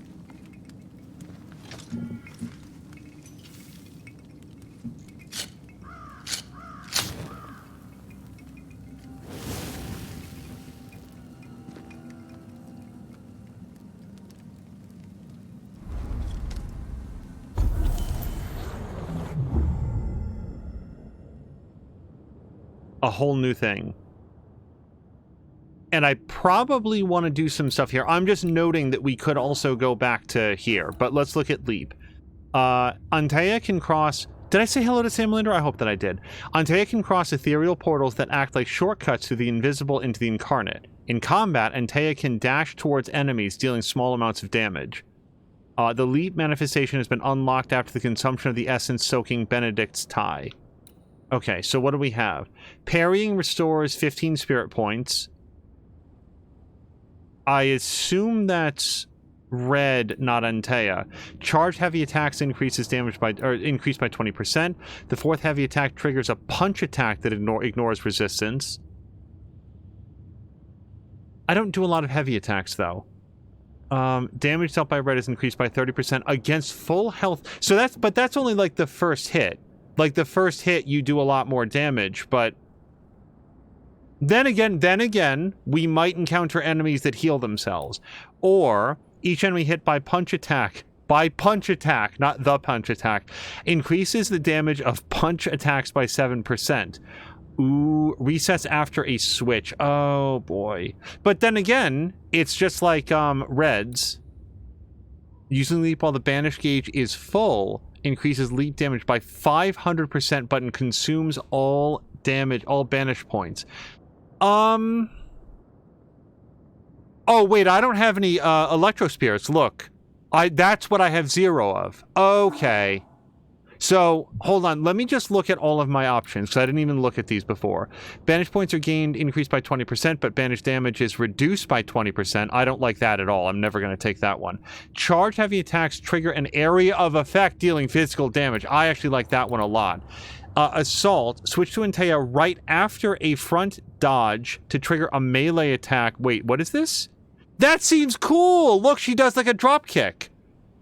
Damage dealt by all perfect switch attacks is increased by 20%. I still don't quite know what perfect switch is. I assume it's switched just before getting an attack. Damage dealt by red is increased by 15% the higher the health points gauge. I assume that's his health points gauge. Well, let's take a look at this. We're gonna go with... I don't know if I like either of those, really.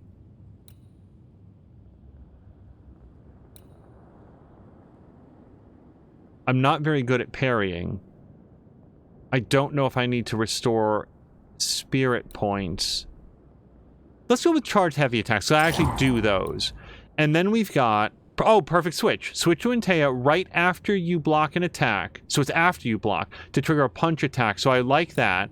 And then defeating an enemy with heavy attack reduces the next damage taken by 90%. I don't like that one because that requires you to take a punch. I mean, it might be helpful. Like if I was playing on a harder difficulty than normal, I might go with that. But let's go with perfect switch. Counter blow. Right after you block. Got it. Okay, so I'm going to have to practice that, but I like that. Okay, so that was evolution. Let's upgrade our amulet. Yes, we're going to do this. And then I can't do that. And I like the fact that it just says straight up, you've got upgrades available. Because I don't have upgrades available. So we don't have to go around and search every last one.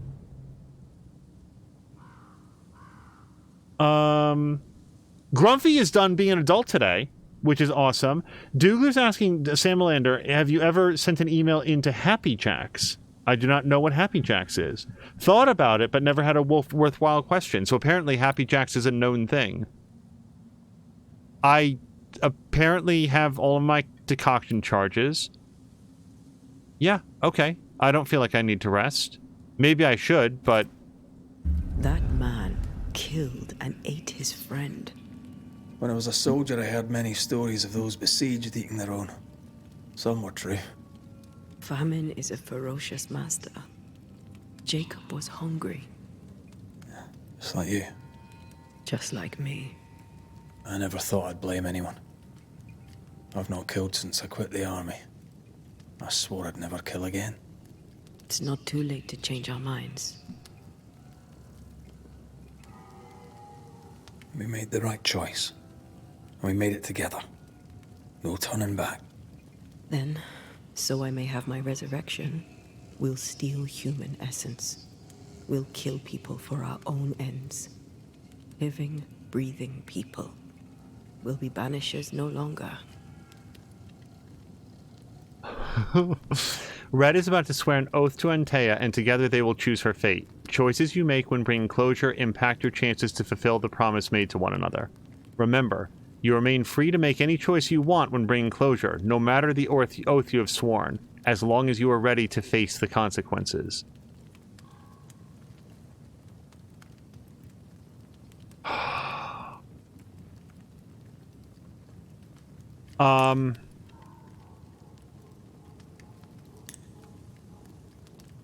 Red swears he will help Antea come back to life once they retrieve her body from New Eden's meeting house. To keep his oath, Red will have to sacrifice as many settlers as possible with a blame ritual. So what makes this extra hard is what he just said. Like, we hadn't previously been introduced to the idea that he was in the military and had sworn never to kill somebody. I might have treated that a little differently if I'd known that piece of information. However, now that we've taken that first step down the path, Red is now broken his oath to himself to never kill again. Is he willing to make a new oath now? In for a penny, in for a pound? I vote that he does. Right. That's that settled. Thank you. I hope you've no regrets. Soon I'll reclaim my life.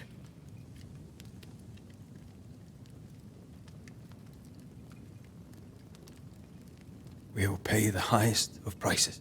We Banishers may call it blaming, but our hearts will know we're taking lives. How many? I don't know. Perhaps too many to ask of you. I want us back, Red. I want revenge on what killed me. I want to live. I want it too. With the whole of my heart. No price too high. I will do it. By my oath, I swear it, my love. I'll see you back from the dead.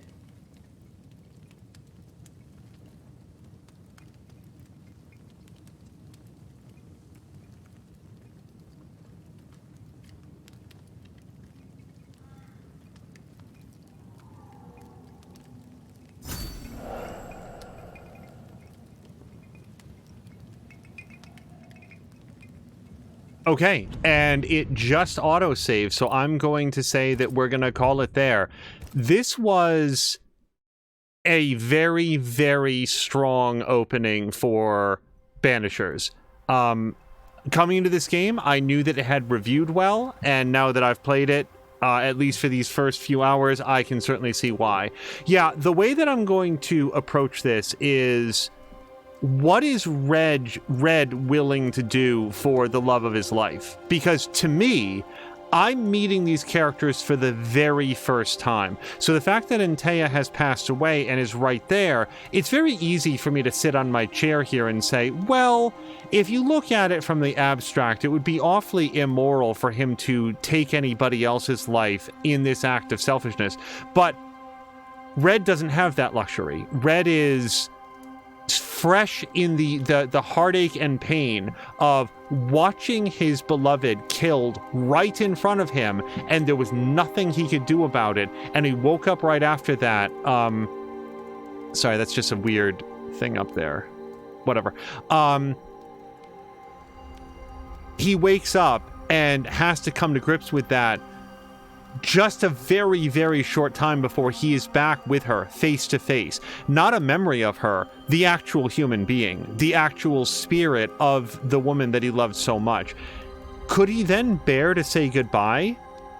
I don't know that he could. So I find it more like a more interesting tale if we have a character who's doing something that I don't feel like I would, and yet I'm not in the situation of being faced with having made that choice. Maybe I'm not as strong as I think that I am, and maybe he's not as strong as he once thought that he would be. So we're going to call it here, and we're going to find out what happens next, because I am fully on board to see more of this game. But we're going to call it here, and then go find somebody fun to raid. Thank you guys so much for joining me for this, I can now say, episode 1 of Banishers, and let's see how this adventure evolves as we go forward. Until next time, you guys, thank you so much, and I hope you have a great night.